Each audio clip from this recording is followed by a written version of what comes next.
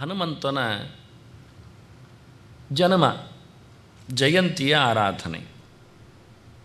ಇದನ್ನು ಹೇಳಿರತಕ್ಕ ಮಾತುಗಳು ಅದನ್ನು ಒಂದೇ ಕಡೆಯಲ್ಲಿ ನಾವು ಕಾಣಬಹುದಾದರೆ ವಾಸ್ತವವಾಗಿ ಒಂದು ತಂತ್ರಸಾರ, ಮತ್ತೊಂದು ವಾಯುಪುರಾಣ, ಇನ್ನೂ ಒಂದು ಆನಂದದ ರಾಮಾಯಣ.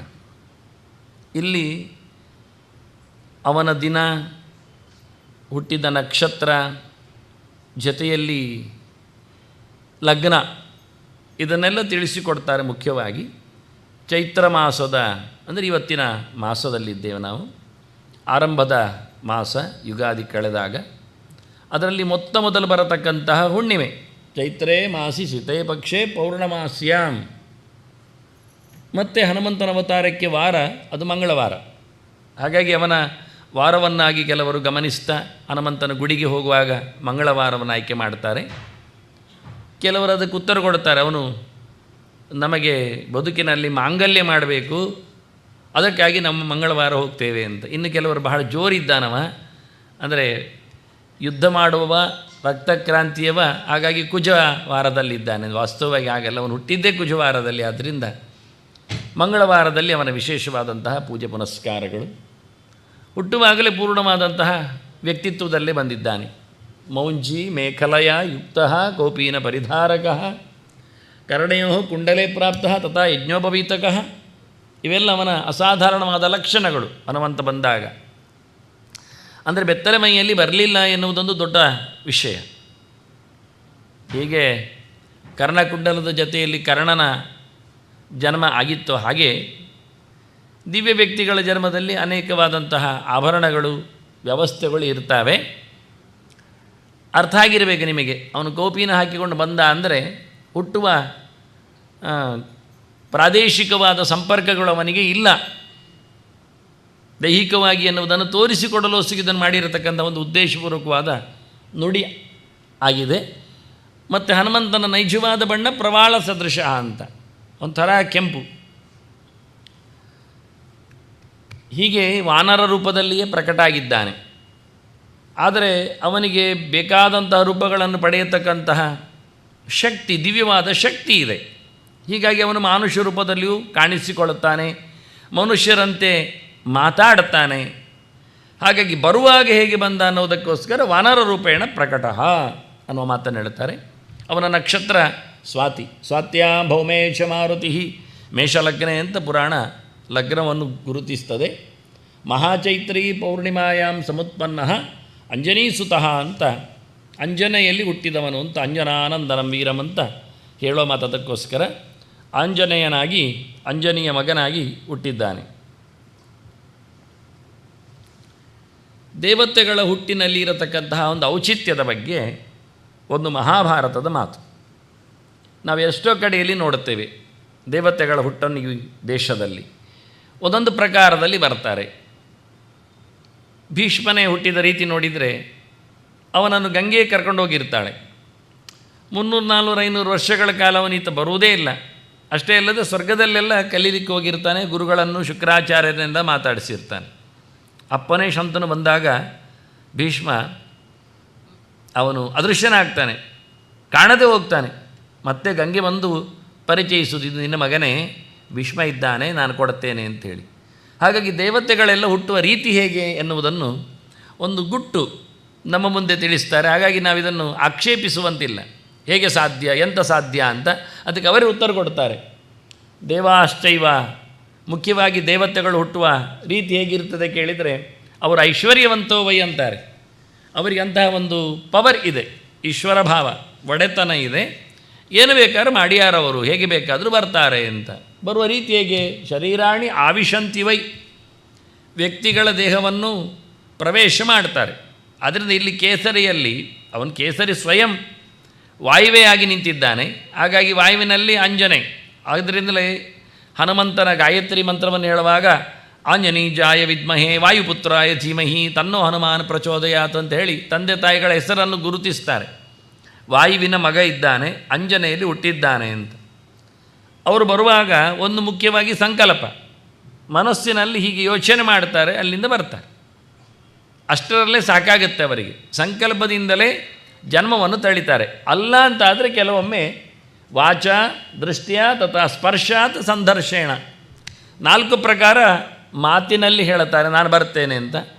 ಮುಟ್ತಾರೆ, ಕೆಲವೊಮ್ಮೆ ನಾಭಿಯ ಸ್ಪರ್ಶ ಮಾಡುತ್ತಾರೆ, ಕಣ್ಣಿನಲ್ಲಿ ಪ್ರವೇಶ ಮಾಡುತ್ತಾರೆ, ಇಲ್ಲಾಂದರೆ ಸಹಜವಾಗಿ ಮಗುವನ್ನು ಕೊಡುತ್ತಾರೆ. ಹೀಗೆ ಅವರ ಅನೇಕ ಪ್ರಕಾರಗಳ ಹುಟ್ಟಿ ಇರಲಾಗಿ ಮಹಾಭಾರತ ನಮಗೆ ದೊಡ್ಡ ಸಂಗತಿ. ವಾಸ್ತವವಾಗಿ ಯಾರನ್ನಾದರೂ ನಂಬದೇ ಇರಬಹುದು, ಆದರೆ ವ್ಯಾಸರನಂತೂ ನಂಬದೇ ಇರಲಿಕ್ಕೆ ಆಗುವುದೇ ಇಲ್ಲ.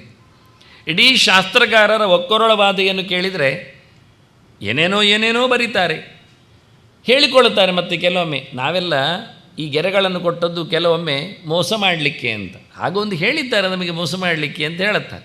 ಹೀಗಾಗಿ ಯಾರನ್ನು ನಂಬುವುದು? ಪ್ರತಿಯೊಬ್ಬರೂ ಅವರವರ ಗುರುಗಳನ್ನು ಸರ್ವಜ್ಞರು ಅಂತ ಹೇಳುತ್ತಾರೆ. ಯಾವುದೇ ಒಂದು ಶಾಸ್ತ್ರ ಎಂದಾಗಿದ್ದರೆ ಒಂದಕ್ಕೊಂದು ಹೊಡಿಬಾರದು ಅಂತ ಕ್ರಮ. ಒಂದಕ್ಕೊಂದು ಹೊಡಿತದೆ ಅಂತಾದರೆ ಅದು ಶಾಸ್ತ್ರ ಆಗುವುದಿಲ್ಲ. ಈಗ ಭಾಳ ಚಂದವಾದ ಒಂದು ಮುಹೂರ್ತ ಉಂಟಂತೆ, ಎಂತ ಅನ್ನಪ್ರಾಶನಕ್ಕೆ ಮಗುವಿಗೆ. ಯಾಕೆ ನಾವು ಮುಹೂರ್ತ ನೋಡಿ ತಿನ್ನುವುದು? ಬಾಕ್ಯವಾದ ಪದಾರ್ಥವನ್ನು ಕೇಳಿದರೆ ಆರೋಗ್ಯವಾಗಿ ಬದುಕಬೇಕು ಅಂತ, ಮುಂದೆ ಕೊರತೆ ಬರಬಾರ್ದು ಅಂತ, ತಿನ್ನಲಿಕ್ಕೆ ಕೊರತೆಯೂ ಬರಬಾರ್ದು, ತಿಂದದ್ದು ಜೀರ್ಣವೂ ಆಗಬೇಕು ಅನ್ನುವ ನೆಲೆಯಲ್ಲಿ ನಾವೊಂದು ಒಳ್ಳೆ ಮುಹೂರ್ತ ನೋಡಿ ಒಂದು ಮಗುವಿಗೆ ಅನ್ನಪ್ರಾಶನ ಅಂತ ಮಾಡಿಸ್ತೇವೆ. ಒಳ್ಳೆ ಮುಹೂರ್ತ ಅಂತೇಳಿ ಏಕಾದಶಿಯನ್ನು ಕೊಟ್ಟಿದ್ದಾರೆ. ಅದು ಏಕಾದಶಿ ತಿಂದರೆ ಏನಾಗ್ತದೆ ಅಂದರೆ ಅದು ಪಾಪ ಬರ್ತದೆ. ಅದು ಹೇಳ್ಬೋದಲ್ಲ ನಾನು, ಅದು ಮಾಧ್ವರಿಗೆ ಮಾತ್ರ ಪಾಪ ಬರೋದು. ಯಾಕೆಂದರೆ ಅದು ಮಧ್ವಾಚಾರ್ಯ ಹೇಳಿದ್ದು ಏಕಾದಶಿ ಉಪವಾಸ ಮಾಡಲಿಕ್ಕೆ. ನೀವು ಕೆಟ್ಟಿದ್ದೀರಿ, ನಾವೆಲ್ಲ ಗಮ್ಮತ್ತಲ್ಲಿ ಊಟ ಮಾಡಿದ್ದು ಬರೋದಿಲ್ವ? ಒಂದು ಪ್ರಶ್ನೆ, ಮಧ್ವಾಚಾರ್ಯ ಬರೋ ಮುಂಚೆ ಏಕಾದಶಿ ಉಪವಾಸ ಮಾಡ್ತಿರಲಿಲ್ವಾ? ಉಪವಾಸ ಎನ್ನುವುದು ಮಧ್ವಾಚಾರ್ಯರು ಇಂಟ್ರೊಡ್ಯೂಸ್ ಮಾಡಿದ್ದ. ಹಾಗಾದರೆ ದುರ್ವಾಸನ ಪ್ರಕರಣ ಎಂಥದ್ದು? ಅಂಬರೀಷನಲ್ಲಿ ರುಕ್ಮಾಂಗದನ ಚರಿತ್ರೆ ಏನು? ಅವನು ಇಡೀ ಲೋಕಕ್ಕೆ ಡಂಗುರ ಸಾರಿಸಿ ಹೇಳ್ತಿದ್ದ, ನಾಳೆ ಏಕಾದಶಿ, ಎಲ್ಲರೂ ಉಪವಾಸ ಮಾಡತಕ್ಕದ್ದು, ರಾಜಾಜ್ಞೆ. ಹಾಗಾದರೆ ಒಂದು ಶಾಸ್ತ್ರ ಹೊಡಿತದ? ಏನು ಉತ್ತರ ಕೊಡ್ತಾರೆ ಅವರು? ಮಧ್ವಾಚಾರ್ಯರು ಏಕಾದಶಿಯ ಬಗ್ಗೆ ಹೆಚ್ಚಿನ ಅದರ ಮೇಲೆ ಒಲುಮೆ ಬರುವಂತೆ ಗೆರೆಗಳನ್ನೆಲ್ಲ ಒಟ್ಟು ಸೇರಿಸಿ ತೋರಿಸಿಕೊಟ್ರು. ಬಿಟ್ಟೋಗಿದೆ, ಇದು ಸರಿ ಮಾಡುತ್ತಾ ಇಲ್ಲ, ನೀವು ನೋಡಿಕೊಳ್ಳಿ. ಅವರದನ್ನು ಸ್ಪಷ್ಟಪಡಿಸಿದ್ದೇರೆ ಹೊರತು, ನಿರ್ಣಯ ಕೊಟ್ಟರೆ ಹೊರತು ಅವರು ಹೊಸದಾಗಿ ಅದನ್ನು ಹೊರಗೆ ಹಾಕಿದ್ದಲ್ಲ. ಚಕ್ರಾಂಕಿತ ಪ್ರವೇಷ್ಟವ್ಯ, ದ್ವಾರಕೆಯಲ್ಲಿ ಕೃಷ್ಣ ಹೇಳುವುದು, ಒಳಗೆ ಹೊರಗೆ ಹೋಗುವವರನ್ನು ಚೆನ್ನಾಗಿ ಗಮನಿಸಿ, ಇಲ್ಲಿ ಕೆಟ್ಟವರು ಬರ್ತಾರೆ ಕೆಲವೊಮ್ಮೆ ಕಲ್ಲೊಡೆಯೋರು, ಆದ್ದರಿಂದ ಚಕ್ರಶಂಕ ಮುದ್ರೆ ಧಾರಣೆ ಹಾಕಿಕೊಂಡಿದ್ದಾರೆ ಚಿಹ್ನೆ ಅಂತ ನೋಡಿಬಿಡಿ ಅಂದಿದ್ದಾರೆ. ಇದು ಮಧ್ವಾಚಾರ್ಯ ಹೇಳಿದ್ದ ಮೈ ಸುಡಲಿಕ್ಕೆ. ಅವರದನ್ನು ಮತ್ತೆ ಇಂಟ್ರೊಡ್ಯೂಸ್ ಮಾಡಿದರು. ತಪ್ಪಿ ಹೋಗಿದೆ ವೈಷ್ಣವ ಲಾಂಛನ ಹಾಕುವುದು, ಆದ್ದರಿಂದ ಪ್ರತಿಯೊಬ್ಬರೂ ಸಹ ಚಕ್ರಶಂಕ ಹಾಕ್ಕೊಳ್ಳಿ, ನಿಮಗೆ ರಕ್ಷೆ, ನಿಮಗೆ ಸಂಪತ್ತು ಸಿಗ್ತದೆ ಅಂತ. ಒಂದು ದುರಿತ ಹೋಗ್ತದೆ, ಗುಣ ಬರ್ತದೆ ಅಂತ. ಆದ್ದರಿಂದ ಪೃಥಿವ್ಯಾಮ್ಯಾನಿ ಪಾಪಾನಿ ಅನ್ನಮಾಶ್ರಿತ್ಯ ತಿಷ್ಟಂತೆ ಸಂಪ್ರಾಪ್ತೆ ಹರಿವಾಸರೆ ಅಂತ. ಏನೆಲ್ಲ ಪಾಪಗಳಿವೆಯೋ ಆವತ್ತು ಏಕಾದಶಿ ದಿವಸ ಅನ್ನದಲ್ಲಿ ಸೇರ್ತದೆ, ತಿಂದರೆ ಪಾಪ ಬರ್ತದೆ. ಇಷ್ಟೆಲ್ಲ ವ್ಯವಸ್ಥಿತವಾಗಿ ಹೇಳಿರುವಾಗ ನಾವು ಯಾರೋ ಒಬ್ಬರ ಮೇಲೆ ಗೂಬೆ ಕುಳ್ಳಿರಿಸಿ ಮಾತಾಡೋದೇನುಂಟು? ಪ್ರಯೋಜನ ಆಗಲಿ. ಆದರೆ ಒಂದು ಶಾಸ್ತ್ರಕ್ಕೆ ಒಂದು ಶಾಸ್ತ್ರ ಹೊಡೆಯುವುದಾದರೆ ಅದು ಶಾಸ್ತ್ರ ಅಲ್ಲ, ಅದು ಪ್ರಲೋಭನೆ, ಮೋಸ ಮಾಡಲಿಕ್ಕೆ ಬಂದದ್ದು. ಆದ್ದರಿಂದ ಬೌದ್ಧಶಾಸ್ತ್ರ ಆಗಲಿ, ಜೈನಶಾಸ್ತ್ರ ಆಗಲಿ, ಇವೆಲ್ಲ ಹೆಸರು ಯಾಕೆ? ಪ್ರತಿಯೊಬ್ಬರು ಅವರವರ ಗುರುಗಳು ಶ್ರೇಷ್ಠರು ಅಂತ ಹೇಳುವವರು. ಹಾಗಾಗಿ ಇಲ್ಲಿ ಶಾಸ್ತ್ರಗಳು ಒಂದಕ್ಕೊಂದು ಹೊಡೆಯುವುದಾದರೆ ಅದು ಶಾಸ್ತ್ರ ಅಲ್ಲ. ಹಾಗಾಗಿ ಮಹಾಭಾರತ ವೇದವ್ಯಾಸರು ಹೇಳಿಕೊಳ್ತಾರೆ, ಯದಿ ಹಾಸ್ತಿ ತದನ್ಯತ್ರ ಎನ್ನೇ ಹಾಸ್ತಿ ನ ತತ್ಕ್ವಚಿತ್. ಇಲ್ಲಿ ಇಲ್ಲದ್ದು ಎಲ್ಲೂ ಇಲ್ಲ, ಇಲ್ಲಿ ಇರುವುದೇ ಎಲ್ಲ ಕಡೆ ಇರುವುದು, ಇದಕ್ಕೆ ವಿರೋಧವಾದದ್ದು ಯಾವುದು ಅಲ್ಲ ಅಂತ ಹೇಳಿ ವ್ಯಾಸರನ್ನು ಬಹಳ ಕಾಲದಲ್ಲಿ ಕೂತು ವಿಮರ್ಶೆ ಮಾಡಿದವರು ಹೇಳಿದ ವಾದ ಇದು. ಆಲೋಡ್ಯ ಸರ್ವಶಾಸ್ತ್ರಾಣಿ ವಿಚಾರ್ಯ ಚ ಪುನಃ ಪುನಃ. ನಾವು ಮತ್ತೆ ಮತ್ತೆ ಹೊರಗೆ ಹೆಚ್ಚು ನೋಡಿದ್ದೇವೆ, ವೇದವ್ಯಾಸರ ಗ್ರಂಥಗಳನ್ನೆಲ್ಲ ಪರೀಕ್ಷಿಸಿದ್ದೇವೆ, ಇದು ನಿರ್ಣಯ. ಆದ್ದರಿಂದ ಯಾವನೇ ಸೂತ್ರಕಾರ ಬರಲಿ, ಇನ್ನು ಯಾರೇ ಯಾವುದೇ ಪ್ರಬಂಧಕಾರ ಇರಲಿ, ಇನ್ನು ಯಾವುದೇ ರೀತಿಯಾಗಿರತಕ್ಕಂತಹ ರಿಸರ್ಚ್ ಮಾಡುವವನಿರಲಿ, ಎಂಥ ಮಾಡಿಕೊಂಡವರಾದರೂ ವಾಸ್ತವವಾಗಿ ಹೇಳುವುದಾಗಿದ್ದರೆ ವೇದವ್ಯಾಸರ ವಿರುದ್ಧವಾಗಿದ್ದರೆ ಅದು ಉಪಾದೇಯ ಅಲ್ಲ, ಸ್ವೀಕರಣಯೋಗ್ಯ ಅಲ್ಲ. ಹಾಗಾಗಿ ನಾನು ಮಹಾಭಾರತದ ಗೆರೆಗಳನ್ನೇ ಅಥಾರಿಟಿಯಾಗಿ ವೇದವ್ಯಾಸರ ಮಾತುಗಳನ್ನೇ ಹೆಚ್ಚಾಗಿ ಚಿಂತನೆಗಳಲ್ಲಿ ಕೊಡುವಂಥದ್ದು. ಹುಟ್ಟಿದ ಹನುಮಂತನ ಮೊದಲ ಕೆಲಸ ಬಹಳ ಸುಂದರವಾಗಿತ್ತು. ಅವನು ಬಹಳ ಚಂದವಾಗಿ ನೋಡಿದ. ಎಷ್ಟೆಲ್ಲ ಆಕ್ಷೇಪಗಳಿರ್ತವೆ ಅದನ್ನೆಲ್ಲ ನಾವು ಚಿಂತನೆಗೆ ತರಲಿಕ್ಕೆ ಬರ್ತದೆ. ಓಡಿ ಹೋಗಿ ಭಾಳ ಚೆಂದಾಗಿದೆ ಅಂತ ಹಣ್ಣು ಅಂತ ಹೇಳಿಕೊಂಡು ಹಾರಿದ್ದಾನೆ ಅಂತ. ಒಂದು ಯಾವತ್ತೂ ಹೇಳಬೇಕು ನಾನು, ಭಗವಂತ ಆಗಲಿ ಭಗವಂತನ ಪರಿಚಾರಕರಾಗಲಿ ನೆಲವನ್ನು ಮುಟ್ಟಿದಾಗ ಅವರು ಬೇಕೆಂದಲೇ ನರೇಶು ಜಾತಃ ನರವತ್ ಪ್ರವೃತ್ತಿ ಅಂತ ಮನುಷ್ಯರಂತೆ ಆಟ ತೋರಿಸ್ತಾರೆ. ಹೀಗಾಗಿ ಇವನು ತನಗೇನು ಗೊತ್ತಿಲ್ಲ ಅಂತ ಹೇಳಿಕೊಳ್ಳುವ ಮೂಲಕ ಸೂರ್ಯನೆಡೆಗೆ ಹಾರಿದ್ದಾನೆ.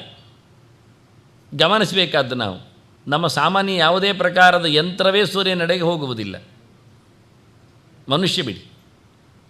ಇವ ಸೂರ್ಯನನ್ನು ಹಿಡಿತಾನೆ ಅಂತ ಹಾರಬೇಕಾದರೆ ಹುಟ್ಟಿದ ಈ ಮಗುವಿನ ಕತೆ ಹೇಗಿರಬೇಡ ಯೋಚನೆ ಮಾಡಿ. ಆಗ ಇವನನ್ನು ನಾವು ಪೊಳ್ಳು ವ್ಯಕ್ತಿ ಅಂತ ಹೇಳೋದಾ? ಇದು ಎಂತ ಮಾರೆ ಮಂಗ ಹಣ್ಣು ಅಂತ ಹಾರಿದ್ದು ಎಲ್ಲಿಗೆ? ಸೂರ್ಯನೆಡೆಗೆ ಎಂದು ಏನು ಬಾನಿನೆಡೆಗೆ, ಸೂರ್ಯ ಮಂಡಲದ ಹತ್ತಿರಕ್ಕೆ ಹೋಗಿದ್ದಾನೆ. ಸೂರ್ಯನೇ ಬೆದರಬೇಕು ಹಾಗೆ. ಅದ್ಭುತವಾದ ವ್ಯವಸ್ಥೆ ಅವನದ್ದು. ಅಸೌ ಹಿ ಜಾತಮಾತ್ರೋ ಹಿ ಬಾಲಾರ್ಕೈವ ಮೂರ್ತಿಮಾನ್ ಗ್ರಹೀತು ಕಾಮಃ ಬಾಲಾರ್ಕಂ ಪುಪ್ಲಾವ ಅಂಬರ ಮಧ್ಯತಃ. ವೇದವ್ಯಾಸರು ಕೊಟ್ಟ ಸ್ಕಂದ ಪುರಾಣದ ಮಾತು.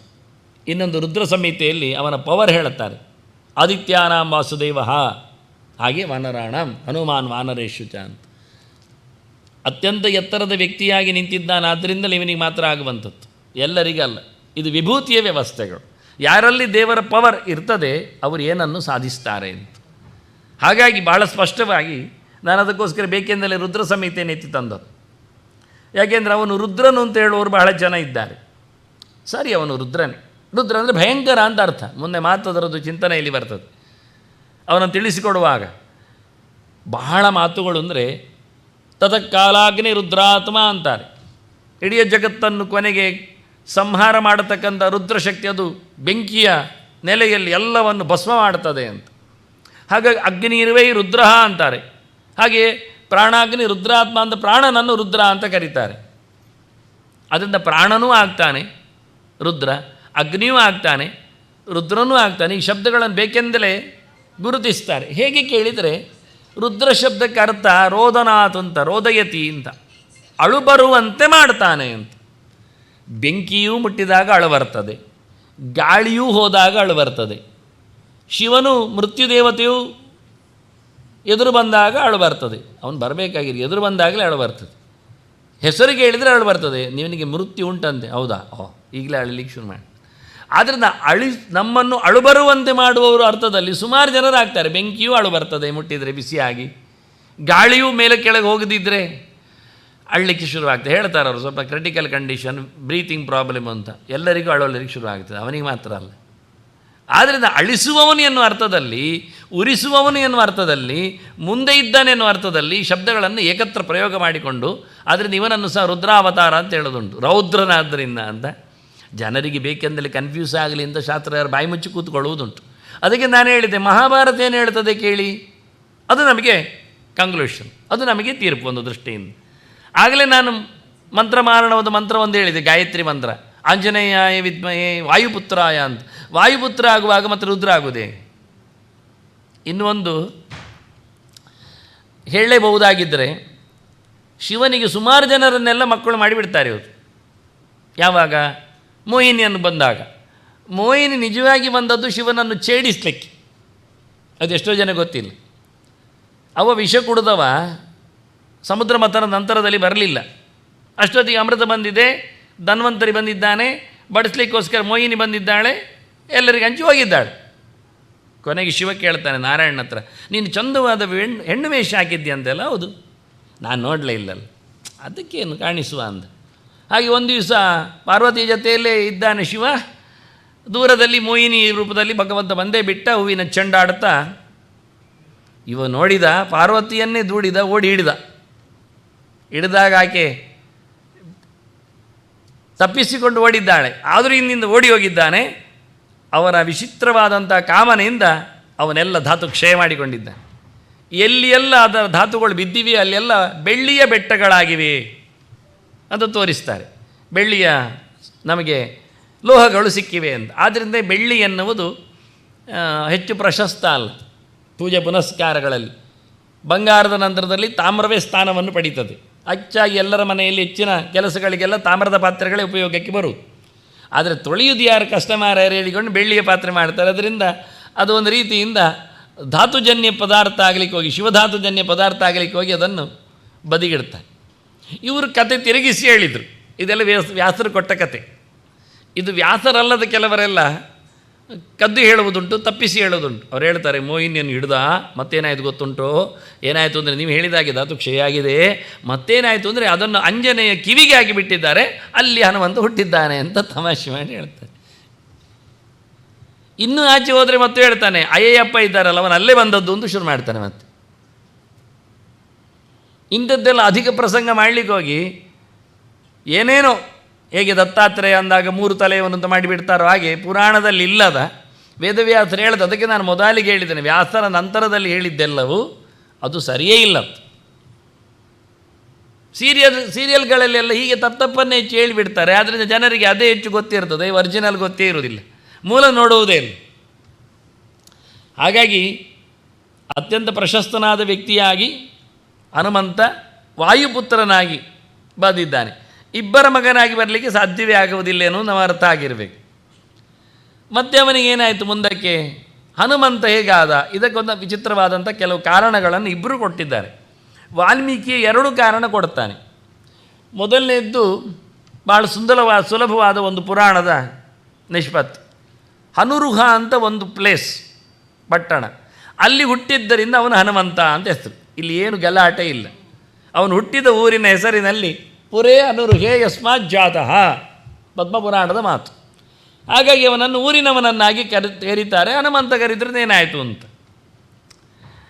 ಇನ್ನೊಂದು ಕತೆ ಇದೆ, ಕತೆ ಆದದ್ದು ಹೌದು. ಅದೇ ಸೂರ್ಯನಡೆಗೆ ಹಾರಿದಾಗ ಸೂರ್ಯ ಗಾಬರಿಗೊಂಡಾಗ ಇಂದ್ರ ಅಂತ ಕರೆದ, ಇಂದ್ರ ವಜ್ರಾಯುಧವನ್ನು ಎಸೆದ. ಈಗ ನೋಡಿ, ಸೂರ್ಯನನ್ನೇ ಹಿಡಿಯುವವನಿಗೆ ವಜ್ರಾಯುಧ ಏನು ಲೆಕ್ಕ, ಯೋಚನೆ ಮಾಡಿ. ವಜ್ರದ ಶಕ್ತಿ ಏನಿದೆ, ಆದರೂ ವಜ್ರಾಯುಧದಲ್ಲಿ ನಾರಾಯಣನ ಶಕ್ತಿ ಇದೆ ಅಂತ ಅದಕ್ಕೆ ಮನ್ನಣೆ ಕೊಡಲಿಕ್ಕೋಸ್ಕರ ಹನುಮಂತ ನೆಲಕ್ಕೆ ಬಿದ್ದ. ಆಗ ವಾಲ್ಮೀಕಿಯವರು ಹೇಳುತ್ತಾರೆ, ಪತಿತಸ್ಯ ಕಪೇರಸ್ಯ ಹನುರೇಕ ಶಿಲಾತಲೆ ಕಿಂಚಿತ್ ಭಿನ್ನ ದೃಢತನು ಹನುಮಾನೇಶ ತೇನವೇ. ಗಟ್ಟಿಯಾದವನ ಕೆನ್ನೆ ಬಿದ್ದಾಗ ಬಂಡೆ ಮೇಲೆ ಒರೆಸಿತ್ತು, ಆದ್ದರಿಂದ ಸ್ವಲ್ಪ ನೆಪ್ಪೆ ಆಯಿತು, ಅದಕ್ಕೆ ಅವನು ಹನುಮಂತ ಅಂತ. ಇದು ವಾಲ್ಮೀಕಿ ಕರೆಯಿತು. ಇನ್ನೊಂದು ಕಡೆ ವಾಲ್ಮೀಕಿ ಹೇಳ್ತಾರೆ, ಅವನಲ್ಲಿ ಹೋದಾಗ ವಜ್ರಾಯುಧ ಎಸೆದಿದ್ದಾನಲ್ಲ ಇಂದ್ರ, ಅದಕ್ಕೆ ಮನ್ನಣೆ ಕೊಡಲಿಕ್ಕೆ ಅವನು ಕೆನ್ನೆಯನ್ನು ತಾಗಿಸಿಕೊಂಡ ಅಂತ. ಮತ್ ಕರೋತ್ಸೃಷ್ಟ ವಜ್ರೇಣ ಹನುರಸ್ಯ ಯತಃ ಹತಃ ನಾಮ್ನಾವೈಕ ಪಿಶಾರ್ದೂಲ ಭವಿತ ಅನುಮಾನಿತಿ. ನನ್ನ ಕೈಯಿಂದ ಎಸೆದ ವಜ್ರಾಯುಧಕ್ಕೆ ಅವನ ಕೆನ್ನೆ ತಾಗಿಸಿಕೊಂಡದ್ದಕ್ಕೆ ಊದಿಕೊಂಡ ಕೆನ್ನೆಯವ ಅಂತವನಿಗೆ ಹನುಮಂತ ಅಂತ ಹೆಸರು. ಎಲ್ಲ ಮಗಗಳಿಗೂ ಕೆನ್ನೆ ಊದಿರ್ತದೆ, ಇವನದು ಇನ್ನೂ ಜಾಸ್ತಿ ಅಂತ. ಅದನ್ನು ಇನ್ನೊಂದು ಸರ್ತಿ ವಾಲ್ಮೀಕಿಯರು ಹೇಳುವಾಗ ಅದೇ ಹೇಳಿದರು, ತದಾ ಶೈಲಾಗ್ರ ಶಿಖರೇ ವಾಮಹ ಅನುರಭಜ್ಯತ. ನಾನು ಬೇಕೆಂದರೆ 2-3 ಗೆರೆ ಎತ್ತಿಕೊಳ್ಳೋದು, ಯಾಕೆಂದರೆ ಅದು ಎಡಕೆನ್ನೆ ತಾಗಿದ್ದ ಬಲಕೆನ್ನೆ ತಾಗಿದ್ದ. ನಾನು ಗಣಪತಿಯ ಬಗ್ಗೆ ಹೇಳಿದ್ದೆ, ದಂತ ಯಾವುದನ್ನು ತೆಗೆದಿದ್ದಾನವನು ಅಂತ. ಅದನ್ನು ಚಿತ್ರಕಾರ ತಪ್ಪಿ ಮಾಡಿದರೆ ಅರ್ಥ ಆಗ್ತದೆ, ಇವನಿಗೆ ಗಣಪತಿಯ ಮೇಲೆ ಹೆಚ್ಚು ಕಡಿಮೆ ಆಗಿದೆ ಅಂತ. ಹಾಗೆ ಹನುಮಂತನಿಗೆ ಎಡಕೆನ್ನೆ, ಅದಕ್ಕೆ ನಾನಾಗ ತೋರಿಸಿದ್ದು, ಬಿದ್ದ ಹಾಗೆ ಇಲ್ಲಿ ಗಾಯ ಆಗಿತ್ತು ಅಂತ ಎಡಬದಿಯಲ್ಲಿ. ಎಡಕೆನ್ನೆಗೆ ಅವನಿಗೆ ಏಟು ಬಿದ್ದದ್ದು, 2 ಕೆನ್ನೆಗೇನು ಅಲ್ಲ. ಅದರಿಂದ ಉಳಿದುಕೊಂಡ್ರೆ ಕಥೆ ಏನಾಗುತ್ತೆ. ಅದನ್ನು ಆ ಹೊತ್ತಿನಲ್ಲಿ ತಾತ್ಕಾಲಿಕವಾಗಿ ಆ ನಾಮ ನಿರ್ವಚನವನ್ನು ತಥೋಹಿ ನಾಮಧೇಯಂತೆ ಅನುಮಾನಿತಿ ಕೀರ್ತಿತಂ, ಇಂಥ ಒಂದು ಪ್ರಸಿದ್ಧವಾದ ಕೆಲವು, ಇದು ವಾಲ್ಮೀಕಿಯದ್ದೇ ಮಾತುಗಳು ಮುಖ್ಯವಾಗಿ. ಅದು ವೇದವ್ಯಾಸರು ಹೇಳುವಾಗ ಅದನ್ನೆಲ್ಲ ಗೌಜಿ ಮಾಡಲೇ ಇಲ್ಲ.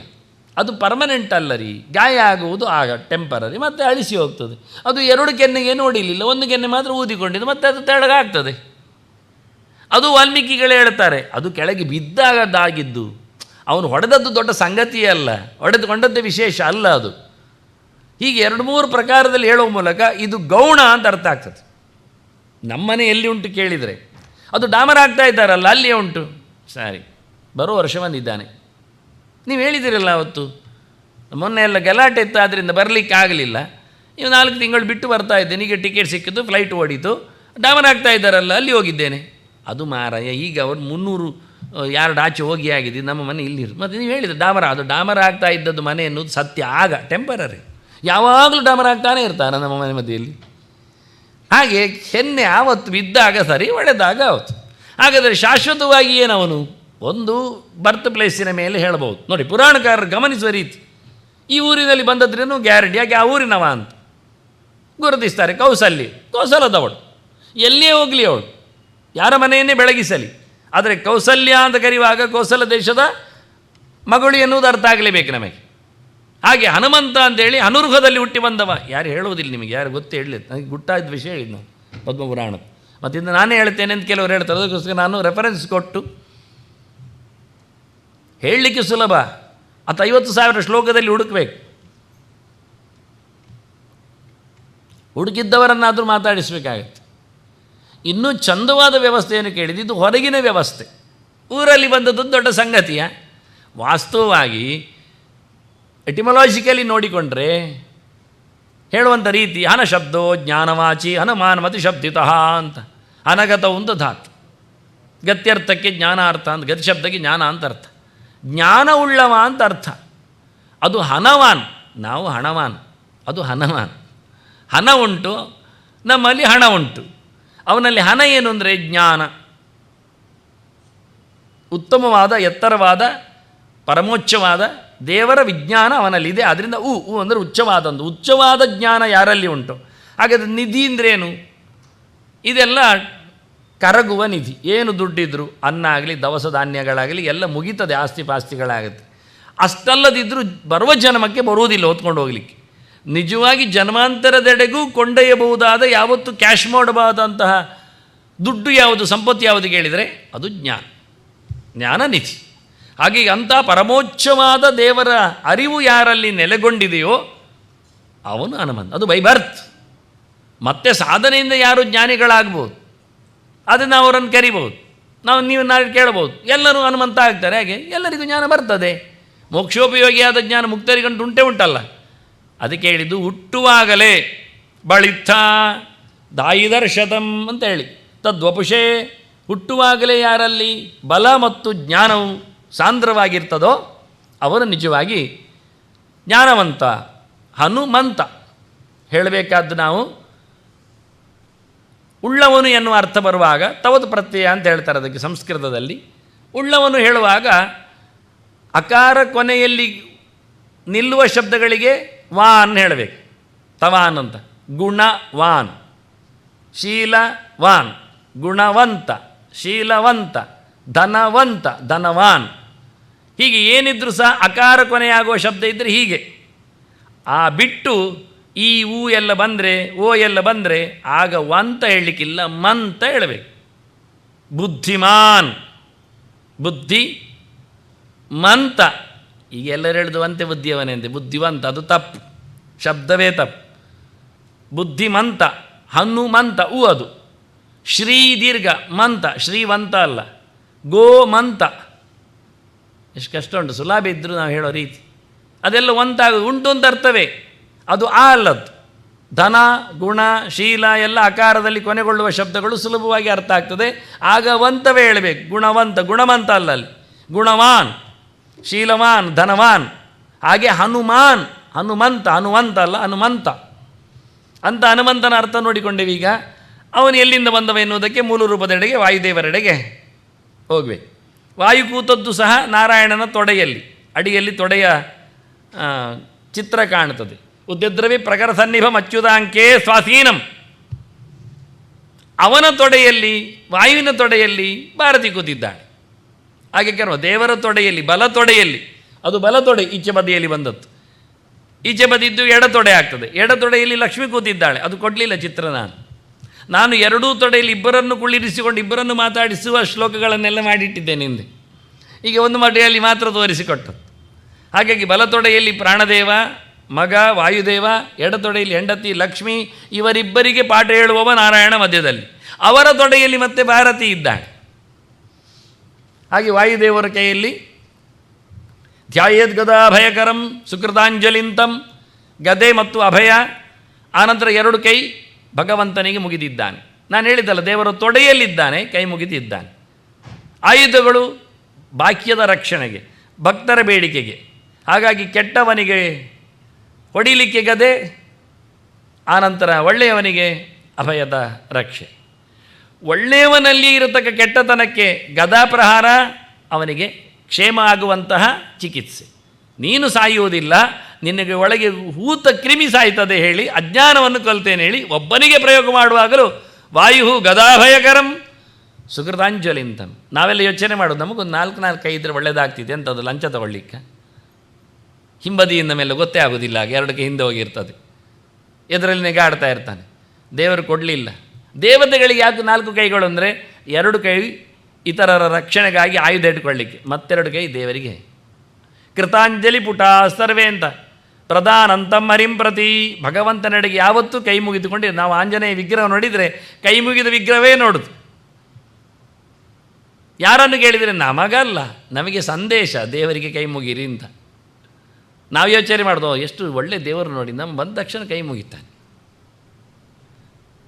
ಅವನು ಒಳಗಿನ ಭಗವಂತನ ನಿರಂತರ ನೆನಪು ಮಾಡ್ತಾ ಇದ್ದಾನೆ. ನಿತ್ಯ ಮಾಡಬೇಕಾದ ಸೇವೆ ಅದು ಅಂತ, ಮತ್ತೇನು ಮಾಡಬೇಕಾಗಿಲ್ಲ. ಶುದ್ಧವಾದ ಮನಸ್ಸಿನಿಂದ ಎತ್ತರದ ಎಚ್ಚರದಲ್ಲಿ ಕೈ ಮುಗಿಯಿರಿ ಅಂತ. ಹಾಗಾಗಿ ಅಂತಹ ಪ್ರಾಣತತ್ವ ವಾಯುದೇವ. ವಾಯುರ್ವೈ ಪ್ರಾಣ, ಇದೆಲ್ಲ ಉಪನಿಷತ್ತುಗಳ ಬ್ರಾಹ್ಮಣಗಳ ವಾಕ್ಯಗಳೆಲ್ಲ. ಪ್ರಾಣ ವೈ ರುದ್ರ, ನೋಡಿ ರುದ್ರನ ಜನ್ಮ ಹೇಳುವುದಕ್ಕೂ ವಾಯು ಜನ್ಮ ಹೇಳಲು ಒಂದೇ ಶಬ್ದಗಳು ಪ್ರಯೋಗ ಮಾಡೋ ರೀತಿಗಳು ಬಹಳ ಕಡೆಯಲ್ಲಿ ಇಂಥ ಮಾತುಗಳು ಬರ್ತವೆ. ಇದನ್ನು ಗುರುತಿಸ್ತಾನೆ. ಎಲ್ಲಿವರೆಗೆ ಅಂದರೆ ಪ್ರಾಣ ಸವೈ ವಾಯು ಅಂತ ಹೇಳಿಕೊಂಡು ವಾಲ್ಮೀಕಿ ರಾಮಾಯಣ ಉಂಟು. ಎಷ್ಟು ಶಬ್ದ ಅಂದರೆ ಪ್ರಾಣ ವಾಯು ಸುಖಂಚೈವ ಅಂತ ಆನಂದ ರೂಪನೊಂದು ಶಬ್ದವನ್ನು ವಾಲ್ಮೀಕಿ ಹೇಳ್ತಾನೆ. ಪ್ರಾಣಾನಂದ ಯಾಕೆ? ಪ್ರಾಣ ಶಬ್ದದ ಅರ್ಥ ಅದು ಪೂರ್ಣವಾದ ಆನಂದ ಉಳ್ಳವನು ಅಂತ, ಸುಖದ ಮೊತ್ತ ಅಂತ ಹೇಳಿಕೊಂಡು. ಹೀಗಾಗಿ ಈ ಶಬ್ದಗಳೆಲ್ಲವರು ಯಾವ ರೀತಿಯಲ್ಲಿ ಸಂಕಲನ ಮಾಡಿದ್ದಾರೆ ಎನ್ನುವುದೇ ಅರ್ಥ ಆಗುವುದಿಲ್ಲ. ಇಡೀ ಜಗತ್ತನ್ನು ಕಟ್ಟಿಹಾಕಿದವ ವಯಬಂಧನೆ ಅಂತ ವಾಯು ಶಬ್ದಕ್ಕೆ ಅರ್ಥ. ಎಲ್ಲರಿಗೂ ಆಯುಷ್ಯವನ್ನು ವಿಕಲ್ಪವಾಗಿ ಕೊಡುವವನು ಅಂತ, ವಾ ಆಯುಷು ಅಂತ. ವಯಬಂಧನೆ ಒಂದು ಅರ್ಥ. ವಾತಾವರಣದಲ್ಲಿ ಇಡೀ ಜಗತ್ತು ನಿಂತಿದೆ ಅಂತ. ಎಲ್ಲಿ ನಿಂತಿದೆ, ಹೇಗೆ ನಿಂತಿದೆ, ಏನಾಗಿದೆ, ಯಾರು ಫೋರ್ಸ್? ಇಡೀ ಜಗತ್ತು ನಿಂತದ್ದೇ ಗಾಳಿಯ ನಡುವೆ, ಫ್ಲೋಟಿಂಗ್. ಇಂತಹ ವಾತಾವರಣದಲ್ಲಿ ನಿಂತಿದ್ದು ಸೈನ್ಸ್. ವಾಸ್ತವವಾಗಿ ವಾಯು ಶಬ್ದವನ್ನು ನಾವು ಕ್ರಿಯೇಟ್ ಮಾಡಿದ ರೀತಿ ಹಾಗೆ ಅದನ್ನು ಮತ್ತೆ ಹೇಳೋದು. ಇಡೀ ಜಗತ್ತಿನ ಆಯುಸ್ಸು ಅದರ ಕಂಟ್ರೋಲಲ್ಲಿದೆ. ವಿಕಲ್ಪವಾಗಿ ಒಂದೊಂದಕ್ಕೊಂದು ರೀತಿಯ ಆಯುಷ್ಯವನ್ನು ಕೊಡ್ತಾನೆ. ಜೀವಜಾತಗಳಿಗೆ, ಜಡ ಪ್ರಪಂಚಕ್ಕೆ, ಕ್ರಿಮಿಕೀಟಗಳಿಗೆ, ಮರಮಟ್ಟುಗಳಿಗೆ ಒಂದೊಂದು ರೀತಿಯಲ್ಲಿ ಒಂದೊಂದು ವಿಕಲ್ಪವಾದಂತಹ ಆಯುಷ್ಯ ಕ್ರಮ. ಒಂದೇ ಪ್ರಕಾರ ಅಂತ ಇಲ್ಲ ಯಾವುದಕ್ಕೆ. ಇದನ್ನು ವಾಯು ತಪ್ಪಿದ್ದಾರೆ ಅಂದರೆ ಬ್ರೀತಿಂಗ್, ಫುಲ್ ಕಂಟ್ರೋಲ್, ಶ್ವಾಸೋಚ್ಛ್ವಾಸದ ನಿಯಂತ್ರಣ ಶಕ್ತಿಯವ. ಆ ಪ್ರಕಾರದಲ್ಲಿ ದೇವರ ಸೇವೆ ಮಾಡುವವ, ಅದನ್ನೇ ಹಂಸಮಂತ್ರ ಅಂತ ಹೇಳ್ತಾರೆ. ಅಂಥ ವಾಯುದೇವನು 3 ಪ್ರಕಾರದಲ್ಲಿ ಬಂದಿದ್ದಾನೆ. ಮೊದಲಿಗೆ ಅವನ ಇನ್ಕಾರ್ನೇಷನ್ ಅವತಾರಗಳು ಹನುಮಂತನಾಗಿ, ಭೀಮನಾಗಿ, ಮಧ್ವನಾಗಿ. ಅಷ್ಟು ಸಹ ಭಗವಂತನ ಸೇವೆಗಾಗಿ ಅವರು ಬಂದದ್ದು. ಯಾಕೆ ಕೇಳಿದರೆ ಭಗವತ್ ಕಾರ್ಯ ಸಾಧಕ, ಅದು ಕಡೆಗೆ ಮಾತ್ರ ಅಲ್ಲ, 3ಕ್ಕೂ ಅನ್ವಯ. ಪ್ರಥಮ ಭಗವತ್ ಕಾರ್ಯ ಸಾಧಕ, ದ್ವಿತೀಯ ಭಗವತ್ ಕಾರ್ಯ, ತೃತೀಯಶ್ಚ. ದೇವರ ಸೇವೆ ಏನು ಮಾಡಿದೆ ಇವ? ಹನುಮಂತನಾಗಿ ಬಂದಾಗ ಬಹಳ ಸುಂದರವಾದ ಒಂದು ಸಂಹಾರದ ಕಾರ್ಯ. ದೇವರ ಸೇವೆ ಅಂದರೆ ಹಾಗೆ. ದೇವರು ಬರುವುದು ಯಾವಾಗಲೂ ಧರ್ಮ ಸಂಸ್ಥಾಪನಾರ್ಥಾಯ ಸಂಭವಾಮಿ ಯುಗೆ ಯುಗೆ ಅಂತಾನೆ. ಅಧರ್ಮಗಳು ತೆಗಿಬೇಕು, ಅಧರ್ಮಗಳ ಪ್ರವೃತ್ತಿ ಉಳ್ಳವರನ್ನು ತೆಗಿಬೇಕು. ಈ ಪ್ರಕಾರ ಕೌರವಾಣ ವಿನಾಶಾಯ ದಶಾನನ ವಧಾರ್ಥಾಯ. ಅವರನ್ನು ಮುಗಿಸಿದ್ದಿದ್ದರೆ ಅವರಿಗೆ ನಾವು ಪಾಠ ಮಾಡಿ ಸರಿ ಮಾಡ್ತೇವೆ ಹೇಳಿದರೆ, ನಾಳೆ ಯಥಾ ಪ್ರಕಾರ ನಾಯಿಮಾಲ ಡೊಂಕು ಅಂತ ಆಚೆ ಹೋದ ನಂತರ ಯಥಾ ಪ್ರಕಾರ ನೀವು ಲಂಚ ತಗೊಳ್ಬಾರ್ದು, ಇಂಚ ಇರಬೇಕು ಹೇಳಿದರೆ ಎಂಚಲಾವು ಹೇಳಿ ಹೋಗ್ತಾರೆ. ಮತ್ತು ಆ ಪ್ರಕಾರ ಯಥಾ ಪ್ರಕಾರ ಮತ್ತು ಅವ್ರು ಹೋದ ನಂತರ ಇನ್ನೊಂದು ಪ್ರಕಾರದಲ್ಲಿ ಶುರು ಮಾಡ್ತಾರೆ. ಹಾಗಾಗಿ ಕೆಲವೊಮ್ಮೆ ಕೇಳುವುದುಂಟು, ಅವರನ್ನೆಲ್ಲ ನೀವು ಬುದ್ಧಿಯಲ್ಲೇ ಸರಿ ಮಾಡಬೇಕು ಅಂತ. ಯಥಾ ಪ್ರಕಾರ ಬುದ್ಧಿಯಲ್ಲಿ ಸರಿ ಮಾಡಿದರು, ಇನ್ನೊಬ್ಬರು ಅವನ ಮೇಲೆ ಬುದ್ಧಿಯಲ್ಲೇ ಸರಿ. ಅವರು ಹೇಳ್ತಾರೆ ಅದು ಹೆಂಡತಿ ಹೇಳಿ ನಾನು ಬುದ್ಧಿ ಸರಿ ಮಾಡಿಕೊಂಡೆ ಅಂತಾರೆ. ಮತ್ತು ಪುನಃ ಯಥಾ ಪ್ರಕಾರ ಮೋಸಕ್ಕೆ ಬಲಿ ಆಗ್ತಾರೆ. ಅದಕ್ಕೆ ದೇವರು ಹೇಳಿದ ಅವಕಾಶ ಕೊಟ್ಟಿದ್ದೇನೆ. ರಾವಣನಿಗೆ ರಾಮ ಹೇಳ್ತಾನೆ, ಹೋಗಿ ಬಾ, ಎಲ್ಲವನ್ನು ಮುಗಿಸಿಕೊಂಡೆ ಅಲ್ಲ, ಬದುಕಿ ಬಾ ನೋಡು. ಇಲ್ಲ, ಕೊನೆಗೂ ಬರಲಿಲ್ಲ, ಹೋರಾಟಕ್ಕೆ ನಿಂತವ, ಸೀತೆಯನ್ನು ಒಪ್ಪಿಸಲಿಲ್ಲ, ಅವಕಾಶ ಕೊಟ್ಟ. ದುರ್ಯೋಧನನಿಗೂ ಅವಕಾಶ ಕೊಟ್ಟರು. ದುಶ್ಯಾಸನ ಸಾಯುವಾಗಲೂ ಅಶ್ವತ್ಥಾಮ ಹೇಳಿದ, ನನಗೆ ಹೆದರಿ ಹೇಳುವುದಲ್ಲ, ನಾನು ಚಿರಂಜೀವಿ. ಕೃಪಾಚಾರ್ಯರೇನು ಸಾಯುವುದಿಲ್ಲ, ಅವರು ಚಿರಂಜೀವಿಗಳೇ. ಆದರೆ ಹೋರಾಟ ಮುಗಿಯುವುದರಲ್ಲಿ ಎಲ್ಲ ಹೋಗ್ತದೆ, ನೀನು ಉಳಿಯುವುದಿಲ್ಲ. ಒಪ್ಪಲಿಲ್ಲ ದುರ್ಯೋಧನ. ಭೀಷ್ಮನೇ ಹೇಳಿದ್ದ, ನನ್ನದೇ ಕೊನೆಯಾಗಲಿ ಮದಂತಾವಯ ಅಂತ, ನಾನು ಸಾಯ್ತೇನಲ್ಲ, ಬೀಳ್ತೇನಲ್ಲ, ಇಲ್ಲಿಗೆ ಯುದ್ಧ ನಿಲ್ಲಲಿ, ನೀವು ಆರಾಮವಾಗಿ ಬದುಕಿರಿ ಅಂದ. ಕೇಳಲಿಲ್ಲ. ಆದ್ದರಿಂದ ಮನುಷ್ಯ ತಿದ್ದಿಕೊಳ್ಳುತ್ತೇನೆ ಅಂತ ಹೇಳಬೇಡಿ. ಸ್ವಭಾವದಲ್ಲಿ ಹಠದಲ್ಲಿ ತಿದ್ದಿಕೊಳ್ಳುವ ಕ್ರಮ ಇಲ್ಲ, ಬುದ್ಧಿ ಕಲಿಸಲೇಬೇಕಾಗತ್ತೆ ಕೆಲವೊಮ್ಮೆ. ಆದ್ದರಿಂದ ಇಲ್ಲಿ ಸಂಹಾರದ ಕಾರ್ಯಕ್ಕೋಸ್ಕರ ಕೈ ಜೋಡಿಸಿಕೊಂಡವ ಮೊದಲದಲ್ಲಿ ಹನುಮಂತ. ತ್ರಿಕೋಟಿ ಮೂರ್ತಿ ಸಂಯುಕ್ತ ತ್ರೇತಾಯಾಮ್ ರಾಕ್ಷಸಾಂತಕ. ಕಂಡಾಬಿಟ್ಟು ರಾಕ್ಷಸರೆಲ್ಲ ಇದ್ದಾರೆ. ಹನುಮಾನಿತಿ ವಿಖ್ಯಾತ ರಾಮಕಾರ್ಯ ಧುರಂಧರ. ಭವಿಷ್ಯ ಪುರಾಣ ಹೇಳಿದ ಮಾತದು. ಎಲ್ಲಿದ್ದಾನೆ ಅಂತ ಪ್ರಥಮ ಹನುಮಾನ್ ನಾಮ ಅಂತ ಮಹಾಭಾರತದ ಗೆರೆಯನ್ನು ಕೊಟ್ಟಿದ್ದೆ ನಾನು. ಎಲ್ಲ ಕಡೆ ಪುಸ್ತಕಗಳಲ್ಲಿ ಸಿಗುವುದಿಲ್ಲ ಈಗ ನಮಗೆ ಬೇಕಾದ್ದು. ಕೆಲವೊಮ್ಮೆ ಅದಲ್ಲೆಲ್ಲ ಹಾರಿಸ್ತಾರೆ ಕೆಲವರು. ನಾನಾಗ ಮೊದಲೇ ಪೀಠಿಕೆಯಲ್ಲಿ ಕೆಲವು ಮಾತು ಕೊಟ್ಟಿದ್ನಲ್ಲ ಹಾಗೆ. ಅದಕ್ಕಾಗಿ ಭವಿಷ್ಯ ಪುರಾಣದಲ್ಲಿ ಈಗಲೂ ಸಿಗತಕ್ಕ ಮಾತುಗಳು ಕೆಲವು. ಇನ್ನೊಂದು ಕೂರ್ಮ ಪುರಾಣದ್ದು ವಾಯುಪುತ್ರೋ ಮಹಾತೇಜ ರಾಮಸ್ಯಾಸೀತ್ ಪ್ರಿಯ ಸದಾ. ಇಲ್ಲಿ ಹನುಮಂತನಿಗೋಸ್ಕರ ಅದನ್ನು ಮಾತ್ರ ಹಾಕಿದ್ದೇನೆ, ಉಳಿದವರದ್ದೆಲ್ಲ ಹಾಕಲಿಕ್ಕೆ ಹೋಗಲಿಲ್ಲ. ಇದು ಹನುಮ ಜಯಂತಿಯ ಚರಿತೆ ಆದ್ದರಿಂದ ರಾಮನಿಗೆ ಸಂಬಂಧಪಟ್ಟಂತೆ ಹನುಮಂತ ಇದ್ದ ಹೇಳಿಕೊಳ್ಳುವ ಕೂರ್ಮ ಪುರಾಣದ ಗೆರೆ.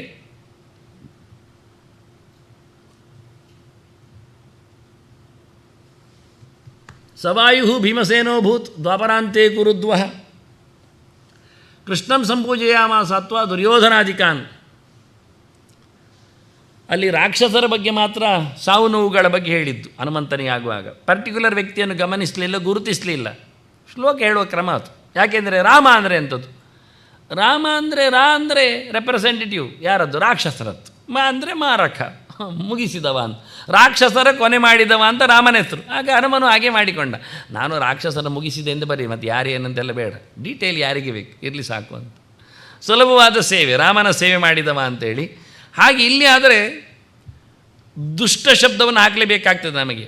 ಕೆಟ್ಟದಾಗಿ ಯುದ್ಧ ಮಾಡಿದವ, ಕೆಟ್ಟ ವಿಷಯದಲ್ಲಿ ಯುದ್ಧ ಮಾಡಿದವ, ಕೆಟ್ಟವರಿಗಾಗಿ, ಒಳ್ಳೆಯದಕ್ಕೋಸ್ಕರ ಅಲ್ಲ ಅಂತ ದುರ್ಯೋಧನ ಅಂತ ಹೇಳಿಕೊಳ್ಳಿಕ್ಕೋಸ್ಕರ ದುರ್ಯೋಧನಾದಿಗಳನ್ನು ಹತ್ತುವ ಭೀಮನಾಗಿ ಬಂದವ. ಮುಂದೆ ಮೂರನೆಯ ಅವತಾರವಾಗಿ ಬಂದಾಗ ಭವಿಷ್ಯ ಪುರಾಣ ಹೇಳುತ್ತದೆ ದ್ವೈಪಾಯನಸ್ಯ ಸೇವಾರ್ಥಂ ಬದರಿಯಾಂತು ಕಲೌ ಯುಗೆ. ಆಗ ತ್ರೇತಾಯುಗ ಆಯಿತು, ಮುಂದಕ್ಕೆ ದ್ವಾಪರ ಯುಗ ಆಯಿತು, ಮೂರನೇದರಲ್ಲಿ ಕಲಿಯುಗಕ್ಕೆ ಆಯಿತು. ಮೂರು ಯುಗದ ಕಥೆಯಲ್ಲಿ ಮೂರು ರೂಪಗಳು. ಯತಿರೂಪಧರ ವಾಯು ಭವಿಷ್ಯತಿ ಹೇಳುವಾಗ ಭವಿಷ್ಯ ಪುರಾಣ ಕೇಳುಗರಿಗೆ ಎಲ್ಲ ಪುರಾಣಗಳ ಹೊರಗೆ ಆವಿಷ್ಕಾರ ಆದ ತಾಣ ಅದು ನೈಮಿಷಾರಣ್ಯ. ಅದರಿಂದ ಮುಂದೆ ಆಗುವ ಘಟನೆಯನ್ನು ಹೇಳಿದ್ರಿಂದ ಆಗ ಮಧ್ವಾಚಾರ್ಯರು ಬಂದಿರಲಿಲ್ಲ. ತುಂಬ ಮಾತಾಡಿದರು ಭೀಷ್ಮರು, ತುಂಬ ಮಾತಾಡಿಸಿದ್ರು ಪಾಂಡವರು. ಧರ್ಮರಾಜನಿಗೆ ಏನು ಪ್ರಶ್ನೆ ಕೇಳಲಿಕ್ಕೂ ಬರ್ತದೆ, ಅಷ್ಟು ಆತ್ಮೀಯ ಭೀಷ್ಮರಿಗೆ. ತೊಡೆಯಲ್ಲೇ ಓಡಾಡಿಕೊಂಡವ. ಅದು ಭೀಷ್ಮರು ಹೇಳ್ತಾರೆ ಎಂತ ಬೇಕಾದ್ರೆ ಕೇಳು, ಕೃಷ್ಣ ಹೇಳಿದ್ದಾನಲ್ಲ ಒಳಗಿದ್ದು ಹೇಳುತ್ತಾನೆ ಅಂತ, ಆದ್ದರಿಂದ ಧೈರ್ಯ ನನಗೆ ಹೇಳಿಬಿಡುವುದು. ಅವ ಕೇಳಿಯೇ ಬಿಟ್ಟ, ಮುಂದೆ ನಾವೇನಾಗ್ತೇವೆ ಅಂತ. ಧರ್ಮರಾಜನ ಪ್ರಶ್ನೆ ಭೀಷ್ಮರಲ್ಲಿ, ಮುಂದೆ ನಾವೇನಾಗ್ತೇವೆ ಅಂತ ನಾವು ಗಮನಿಸಿದ್ದೇವ? ಸೀರಿಯಸ್ ಆಗಿ ಯೋಚನೆ ಮಾಡಿದ್ದೇವೆ? ಈ ಪ್ರಶ್ನೆ ಏನಾದರೂ ನಿರೀಕ್ಷೆ ಮಾಡ್ತೇವ? ಧರ್ಮರಾಜ ಕೇಳಬಹುದು, ಭೀಷ್ಮರು ಹೇಳ್ಬೋದು. ಭೀಷ್ಮರೇನು ಜ್ಯೋತಿಷಿಗಳ? ಹೌದು, ಆದರೂ ಕೇರಳಕ್ಕೆ ಹೋಗಿ ಬಂದಿದ್ದಾರಾ ನಮ್ಮದು ವಿಷಯ. ಯಾಕೆಂದರೆ ಕೇರಳಕ್ಕೆ ಹೋದರೆ ಮಾತ್ರ ಜ್ಯೋತಿಷಿ, ಇಲ್ಲಾದ್ರೆ ಇವೆಂಥದ್ದು ಅಲ್ಲ ಅಂತ. ಕೊನೆಗೆ ನಾವೆಲ್ಲೋ ತಿರುಗಿಸುವುದು ಅವರಲ್ಲಿಯೇ. ಅದೇ ಪೇಟೆಂಟ್ ತೊಗೊಂಡಿದ್ದಾರೆ ಅವರು. ಅದು ಬೋಗಸ್. ಮತ್ತೆ ಸತ್ಯ ಹೇಳೋದಾದ್ರೆ ಅಂತ ಅವ್ರದ್ದು ಕಲೆಕ್ಟಿವ್ ಆಗಿ ಮಾಡಿದ್ದದು, ಸಂಕಲಿತವಾದ ಜ್ಯೋತಿಷ, ಅದು ಒರಿಜಿನಲ್ ಅಲ್ಲ. ಎಲ್ಲ ಕೃತಿಗಳಾಗೆ ತಂತ್ರ ಸಮುಚ್ಚಯ ಅವನೇ ಹೇಳ್ತು, ಸಮುಚ್ಚಯ ಅಂತ ಒಟ್ಟು ಮಾಡಿದ್ದು ಅಂತ. ಅಲ್ಲಲ್ಲ ಇದನ್ನು ಒಟ್ಟು ಮಾಡಿದ್ದನ್ನೇ ಹೇಳಿದ್ದು. ಒರಿಜಿನಲ್ಲೇ ನೋಡಿದ್ದವನಿಗೆ ಅದು ಬೇಡವೇ ಬೇಡ ವಾಸ್ತವವಾಗಿ, ಅಷ್ಟೇ ಸಾಕಾಗತ್ತೆ. ಇದೆಲ್ಲ ಯಾರ ಹತ್ರ ಹೇಳೋದು ನಾವು ವಾಸ್ತವವಾಗಿ? ಹಾಗಾಗಿ ಭಾಳ ಚಂದವಾಗಿ ಭೀಷ್ಮಾಚಾರ್ಯ ಹತ್ರ ಪ್ರಶ್ನೆ ಕೇಳಿದ ಉತ್ತರ ಹೇಳ್ತಾರೆ, ಬ್ರಾಹ್ಮಣೇಶು ಭವಿಷ್ಯಥ ಅಂತ. ನೀವು ಬ್ರಾಹ್ಮಣರಾಗಿ ಹುಡ್ತೀರಿ ಅಂತ. ನೀವು ಒಂದು ಪೂರ ಬಹುವಚನ. ಆದ್ದರಿಂದ ಯತಿರೂಪದಲ್ಲಿ ಬರತಕ್ಕಂಥ ಪ್ರೆಡಿಕ್ಟ್ ಭೀಮಸೇನನಿಗೆ ಅವರೇ ಕೊಟ್ಟಿದ್ದಾರೆ. ಮಹಾಭಾರತದಲ್ಲೇ ಉಂಟು, ಅಲ್ಲೇ ಕ್ವಶನ್ ಆನ್ಸರ್ಸ್ ಪ್ರತ್ಯಕ್ಷವಾಗಿಯೇ ಉಂಟು ವಿಷಯ. ನಾವು ಅದನ್ನು ಗಮನಿಸಲಿಲ್ಲ, ದೊಡ್ಡದು ಮಾಡಲಿಲ್ಲ, ಗೌಜಿಯಲ್ಲಿ ಹೇಳಲಿಲ್ಲ. ಬೇರೆಯವ್ರಿಗೆ ಯಾರಾಗಿದ್ದರೆ ಉಂಟಲ್ಲ, ಇವತ್ತಿಗೆ ಅದನ್ನು ಭಾರಿ ದೊಡ್ಡದು ಮಾಡಿ ಅದನ್ನು ಹೈಲೈಟ್ ಮಾಡಿ ಎಲ್ಲರಿಗೆ ಹಂಚುವುದೇನು ತೋರಿಸಿಕೊಡು. ನೋಡಿ ಭೀಷ್ಮರ ಪ್ರಶ್ನೆ ಉತ್ತರಗಳು. ನಮಗೆ ಅಂತ ಆದರೆ ಏನಾಗಲಿ ಮಾವಿನಕಾಯಿ ಹೇಳಿಕೊಂಡು ಬಾಯಿ ಮುಚ್ಚಿ ಕೂತ್ಕೊಳ್ತೇವೆ. ಸೊಗಸಾದ ಸಂಗತಿ, ಸತ್ಯವಾದ ಸಂಗತಿ, ಶಾಸ್ತ್ರೀಯವಾದದ್ದನ್ನು, ಪ್ರಾಮಾಣಿಕವಾದದ್ದನ್ನು ಒಪ್ಪಿಕೊಳ್ಳುವ ಹೃದಯವಂತಿಕೆ ನಮ್ಮಲ್ಲಿಲ್ಲ. ಅದನ್ನು ಇನ್ನೊಬ್ಬರಿಗೆ ಕೊಡಮಾಡುವ ತಾಕತ್ತು, ಧೀಶಕ್ತಿ ಸಾಲದು, ಏನೇನು ಸಾಲದು.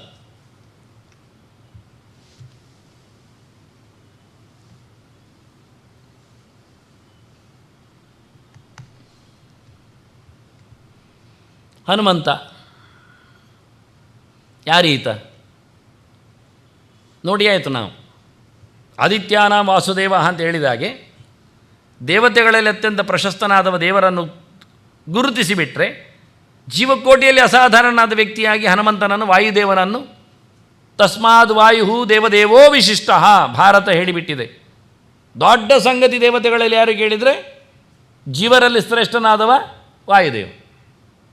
ಇದು ಬಂದದ್ದು ಪ್ರಾಸಂಗಿಕವಾಗಿ. ಧರ್ಮರಾಜ ಹುಟ್ಟಿದ, ಪಾಂಡು ಹೇಳ್ತಾನೆ ಕುಂತಿ ಹತ್ರ, ನಾವು ಅರಸರು, ರಾಜ್ಯಭಾರ ಚೆನ್ನಾಗಿ ಆಗಬೇಕಾ, ಧರ್ಮ ಇದ್ದರೆ ಆಗ್ತದೆ, ಧರ್ಮವೋ ರಕ್ಷತೆ ರಕ್ಷಿತ, ಅದರಿಂದ ಧರ್ಮದೇವತೆಯನ್ನು ಮಗನಾಗಿ ಪಡಿ, ಮುಗಿದೋಯ್ತು. ಅದಕ್ಕೆ ನಾನು ಪಾಂಡವರು ಹೇಗೆ ಹುಟ್ಟಿದ್ದಾರೆಂದು ಚಿತ್ರ ಕೊಟ್ಟದ್ದಲ್ಲಿ ಕುಂತಿಯ ಜೊತೆಯಲ್ಲಿ ಆಗ ಹುಟ್ಟಿನ ಗುಟ್ಟಿನಲ್ಲಿ ಒಂದೊಂದು ರೀತಿಯಲ್ಲಿ ಬಂದವರು. ಧರ್ಮ ಪ್ರತಿಷ್ಠೆ ಆಯಿತು ಅಂದ ತಕ್ಷಣ ಎರಡನೇ ಮಗು ಕೇಳಿದಾಗ ಪಾಂಡು ಹೇಳ್ತಾನೆ, ಏನಾದರೂ ಧರ್ಮದ ಬುಡ ಕತ್ತರಿಸ್ತಾರೆ ಜನ, ಬೇರು ಸಮೇತ ತೆಗಿತಾರೆ. ದೃಢವಾಗಿ ಧರ್ಮ ನಿಲ್ಲಬೇಕಾದ್ರೆ ಒಬ್ಬ ಬಲಿಷ್ಠನಾದವ ಬೇಕು, ಅದಕ್ಕೆ ಬಲದೇವತೆಯನ್ನು ಕರಿಬೇಕು. ಇದ್ದದ್ರಲ್ಲಿ ಸುಪೇರಿಯರ್, ಇಲ್ಲ ಅಂತಾದರೆ ಅವನ ಮೇಲಿನವ ಬಂದು ತೆಗಿತಾನೆ. ದೇವತೆಗಳಲ್ಲೇ ದೊಡ್ಡವ ಅಂತ ಹೇಳಿಕೊಂಡು ಆಗ ಕರೆದದ್ದು ಅಶ್ವಮೇಧ ಕೃತಶ್ರೇಷ್ಠ, ಜ್ಯೋತಿಶ್ರೇಷ್ಠೋ ದಿವಾಕರ, ಬ್ರಾಹ್ಮಣ ದ್ವಿಪದಾಂ ಶ್ರೇಷ್ಠ, ದೇವಶ್ರೇಷ್ಠಸ್ತು ಮಾರುತಃ ಅಂತ ವಾಯುವನ್ನು ಕರಿ ಅಂತ. ಹಾಗಾಗಿ ವಾಯುದೇವ ದೇವತೆಗಳಲ್ಲಿ ಶ್ರೇಷ್ಠ ಅನ್ನುವುದು ಐತಿಹಾಸಿಕವಾಗಿ ಪ್ರೂವ್ ಆದ ಸಂಗತಿ. ಅದನ್ನು ಹೇಳಿಕೊಂಡಿದ್ದಾರೆ. ಮತ್ತೆ ಪಾತೇನ ಕುಂತ್ಯಾಂ ಬಲವಾನ್ ಸಜಾತ ಶೂರಸ್ತಪಸ್ವಿ ದ್ವಿಷದಾನ್ಯಂತ ಸತ್ಯೇಜ ಧರ್ಮೇಚ ರಥಸ್ತದೈವ ಪರಾಕ್ರಮೇ ಶತ್ರುಭಿರಪ್ರದೃಶ್ಯ, ಯಾರಿಂದಲೂ ಸೋಲಲಾರದ ಸಂಗತಿಯಾಗಿ ನಿಂತುಕೊಂಡಿದ್ದಾನವನು ಅಂತ. ಅಂತಹ ದೇವೋತ್ತಮನಾದ ಪ್ರಾಣ, ಅವನಲ್ಲಿ ಯಾವ ದೇವತೆಗಳು ಕೆಲಸ ಮಾಡುವುದಿಲ್ಲ. ನನಗೆ ಮಾತಾಡಲಿಕ್ಕೆ ಅಗ್ನಿ ಬೇಕು, ನೋಡಲಿಕ್ಕೆ ಸೂರ್ಯ ಬೇಕು, ಕೇಳಲಿಕ್ಕೆ ಯಮ ಚಂದ್ರರಲ್ಲೇ ಇರಬೇಕಾಗ್ತದೆ, ಕೈಕಾಲುಗಳಿಗೆಲ್ಲ ಇಂದ್ರ ಜಯಂತ್ರ ಇದ್ದರೆ ಅವನಲ್ಲಿ ಯಾರು ಕೆಲಸ ಮಾಡೋದಿಲ್ಲ. ಪ್ರಾಣದೇವರಲ್ಲಿ ಯಾರದ್ದು ವರ್ಕಿಂಗ್ ಇಲ್ಲ ಕಂಡೀಷನಲ್ಲಿ. ಯಾಕೆ? ಅವನು ಅತ್ಯಂತ ಮೇಲಿದ್ದಾನೆ. ಎಲ್ಲ ಭಗವಂತನ ರೂಪಗಳೇ ನಿಂತದ್ದು. ಕಾಲಿನ ತುದಿಯಿಂದ ಹಿಡಿದು ತಲೆಯ ತುದಿಯವರೆಗೆ ಭಗವಂತನ ರೂಪ ವಿಶೇಷಗಳು. ದಶಾವತಾರಗಳು, ಚತುರ್ವಿಂಶತಿ ಮೂರ್ತಿಗಳಲ್ಲಿ ಕೆಲವರು. ಅದು ಅಲ್ಲದೆ ನೋಡಿ, ವ್ಯಾಸನು ಕೈಯಲ್ಲಿ, ಕಡೆಯಲ್ಲಿ ಬರೆದಿದೆ, ನಂಬರ್ ಹಾಕಿದ್ದು ಬೇರೆ ಕಡೆಯಲ್ಲಿದೆ, ಸಮಗ್ರವಾಗಿ ಒಂದು 32 ತತ್ವಗಳು, ಅಂದರೆ 32 ಭಗವಂತನ ರೂಪ ವಿಶೇಷಗಳು. ಅದರಲ್ಲಿ ಸರಸ್ವತಿ ಭಾರತೀಯರು ಹೆಗಲಲ್ಲಿ ವಾಯುತತ್ವದಲ್ಲಿ ಅದೊಂದು ವಿಶೇಷ ಏನು ಕೇಳಿದರೆ, ಬ್ರಹ್ಮನಲ್ಲಿ ಪ್ರಾಣನ ಪ್ರವೇಶ, ಪ್ರಾಣನಲ್ಲಿ ಬ್ರಹ್ಮನ ಪ್ರವೇಶ. ಅವರಿಬ್ಬರು ಸಮಾನ ಸ್ಕಂದರು. ಇವತ್ತಿನ ಉಸಿರಾಟದ ದೇವತೆಯೇ ನಾಳೆ ಬ್ರಹ್ಮನಾಗುವ ಆ ವಿಷಯದಲ್ಲೇ ನಮ್ಮದು ಕೊನೆ ಸ್ಲೈಡ್. ವಾಸ್ತವವಾಗಿ ಅಲ್ಲಿವರೆಗೆ ಹೋಗಬೇಕು ನಾನು. ಹಾಗೆ ಇವತ್ತಿನ ಯಾರು ಬ್ರಹ್ಮನಿದ್ದಾನೆ ಅವನು ನಿನ್ನೆ ಹಿಂದಿನ ಕಲ್ಪದಲ್ಲಿ ಪ್ರಾಣನಿದ್ದಾನೆ, ಉಸಿರಾಟದ ದೇವತೆ ಇದ್ದಾನೆ. ಆದ್ದರಿಂದ ಬ್ರಹ್ಮವಾಯುಗಳು ಅವರಿಬ್ಬರು ಮ್ಯೂಚುವಲ್ ಆಗಿ ಒಬ್ಬರ ಒಳಗೆ, ಪ್ರಾಣನ ಚಿಂತನೆಯ ಶಕ್ತಿ ಅದು ಬ್ರಹ್ಮನಾಗಿದ್ದಾನೆ, ಬ್ರಹ್ಮನ ವಾಸ್ತವವಾದ ಉಸಿರಾಟದ ಬಲದು ಪ್ರಾಣನಿದ್ದಾನೆ.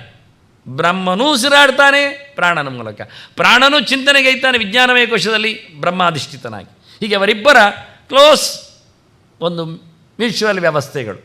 ಅದಲ್ಲದೆ ಎಲ್ಲ ರೂಪಗಳು ದೇವರದ್ದು. ಕಪಿಲ, ದತ್ತ, ಹಂಸ, ಕಾಲನ್ಯ ತುದಿಯಲ್ಲಿ ಹಂಸ, ಹಾರಾಟದ ಕಥೆ ಅಂದರೆ ಅಂತಹ ಒಂದು ಅರ್ಥಪೂರ್ಣವಾದಂಥ ವ್ಯವಸ್ಥೆ. ಮಹಿದಾಸ, ಅಪೂರ್ವವಾದ ರೂಪಗಳು, ಕೇಳದೆ ಉಳಿದ ರೂಪಗಳ ಜೊತೆಯಲ್ಲಿ ಪ್ರಾಣನ ಪ್ರವೇಶ, ಅದ್ಭುತವಾದ ಒಂದು ಪ್ರಾಣನ ಚಿತ್ರ. ನಾನು ಯಾಕೆ ಗದೆ ಕೈಯಲ್ಲಿ ಕೊಟ್ಟೆ ಅಂದರೆ, ಅವನು ಭಗವಂತನ ಗದಾರೂಪನಿದ್ದಾನೆ. ಭಗವಂತನ ಕೈಯಲ್ಲಿ ಚಕ್ರ, ರಮೆಯ ರೂಪಗಳಾದರೆ ಶಂಖ, ಪದ್ಮ ಎಲ್ಲ, ವಾಯುರು ಗದಾದಿ ರೂಪೋತ್ಸವ ಒಂದು ಗದಾರೂಪದಲ್ಲಿ ಪ್ರಾಣನೇ ಇದ್ದಾನೆ. ಆದ್ದರಿಂದ ಪ್ರಾಣ ಅಂದರೂ ಗದೆ ಅಂದರೂ ಒಂದೇ ವಿಷಯ ದೇವರ ಕೈಯಲ್ಲಿ. ಅದಕ್ಕೋಸ್ಕರ ಗದೆ ಹಿಡಿದ ಪ್ರಾಣನ ಚಿತ್ರವನ್ನು, ಹನುಮಂತನ ಚಿತ್ರವನ್ನು ಇಟ್ಟಿದೆ. ಚೈತ್ರ ಹುಣ್ಣಿಮೆ ಹನುಮಂತನ ಜಯಂತಿ ನಾವಿವತ್ತು ನಾಡ್ದು ಆಚರಿಸ್ತೇವೆ ಅಂತ ಹೇಳಿದೆ. ನಿನ್ನೆ ತಾನೇ ರಾಮನ ಚಿತ್ರಣ ನೋಡಿಕೊಂಡವರು ಇನ್ನು 5-6 ದಿನದಲ್ಲಿ ಹನುಮಂತನ ಚಿಂತನೆಗಾಗಿ ಇದನ್ನು ಇಟ್ಟುಕೊಂಡಿದ್ದೇನೆ ಅಡ್ವಾನ್ಸ್ ಆಗಿ. ಮತ್ತು ಒಂದು ಹನುಮಂತನ ವ್ರತ ಅಂತ ಒಂದಿದೆ. ಚತುರ್ದಶಿ ಅನಂತ ವ್ರತ ಇದ್ದಾಗೆ ಇವನದು ತ್ರಯೋದಶಿ ವ್ರತ. ಅದು ಚತುರ್ದಶಿ ವ್ರತ, ಇದು ತ್ರಯೋದಶಿ ವ್ರತ. ಯಾವಾಗ ಅಂದರೆ ಮಾರ್ಗಶಿರದಲ್ಲಿ, ಮಾರ್ಗಶಿರ ಪಕ್ಷದಲ್ಲಿ, ಮಾರ್ಗಶಿರ ಮಾಸದಲ್ಲಿ ಶುದ್ಧ ಪಕ್ಷದಲ್ಲಿ ತ್ರಯೋದಶಿಯಲ್ಲಿ ಹನುಮಂತನ ವ್ರತ ಅಂತ ಮಾಡಲಿಕ್ಕೆ ಬರ್ತದೆ. ಆಗ ಅದು ತ್ರಯೋದಶಿ ಆದ್ದರಿಂದ, ಚತುರ್ದಶಿ ಆದ್ದರಿಂದ 14 ಗಂಟುಗಳ ದೂರವನ್ನು ಕಟ್ಟಿಕೊಳ್ಳುತ್ತೇವೆ. ಹನುಮಂತನ ವ್ರತಕ್ಕೆ 13 ಗಂಟಿನ ದಾರವನ್ನು ಕಟ್ಟಿಕೊಳ್ಳಿ. ಅದಕ್ಕೆ ನಾನು ಬೇಕೆಂದರೆ 13 ಅಂದರೆ ತ್ರಯೋದಶಿಯೇ, ಆದರೂ ನೆನಪಾಗಲಿ ಗೊತ್ತಾಗಲಿಕ್ಕೆ 13 ದಾರವನ್ನು ಸಂಖ್ಯೆಯನ್ನು ಹಾಕಿಟ್ಟಿದ್ದೇನೆ.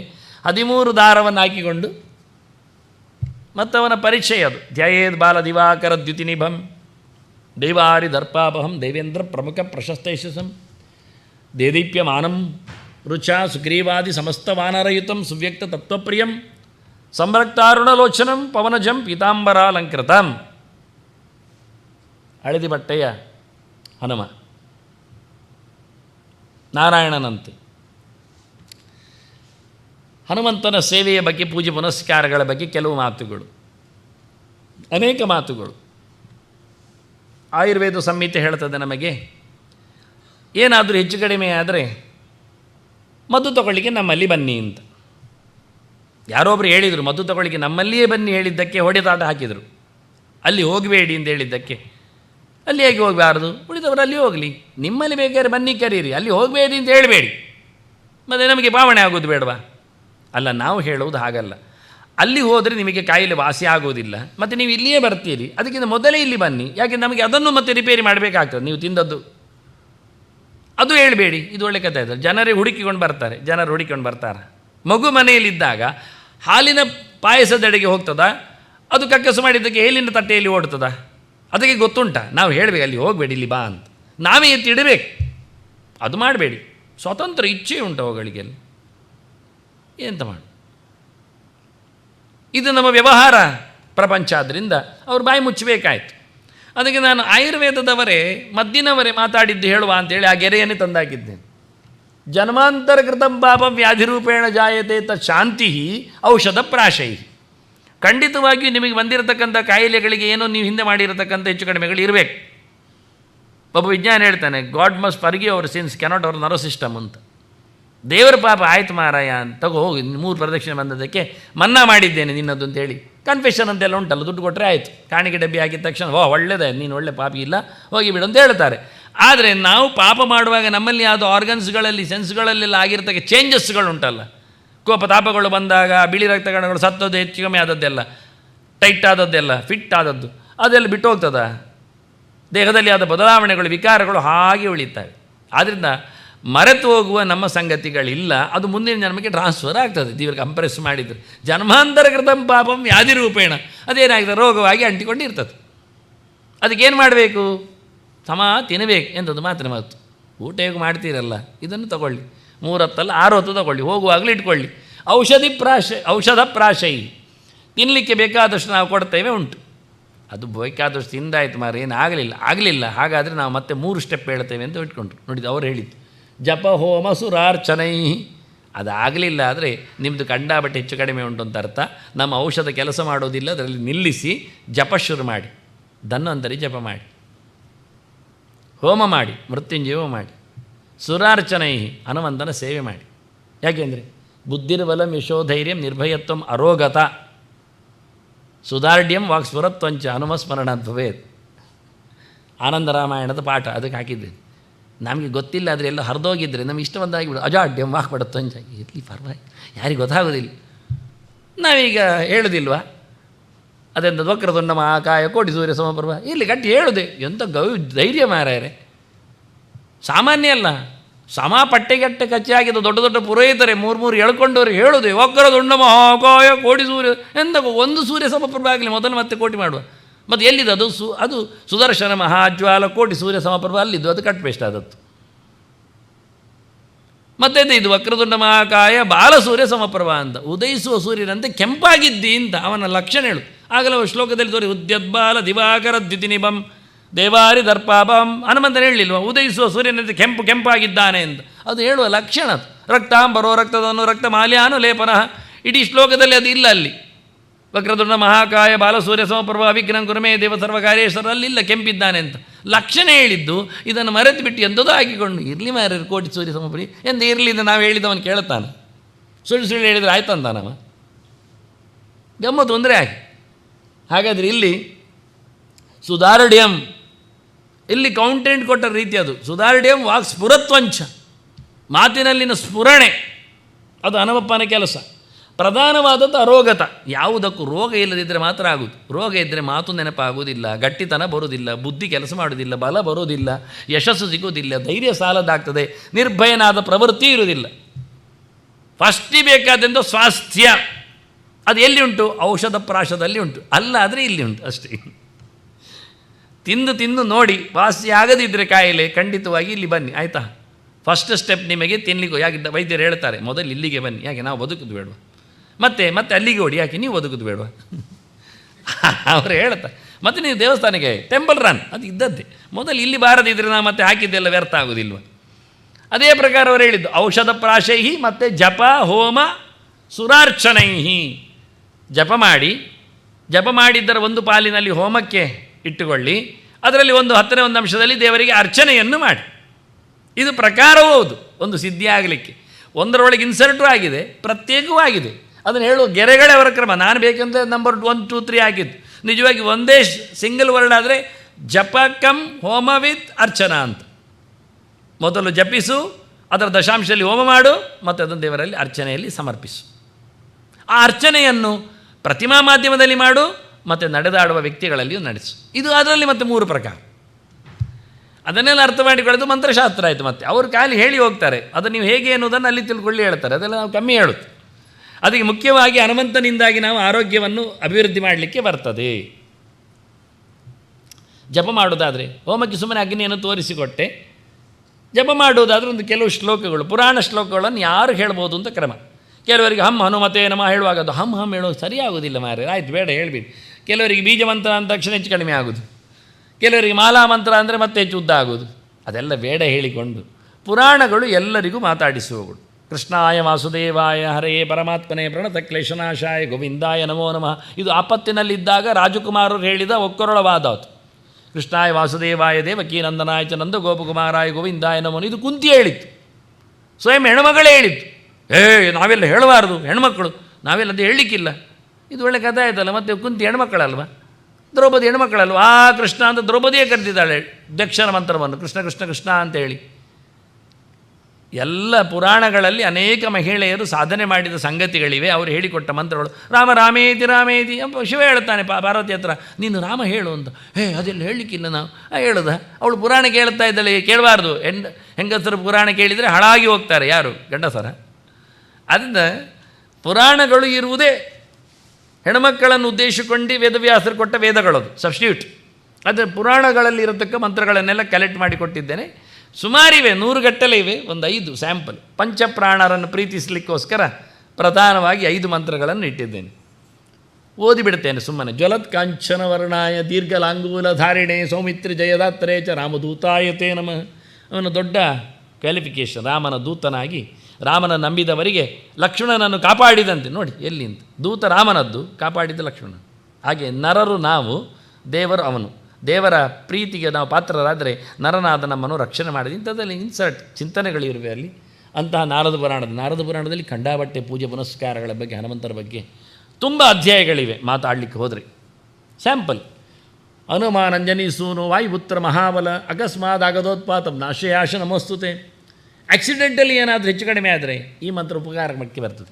ಓ ಹನುಮಂತನೇ, ಅಂಜನೇ ಮಗನೇ, ವಾಯುದೇವರ ಪ್ರಿಯ ಪುತ್ರನೇ, ಮಹಾಬಲಿಷ್ಠ ನೀನು, ಬಂದಿರತಕ್ಕ ಆಪತ್ತನ್ನು ಪರಿಹರಿಸು. ಇಷ್ಟೇ. ಬರ್ತದೆ ಅಂತಾದರೂ, ಬಂದಿದೆ ಅಂತಾದರೂ, ಎಂಥದೇ ಆಗಲಿ ಅಕಸ್ಮಾತ್ ಆಗತೋತ್ಪಾತ, ಏನಾದರೂ ಹೆಚ್ಚು ಕಡಿಮೆಗಳಾಗದಿರಲಿ, ಖಂಡಿತವಾಗಿಯೂ ನಾಶ ಮಾಡಿಕೊಡು ಅಂತ ಕೇಳುವ ಪ್ರಕಾರ. ನಮ ಶ್ರೀರಾಮ ಭಕ್ತಾಯ ಅಕ್ಷ ವಿಧ್ವಂಸನಾಯ ಚ ನಮೋ ರಕ್ಷ ಪುರೀದಃ ಕಾರಿಣೆ ವಜ್ರಧಾರಿಣೆ. ಸ್ಕಂದಪುರಾಣ ಹೇಳ್ತದೆ, ಗಟ್ಟಿಮುಟ್ಟಾದ ಪ್ರಾಣನ ಚಿಂತನೆ ಮಾಡಿದರೆ ಎಂಥದೂ ಆಗ್ತದೆ, ಎಂಥ ಅಡ್ಡ ಬರುವವರನ್ನು ಮುಗಿಸ್ಲಿಕ್ಕೆ ಬರ್ತದೆ. ಅದು ಯಾರ ಹೆಸರು ಹೇಳಬೇಕಾಗಿಲ್ಲ. ಅಕ್ಷನ ಸಂಹಾರ ಮಾಡಿದ್ದು ಹೇಳು. ಯಾಕೆ? ಆದಿಂದ ಕ್ಷಾದವರೆಗೂ ಇದ್ದಾನವ.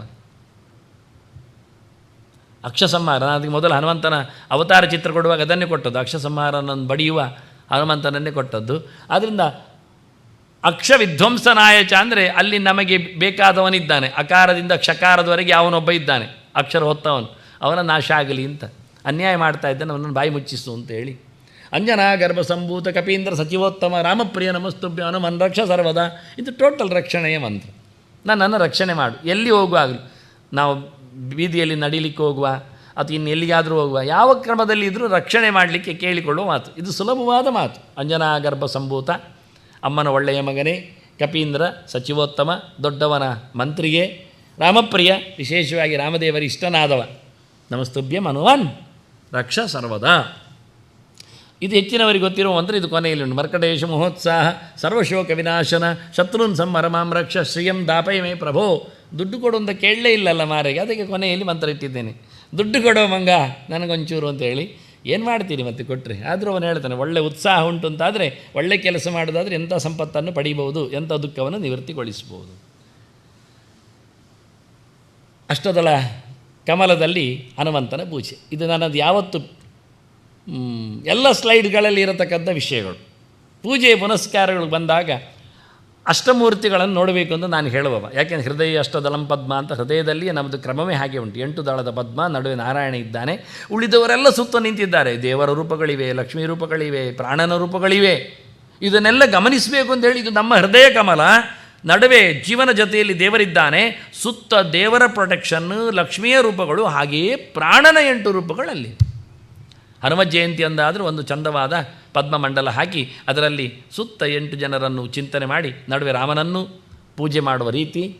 ರಾಮಭಕ್ತ, ಮಹಾತೇಜಸ್ಸು, ಕಪಿರಾಜ, ಮಹಾಬಲ, ದ್ರೋಣಾದ್ರಿ ಹಾರಕ, ಮೇರು ಪೀಠಾರ್ಚನಕಾರಕ, ದಕ್ಷಿಣಾಶ ಭಾಸ್ಕರ, ಸರ್ವವಿಘ್ನ ವಿನಾಶ. ಅವನು ಮತ್ತು 8 ಜನ ಪರಿವಾರರಿದ್ದಾರೆ. ಒಬ್ಬ ಸುಗ್ರೀವ, ಸೂರ್ಯನಾಗಿ ಬಂದವ, ಸೂರ್ಯನೇ ಸುಗ್ರೀವ. ಮಗದೊಬ್ಬ ಅಂಗದ, ಅವನು ಚಂದ್ರ. ಮತ್ತೊಬ್ಬ ನೀಲ, ಅವನು ಬೆಂಕಿ. ಮತ್ತೊಬ್ಬ ನಳ, ಅವ ಸೇತು ಕಟ್ಟಿದವ, ತ್ವಷ್ಟೃ ವಿಶ್ವಕರ್ಮ. ಮತ್ತು ಜಾಂಬವಂತ, ಅವನು ಯಮ. ಮತ್ತು ಸುಷೇನ, ಅವನು ಸಮುದ್ರನೇ, ವರುಣ ಅವನೇ, ಕಲ್ಬಿಸಾಡುವಾಗ ನೋಡ್ತಾ ಇದ್ದಾನೆ. ಮತ್ತು ದ್ವಿಧ ಮತ್ತು ಮಹಿಂದ, ಅವರು ಅಶ್ವಿನಿ ದೇವತೆಗಳು, ನಾಸತ್ಯ ಮತ್ತು ದಸ್ತರರು. ಪರಿಚಯ ಇರಲಿ, ಇಂಥ ಮಂಗಗಳದ್ದಾದರೆ ಯಾರೊಂದೊಂದು ಗೊತ್ತಾಗಲಿ ಅಂತೇಳಿ. ಇದು ಅವನ 8 ಜನ ಪರಿಚಾರಕರು. ಪೂಜೆಯಲ್ಲಿ ಅವರನ್ನೆಲ್ಲ ಕರಿಬೇಕು.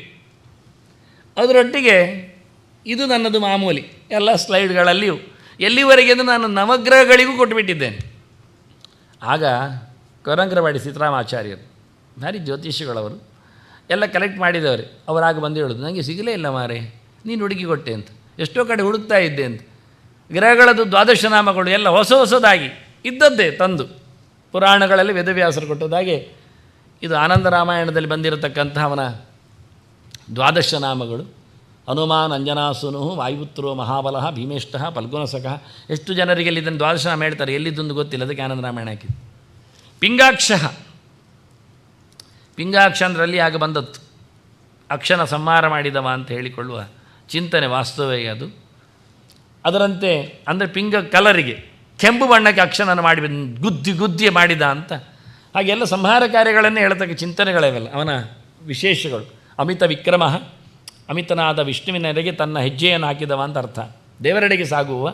ಉದಧಿಕ್ರಮಣಶ್ಚೈವ, ಸಮುದ್ರ ಹಾರಿದವ. ಸೀತಾ ಸಂದೇಶ ಹಾರಕಃ, ಲಕ್ಷ್ಮಣ ಪ್ರಾಣದಾತಾಶ, ದಶಗ್ರೀವಸ್ಯ ದರ್ಪ. ದಶಗ್ರೀವನೇ ಸೊಕ್ಕು ಮುರಿದವ. ಒಂದಿನ ರಾವಣ ಎದುರಾಗಿದ್ದ, ಹನುಮಂತವನಿಗೆ ಗುದ್ದಿದ್ದ. ಅದು ಎಡಕೈಯಲ್ಲಿ ಗುದ್ದಿದ್ದು, ಅದು ಮೆಲ್ಲ ಗುದ್ದಿದ್ದಾನೆ. ಯಾಕೆಂದರೆ ಮತ್ತೆ ಸತ್ಯ ಹೋದರೆ ಮತ್ತೆ ರಾಮನಿಗೆ ಇಲ್ಲ ಆಗ್ತಾನೆ, ಅವನು ರಾಮನಲ್ಲಿ ಸಾಯಬೇಕು. ಹಾಗಾಗಿ ಮೆಲ್ಲ ಗುದ್ದಿದ್ದಕ್ಕೆ 10 ಬಾಯಿಯಲ್ಲಿಯೂ ನೆತ್ತರು ಕಕ್ಕಿದ್ದಾನೆ ರಾವಣ.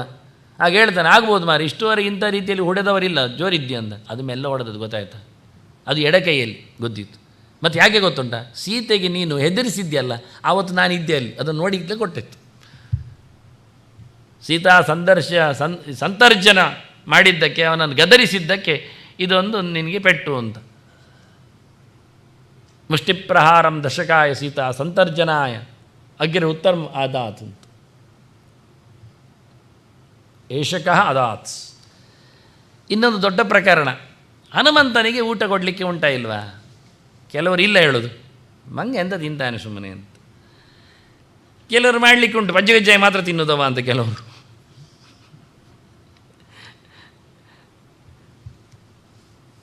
ಅನೇಕ ಮಾತುಗಳನ್ನೆಲ್ಲ ಒಟ್ಟು ಮಾಡಿದ್ದೇನೆ. ಮೊದಲಿಗೆ ಶಿವಸಂಹಿತೆ ಹೇಳಿದ್ದು ಕೇಳಿ. ಶಿವನೇ ಹೇಳುತ್ತಾ ಇದ್ದಾನೆ ಹನುಮಂತನಿಗೆ ಊಟ ಹಾಕಿ ಅಂತ. ಪಾರ್ವತಿಗೆ ಹೇಳುದವ, ಯದ್ಯತ್ ಶ್ರೀರಾಮಚಂದ್ರಾಯ ಪ್ರದದ್ಯಾತ್ ಪ್ರೀತಮಾನಃ ತತ್ ಸರ್ವಂ ವಾಯುಪುತ್ರಾಯ ಪ್ರದಾತವ್ಯಂ ವಿಶೇಷತೆ. ರಾಮನಿಗೆ ಏನೆಲ್ಲ ಸಮರ್ಪಣೆ ಮಾಡ್ತೀರಿ ಅದನ್ನೆಲ್ಲ ಹನುಮಂತನಿಗೆ ಸಮರ್ಪಣೆ ಮಾಡಬೇಕು. ಎಷ್ಟೋ ದೇವಾಲಯಗಳಲ್ಲಿ ನಮ್ಮಲ್ಲಿಯೇ ದೇವರು ಗುಡಿಯಲ್ಲಿದ್ದಾನೆ, ಹೊರಗೆ ಕಂಬದಲ್ಲಿಯೋ ಸಣ್ಣ ಗುಡಿಯಲ್ಲಿಯೋ ಆಂಜನೇಯನ ವಿಗ್ರಹ ಇರ್ತದೆ. ಯಾರಿಗೆ ಯಾರು ಪೂಜೆ ಮಾಡುವುದು? ಯೋಚನೆ ಮಾಡಿ. ದೇವರಿಗೆ ಪೂಜೆಯಾಗದೆ, ಸಮರ್ಪಣೆ ಆಗದೆ ಹನುಮಂತನಿಗೆ ಆಗ್ತದ? ದೇವರ ತೀರ್ಥ ಆಗದೆ ಅವನು ಊಟ ಮಾಡಿಯಾನ? ದೇವರಿಗೆ ಪೂಜೆ ಆಗದೆ ಅವನು ಊಟ ಮಾಡಿಯಾನ? ಎಷ್ಟೋ ಜನರಿಗೆ ತಲೆ ಸರಿ ಇಲ್ಲ ಪಾಪ. ಅದು ಎಲ್ಲ ಸಣ್ಣವರಿಗೆಲ್ಲ ಮುಗಿಸಿ ಕೊನೆಗೆ ದೊಡ್ಡವನಿಗೆ ಮಾಡೋದಂತೆ. ಒಳ್ಳೆಯದೇ, ಆದರೆ ಕೊನೆಯ ದೊಡ್ಡವನದ್ದೇ ಉಳಿದವರಿಗೆ ಕೊಡಬೇಕೋ ಬೇಡವೋ? ಮುಗಿಸುವುದು ಹೇಗೆ? ದೊಡ್ಡವ ಊಟ ಮಾಡಿದವರಿಗೆ ಸಿಗುವುದು ಹೇಗೆ ಪ್ರಸಾದ? ಅವರ ತೀರ್ಥ ಆಗುವುದೆಲ್ಲಿಗೆ? ನಾವು ಕರೆಕ್ಷನ್ ಮಾಡಿಕೊಳ್ಳಿ ಇನ್ಯಾವುದು. ಅದೆಲ್ಲ ನಮ್ಮ ತಂತ್ರಗಳಲ್ಲೆಲ್ಲ ಅಲ್ಲ ಮಾರ್ಯಾರೆ, ಇದು ತಂತ್ರವೇ. ಎಂಥದ್ದು? ದೇವರ ನೈವೇದ್ಯವನ್ನು ಕೊಡದಿದ್ದರೆ ಅವರು ಊಟ ಮಾಡುವುದಿಲ್ಲ ಅಂತ ತಂತ್ರ. ತೀರ್ಥ ತಗೊಳ್ಳದೆ ಊಟ ಮಾಡಲಿಕ್ಕೆ ಆಗ್ತದ? ತೀರ್ಥ ಕೊಡಬೇಕಾದ್ರೆ ದೇವರದ್ದೇ ಕೊಡಬೇಕಲ್ಲ. ಇವನ ತೀರ್ಥ ಅವನಿಗೆ ಆಗ್ತದೆ, ದೇವರದ್ದು ಮಾತ್ರ ತೀರ್ಥ ತೀರ್ಥ ಆಗಬೇಕು. ಏನಾಗಬೇಕು? ಸಾಳಗ್ರಾಮ ಇರಬೇಕು. ಅಭಿಷೇಕದ ನೀರು ತೀರ್ಥ ಹೇಳುವುದಿಲ್ಲ, ಅದು ಅಭಿಷೇಕದ ನೀರು ಅಂತ ಅಷ್ಟೇ ಹೆಸರು ಅದಕ್ಕೆ. ತೀರ್ಥ ಎನ್ನುವುದು ವ್ಯಪದೇಶಕ್ಕೆ ಬರುವುದು ಶಾಲಗ್ರಾಮ, ಸುದರ್ಶನ, ಚಕ್ರಾಣಿಕೆ, ವಿಷ್ಣುಪಾದ, ಆನಂತರ ತಾಮ್ರ, ಶಂಖ, ಪುರುಷ ಸೂಕ್ತ, ತುಳಸಿ ಇದೆಲ್ಲ ಇದ್ದಾಗ ಮಾತ್ರ ಆಗುವುದು. 9 ವಸ್ತುಗಳು ಸೇರಿದಾಗ ಪ್ರತಿಮೆ ಜೊತೆಯಲ್ಲಿದ್ದರೆ ತೀರ್ಥ ಆಗ್ತದೆ. ಇದರಲ್ಲಿ ಒಂದು ನ್ಯೂನ ಆದರೂ ತೀರ್ಥ ಆಗುವುದಿಲ್ಲ. ಗಡಿಬಿಡಿಯಲ್ಲಿ ಖಾಲಿ ಒಂದು ಸುದರ್ಶನಕ್ಕೆ ನೀರಾಗಿ ತೆಗೆದಿದ್ದೇನೆ, ಹೇಗೆ ಆಗಿದೆ ನೀರು? ಈಗ ಎಲ್ಲಿ ಆಗಿದೆ? ಬೆರಳಿನ ತುದಿ ಬಿದ್ದು ಹಾಳಾಯಿತು. ಉಗುರ್ತಾಗಿದ್ದ ನೀರು ಆಗುವುದಿಲ್ಲ. ಶಂಖದಿಂದಲೇ ಬರಬೇಕು. ಅದಕ್ಕೆ ಶಂಖದಿಂದ ಬಂದಲೇ ತೀರ್ಥಗಳು. ಎಲ್ಲಿಗೆ? ನಮ್ಮ ಮುಸುಡಿಗಲ್ಲ, ಅಲ್ಲಿಗೆ. ಅದನ್ನು ಉಳಿದವರು ತಗೊಳ್ಳದೆ ಪ್ರಾಶನ ಮಾಡದೆ ಊಟ ಮಾಡುವುದಿಲ್ಲ ದೇವತೆಗಳು. ಊಟ ಮಾಡಲಿಕ್ಕೆ ಅವರಿಗೆ ತೆಂಗಿನಕಾಯಿ ಹೊಡೆಯುವುದು, ದೇವರಿಗೆ ಪರಮಾನ ನೈವೇದ್ಯ. ಅವನು ನೋಡ್ತಾ ಇರ್ತಾನೆ, ಪರಿಮಳ ಬತ್ತಾಗಿತ್ತು ಮಾರೆ, ನನ್ನ ಬೆನ್ನೆಯಿಂದೇ ಮಾಡ್ತಾಯಿದ್ರು, ಅದರ ಗೋಡೆಯಿಂದೇ ಮಾಡೋದು ಕೆಲವೊಮ್ಮೆ ಅಡುಗೆ. ದೇವರಿಗೆ ಪಾಯಸ ಮಾಡಿದ್ದ ಇವನಿಗೆ ಸಮರ್ಪಣೆ ಮಾಡಬೇಕು. ಪೂರಗೆರೆ ಎಷ್ಟು ಬೇಕಾದ್ರೆ ಕೊಡ್ತಾನೆ. ಇಂಥದ್ದು ನನ್ನ ಹತ್ರ 100 ಗಟ್ಟಲೆ ಉಂಟು ನೈವೇದ್ಯ ವಿಷಯದಲ್ಲಿ. ಪುರುಸೊತ್ತಿಲ್ಲ ಅಂತ ಸ್ವಲ್ಪವೇ ಹಾಕಿದ್ದೇನೆ, ಬೇರೆ ಬೇರೆ ಸ್ಲೈಡ್ಗಳಲ್ಲಿ ತರ್ತೇನೆ ತರುವಾಗ. ಪ್ರಸಾದೋ ರಾಮಭದ್ರಸ್ಯ ಪ್ರದಾತವ್ಯ ಹನುಮತೆ. ನಾವಿವತ್ತು ವಾಯುಪುತ್ರನನ್ನಾಗಿ ನಿಲ್ಲಿಸಿದ್ದು ಹನುಮಂತನ ವಿಗ್ರಹವನ್ನೇ. ಹನುಮಂತನ ವಿಗ್ರಹ ಪೂಜೆ ಮಾಡಲಿಕ್ಕೆ ಉಂಟೋ ಇಲ್ಲವೋ ಎಷ್ಟೋ ಜನರಿಗೆ ಗಲಾಟೆ ಹೆಚ್ಚು ಕಡಿಮೆ. ಶಾಬನಾಜ್ಮೆಯನ್ನೆಲ್ಲ ನಿಲ್ಲಿಸಿ ಆ ಪಂಚಾಮೃತ ಎಲ್ಲ ಮಾಡ್ತಾರೆ ಮಾರ್ರೆ. ವೃಂದಾವನಕ್ಕೆಲ್ಲ ಫ್ರೂಟ್ಸ್ ಸಾಲದ್ದೆಲ್ಲ ಕೊಡ್ತಾರೆ, ಇವನಿಗೊಂದು ಕೊಡೋದು ಗೌಜ. ಯೋಚನೆ ಮಾಡಬೇಕಾದ್ದು ನಾವು. ಅದನ್ನು ಹನುಮಂತನ ವಿಗ್ರಹಕ್ಕೆ ಕೊಡುವುದು ಅಂತ ಸ್ಪಷ್ಟ ವಾಕ್ಯಗಳು ಬೇರೆ. ಅವನೇ ನಮಗೆ ವಾಯುದೇವರಂತೆ ಕನ್ಸಿಡರ್. ರಾಮನ ನಂತರದಲ್ಲಿ ಪ್ರಹೃಷ್ಟ ವಾಯುತನಯ ವಾಂಛಿತಾರ್ಥಂ ಪ್ರಯಚ್ಛತಿ. ನಿಮಗೆ ರಾಮನ ನೈವೇದ್ಯವನ್ನು ಉಂಡ ಹನುಮಂತ ಖುಷಿಯಲ್ಲಿ ನಿಮಗೆ ಬೇಕಾದ್ದನ್ನು ಕೊಡ್ತಾನೆ, ಬಯಸಿದ್ದನ್ನು ಕೊಡ್ತಾನೆ, ಆರಾಮವಾಗಿರಲಿಕ್ಕೆ ಬಿಡ್ತಾನೆ. ಅವನಿಗೆ ಪ್ರತ್ಯೇಕವಾದ ಅಡುಗೆ ಅಂತ ಇಲ್ಲ, ದೇವರಿಗೆ ಮಾಡಿದ್ದೇ ಅವನಿಗೆ ಕೊಡಲಿಕ್ಕೆ. ರಾಮಂ ಸಮರ್ಚ್ಯ ರಾಮಸ್ಯ ಪ್ರಸಾದಾನ್ನ ಮನುಮತೆ. ಮೊದಲು ರಾಮದೇವರ ಪೂಜೆ ಮಾಡಿ ಅವ್ರು ಹೇಳ್ತಾರೆ, ಇಷ್ಟಾದರೂ ಪೂಜೆ ಆಚೀಚೆ ಮಾಡಲಿಕ್ಕೆ ಹೇಳಿದಾರ ಅಂತ. ಅದಕ್ಕೆ ನಾನು ಇದನ್ನು ಗೆರ್ತ ಒಂದೊಂದು ಪ್ರಶ್ನೆಗಳು ನೋಡಬೇಕು ತಲೆ ಹೊಡೆದಾಗಿ. ರಾಮಂ ಸಮರ್ಚ್ಯ, ಅಲ್ಲಿ ಲೆಪ್ರತ್ಯಯಗಳೆಲ್ಲ ಬರುವಂಥದ್ದು ಆದ ನಂತರ ಹೇಳಲಿಕ್ಕೆ ಕ್ರಿಯೆ. ಸಂಸ್ನಾಪ್ಯ ಭೋಜಯತಿ, ಮಗುವನ್ನು ಮೀಯಿಸಿ ಉಣಿಸ್ತಾನೆ. ಹಾಗಾದರೆ ಮೀಯಿಸುವುದು ಎನ್ನುವುದು ಮೊದಲ ಕರ್ಮ, ಮೀಯಿಸಿದ ನಂತರ ಉಣಿಸುತ್ತಾನೆ ಅಂತ ಅರ್ಥ. ಹಾಗೆ ಇಲ್ಲಿ ರಾಮಂ ಸಮರ್ಚ್ಯ ಪ್ರಸಾದಾನ್ನಂ ರಾಮಸ್ಯ ಹನುಮತೆ. ರಾಮನ ಅದರಲ್ಲಿ ಸಹ ರಾಮನನ್ನು ಪೂಜೆ ಮಾಡಿದ, ಮತ್ತು ತೆಂಗಿನಕಾಯಿಯನ್ನು ಹೊಡೆದ, ಅದು ಅಲ್ಲ. ರಾಮಂ ಸಮರ್ಚ್ಯ ರಾಮಸ್ಯ ಪ್ರಸಾದಾನ್ನ. ಎಷ್ಟು ಬಿಡಿಸಿ ಹೇಳ್ತಾರೆ ನೋಡಿ. ರಾಮನ ಪೂಜೆ ಮಾಡಿ ರಾಮನ ನೈವೇದ್ಯವನ್ನು ಹನುಮಂತನಿಗೆ ದದಾತಿ. ಪ್ರಿಯೇ ತಸ್ಯ, ಪ್ರಿಯೆ ಅಂತ ಕರೆದತ್ತು. ಓ ಮಡದಿಯೇ ಅಂತ, ಪ್ರೀತಿಯ ವಿಷಯಕ್ಕೆ ಪಾತ್ರಳಾದವಳು ಪಾರ್ವತಿಯೇ ಅಂತ ಹೇಳ್ತಾ, ತಸ್ಯ ಸರ್ವಾಭೀಷ್ಟಂ ಪ್ರಸಿದ್ಧತೆ. ಎಲ್ಲ ಅಭೀಷ್ಟಗಳು ಸಿದ್ಧಿಯಾಗುವುದಾಗ ಕೇವಲ ಹನುಮನ ಸೇವೆಯಲ್ಲಿ. ಎಷ್ಟೋ ಜನ ಇಲ್ಲಿ ಬರ್ತಾರೆ, ಯಾರು ಎಲ್ಲರೂ ಹೇಳ್ತಾರೆ, ಶನಿವಾರ ಒಂದು ಬರ್ತದೆ, ಜನ ಕಮ್ಮಿ ಇಲ್ಲ, ಸೀದಾ ಹೋಗ್ತದೆ. ಎಲ್ಲಿಗೆ? ಹನುಮಂತನಲ್ಲಿ. ಕೃಷ್ಣನಲ್ಲಿ ಯಾರು ಬರೋದೇ ಇಲ್ಲ. ಮತ್ತು ನಾನು ಹೇಳಬೇಕಾದ ವಿಷಯ ಇದು ನೀವು ತಿದ್ದಿಕೊಳ್ಳಬೇಕಾದ ವಿಷಯ. ಇದರಿಂದ ಹನುಮಂತನ ಇಷ್ಟ ನೋಡಿ. ಯಾವಾಗ ಅಂತ ಹೇಳಿದ್ದು, ತತ್ಸರ್ವ ವಾಯುಪುತ್ರ ಅನ್ನದ ಪ್ರಹೃಷ್ಟ ವಾಯುತನಯ ವಾಂಛಿತಾರ್ಥಂ ಪ್ರಯಚ್ಛತಿ. ರಾಮದೇವರಿಗೆ ಪೂಜೆ ಮಾಡಿ ಬಂದರೆ ಅವನಿಗೆ ಇಷ್ಟ ಆಗ್ತದೆ. ಕೃಷ್ಣನನ್ನು ಕಂಡು ಬಂದಾಗ ಪ್ರಾಣನಿಗೆ ಇಷ್ಟ ಆಗ್ತದೆ ಹೊರತು ಇಲ್ಲಾದರೂ ಉಸಿರು ಮೇಲೆ ಕೆಳಗೆ ಮಾಡೇ ಮಾಡ್ತಾನೆ. ನೀವು ಎಷ್ಟೇ ಸೇವೆ ಕೊಡಿ, ಆಗುವುದೇ ಇಲ್ಲ. ಅದು ಸತ್ಯವೇ ವಿಷಯ ಅಲ್ಲ. ನನಗೆಲ್ಲ ಆಗಿದೆ ಅಂತ ಹೇಳೋರು ಇರ್ಬೋದು, ಅದು ಸಮಸ್ಯೆ ಇಲ್ಲ ನಮಗೆ ವಿಷಯ. ಆದರೆ ರಿಯಲಿ ಆಗಿರತಕ್ಕ ತಾಂತ್ರಾಂಶ ಇಷ್ಟೇ. ಹೀಗೆ ಯಾವ ದೇವಾಲಯಗಳೆಲ್ಲ ತಿದ್ದಿಕೊಳ್ಬೇಕಾದ್ದು ಕ್ರಮವೇ, ಬೇರೆ ಗತಿ ಇಲ್ಲ. ನಾನು ಹೇಳಿದಲ್ಲ, ಒಂದು ಶಾಸ್ತ್ರ ಇನ್ನೊಂದು ಶಾಸ್ತ್ರಕ್ಕೆ ಹೊಡೆಯುವುದಾದದ್ದು ಶಾಸ್ತ್ರ ಅಲ್ಲ ಹೇಳಿದ್ದೆ ನಾನು. ಇದನ್ನು ಒಪ್ಪಿಕೊಂಡ್ರೆ ಅನುಕೂಲ ಆಗ್ತದೆ. ಶ್ರೀರಾಮಸ್ಯ ಪ್ರಸಾದೋ ಹಿ ಭುಂಕ್ತೆ ಶ್ರೀಮಾರುತಾತ್ಮಜ ಅತಃ ಕಪೀಶ ಪೂಜಾಯಾಮ್ ಹರೇಃ ಅರ್ಪಿತಂ ಅರ್ಪಯೇತ್. ಕಪೀಶ ಪೂಜಾಯಾಮ್, ಹನುಮನ ವಿಗ್ರಹ ಪೂಜೆ ಮಾಡುವಾಗ ಕರಾರುವಾಕ್ಕಾಗಿ ದೇವರಿಗೆ ಕೊಟ್ಟದ್ದನ್ನೇ ಕೊಡಬೇಕು. ದೊಡ್ಡ ಕೆಲಸ ಅವನದ್ದು, ಹನುಮಂತನದ್ದು. ಹಾರ್ತೇನೆ, ಅವನ ವಿಶ್ವಾಸ ನೋಡಿ ಎಷ್ಟು ಚೆನ್ನಾಗಿದೆ ಅಂತ. ಆ ಗೆರೆ ಅಧ್ಯಾತ್ಮ ರಾಮಾಯಣದಲ್ಲಿ ಅವನ ಅಂತರಂಗದ ಮಾತುಗಳು. ಕೃತಾರ್ಥೋಹಂ ಅಕ್ರೂರನ್ನು ಹೇಳಿದ್ದ, ಉದ್ಧವನ ಹತ್ರ ಹೇಳ್ತಾನೆ, ಕಂಸ ನನ್ನನ್ನು ಕರೆದು ಕೃಷ್ಣನಲ್ಲಿಗೆ ಹೋಗ್ಲಿಕ್ಕೆ ಹೇಳಿದ್ದಾನೆ. ಖುಷಿಯಾಗಿದೆ ಅಂದ. ಎಂಥದ ಕರ್ಕೊಂಡು ಬಂದು ಇಲ್ಲಿ ತುಳಿಸ್ತಾನೆ ಆನೆಯಿಂದ. ಅದು ಕೃಷ್ಣ ಮೇಲೆ ಬರ್ತಾನೆ ನನಗೆ ಗೊತ್ತು, ಅದು ವಿಷಯವೇ ಅಲ್ಲ. ಹೋಗ್ಲಿಕ್ಕೆ ಸಿಕ್ಕಿತಲ್ಲ. ಹೊರಡುವ ಮುಂಚೆ ಅವನಿಗೊಂದು ಸ್ವಪ್ನಗಳು ಅಕ್ರೂರನಿಗೆ, ಅದನ್ನು ಉದ್ದವನಿಗೆ ಹೇಳುವ ಕತೆ, ಅವನು ಹೊರಡುವಾಗ ಅವನಿಗೆ ಆದ ಶುಭ ದರ್ಶನಗಳು, ಹೋದಾಗಲೂ ಕೃಷ್ಣನ ಹೆಜ್ಜೆ ನೋಡಿ ಅವನು ಉರುಳಾಡಿದ ಕತೆ. ಹಾಗೆ ಹನುಮಂತ ಹೇಳ್ತಾನೆ, ನಾನು ನಿಜವಾಗಿಯೂ ಧನ್ಯ, ನಾನು ಧನ್ಯ. ಪುನಃ ಪಶ್ಯಾಮಿ ರಾಘವಂ. ಈಗ ಹೋಗ್ತೇನೆ, ಮತ್ತೆ ಬಂದು ನೋಡ್ತೇನೆ ರಾಮನ. ಕಾನ್ಫಿಡೆನ್ಷಿಯಲಿ ಅವನತ್ತು. ಪ್ರಾಣಪ್ರಯಾಣ ಸಮಯೇ ಯಸ್ಯ ನಾಮ ಸಕೃಸ್ಮರನ್ ನರಹ ತೀರ್ತ್ವಾ ಭವಾಂಬೋಧಿ ಅಪಾರಂ ಯಾತಿ ತತ್ಪದಂ. ಒಂದು ಮಾತು ನನಗೆ ಭರವಸೆಯಲ್ಲಿ ಉಂಟು. ಏನು ಕೇಳಿದರೆ, ಸಾಯಲು ಹೊರಟವ ನಾರಾಯಣ ಅಂತ ಕರೆದರೆ ಖಂಡಿತವಾಗಿ ಅವನು ಪಾರಾಗ್ತಾನೆ, ಮೇಲೆ ಬೀಳ್ತಾನೆ, ಸದ್ಗತಿಯನ್ನು ಪಡಿತಾನೆ. ಹಾಗಿರುವಾಗ ನಾನು ಯಾಕೆ? ಸಂಸಾರ ಸಮುದ್ರವನ್ನೇ ದಾಟುವವರಿರುವಾಗ ಇದು ಎಂಥ ಕರ್ಮ ಮಾರ್ಯಾರೆ ನೀನಿನ ರಾಶಿ ಅನ್ನುವುದು. ಇದನ್ನು ನಾನು ಹಾರುವುದಿಲ್ವ? ವಿಷಯವೇ ಅಲ್ಲ. ಯಾಕೆ ಅಂದರೆ ನನ್ನ ಕೈಯಲ್ಲಿ ರಾಮನ ಉಂಗುರ ಇದೆ ಅವ ಹೇಳ್ತಾರೆ. ಕಿಂಪುನಸ್ತಸ್ಯ ದೂತೋಹಂ ತದಂಗಾಂಗುಲಿ ಮುದ್ರಿಕಃ ತಮೇವ ಹೃದಯೇಧ್ಯಾತ್ವ ಲಂಘೆಯಾಮಿ ಅಲ್ಪವಾರಿಧಿ. ನೋಡಿ ಅವನು ಹೇಳಿಕೊಳ್ಳುವ ರೀತಿ, ಹೃದಯದಲ್ಲಿ ನಾನು ಹೊತ್ತುಕೊಂಡು ದೇವರನ್ನು ಹಾರುತ್ತೇನೆ. ಇನ್ನೇನಾಗಬೇಕು? ಕಪಿಮುಷ್ಟಿ ಅಂದರೆ ಅದು ಅರ್ಥ. ಕೆಲವು ಹೇಳ್ತಾರೆ ಕಪಿಮುಷ್ಟಿಯಿಂದ ತಮಾಷೆ ಮಾಡ್ತಾರೆ, ಮತ್ತು ಅದಕ್ಕೆ ಬಿಡಿಸಲಿಕ್ಕೆ ಬರುವುದಿಲ್ಲ. ಬೊಂಡದೊಳಗೆ ಕೈ ಹಾಕಿ ಅದು ಅಲ್ಲಿನ ಬಾವಿಯನ್ನು ಎತ್ತಿದನಂತ ಹೊರಗೆ ಹಾಕಲಿಕ್ಕೆ ಆಗದೆ ಒದ್ದಾಡ್ತದೆ ಅಂತ. ಹನುಮಂತ ಹಾರುವಾಗ ಬೇಕಾದಷ್ಟು ಹೆಚ್ಚು ಕಡಿಮೆಗಳು ಬಂದವು, ಆದರೂ ಕೈಯಲ್ಲಿನ ಉಂಗುರ ಬೀಳಿಸಲಿಲ್ಲ. ನಾವಾದರೆ ಸಿಕ್ಕಿಸಿಕೊಂಡು ಹೋಗ್ತಿದ್ದೇವೆ ಯಾವ ಬೆರಳಿಗೆ ಆಗ್ತದೆ ಅಂತ. ಯಾವುದಕ್ಕೂ ಆಗದಿದ್ದರೂ ಹನುಮಂತ ಗ್ಯಾರಂಟಿ ಬಾಲಕ್ಕಾದರೂ ಸಿಕ್ಕಿಸ್ಬೋದು. ಯಾವುದೋ ಒಂದು ಕಡೆಯಲ್ಲಿ ಥ್ರೆಡ್ಡಿಂಗ್ ಸಮ ಆಗ್ತದೆ. ಅದು ಹಾಗೆ ಮಾಡಲಿಲ್ಲ. ರಾಮನ ಪ್ರಸಾದ ಅದು, ಸೀತೆಗೆ ಕೊಡಬೇಕು. ನಾನು ಅದನ್ನು ಬಹಳಷ್ಟು ಆತ್ಮೀಯವಾಗಿ ಹೊತ್ಕೊಂಡು ಹೋಗಬೇಕು. ಆದ್ದರಿಂದ ಮುಷ್ಟಿ ಮಾಡಿದವ ಬಿಡಲೇ ಇಲ್ಲ. ಕೊನೆಗೆ ಸೀತೆಗೆ ಕೊಟ್ಟ, ಸಮಾಧಾನ ಆಯಿತು. ಅಲ್ಲಿಗೆ ಮುಷ್ಟಿ ಮುಗಿಲಿಲ್ಲ. ಹೇಗೆ? ಸೀತೆ ಕೊಟ್ಟಲು, ಚೂಡಾಮಣಿ ಹಿಡ್ಕೊಂಡ, ಮತ್ತು ಅದೇ ಇದು ಮತ್ತೆ ರಾಮನಿಗೆ ಕೊಡಬೇಕು. ಅದು ಅಷ್ಟು ಜನರನ್ನು ಕೊಂದು ಹೊಡೆದು ಬಿಸಾಡಿದ್ದಾನೆ, ಆದರೂ ಕೈಯಲ್ಲಿ ಮಾತ್ರ ಹಾಗೆ ಚೂಡಾಮಣಿ ಇಟ್ಕೊಂಡಿದ್ದ. ಇದು ಅವನ ಇದು ಕಪಿಮುಷ್ಟಿ ಅಂದರೆ ಹಾಗೆ. ದೇವರ ಸೇವೆಗೋಸ್ಕರ ಒಂದೊಮ್ಮೆ ನೀನು ಬದ್ಧನಾದರೆ ಎಂಥ ಸನ್ನಿವೇಶಕ್ಕೂ ಕೈ ಚೆಲ್ಲಬೇಡ. ಅದನ್ನು ಹೇಳಿಕೊಂಡ ರೀತಿಯವ. ದೇವರ ನಾಮವೇ ಉದ್ಧಾರ ಮಾಡುವಾಗ ಅವನ ಉಂಗುರ ನನ್ನ ಕೈಯಲ್ಲಿದ್ದಾಗ, ನಾಮಾಂಗುಲಿಕ ಹೆಸರು ಕೆತ್ತಿದ ಉಂಗುರದು, ನಾನು ಯಾಕೆ ಬಿದ್ದೋಗ್ತೇನೆ ನೀರಿನ ನಡುವೆ? ನಾನು ಯಾಕೆ ಸಮುದ್ರವನ್ನು ಹಾರದೇ ಇರ್ತೇನೆ? ಖಂಡಿತ ಹಾರುತ್ತೇನೆ ಅಂತ ಹಾರಿಬಿಟ್ಟಿದ್ದಾನೆ. ಹಾರಿದ್ದಾನೆ. ಅವನು ಯೋಚನೆ ಮಾಡಿಕೊಂಡ ಹಾರುವಾಗ ಏನು ಮಾಡಲಿ ಅಂತ. 3 ಪ್ರಕಾರದಲ್ಲಿ ಯೋಚನೆ ಮಾಡಿದ್ದಾನೆ. ಅವನ ಒಳ ಗುದಿಯಲ್ಲಿ ಏನೆಲ್ಲ ಮಾತುಗಳು ಓಡಾಡ್ತವೆ ಎನ್ನುವುದನ್ನು ಬೇರೆ ಕಡೆಯನ್ನು ನೋಡಲಿಕ್ಕೆ ಬರ್ತದೆ.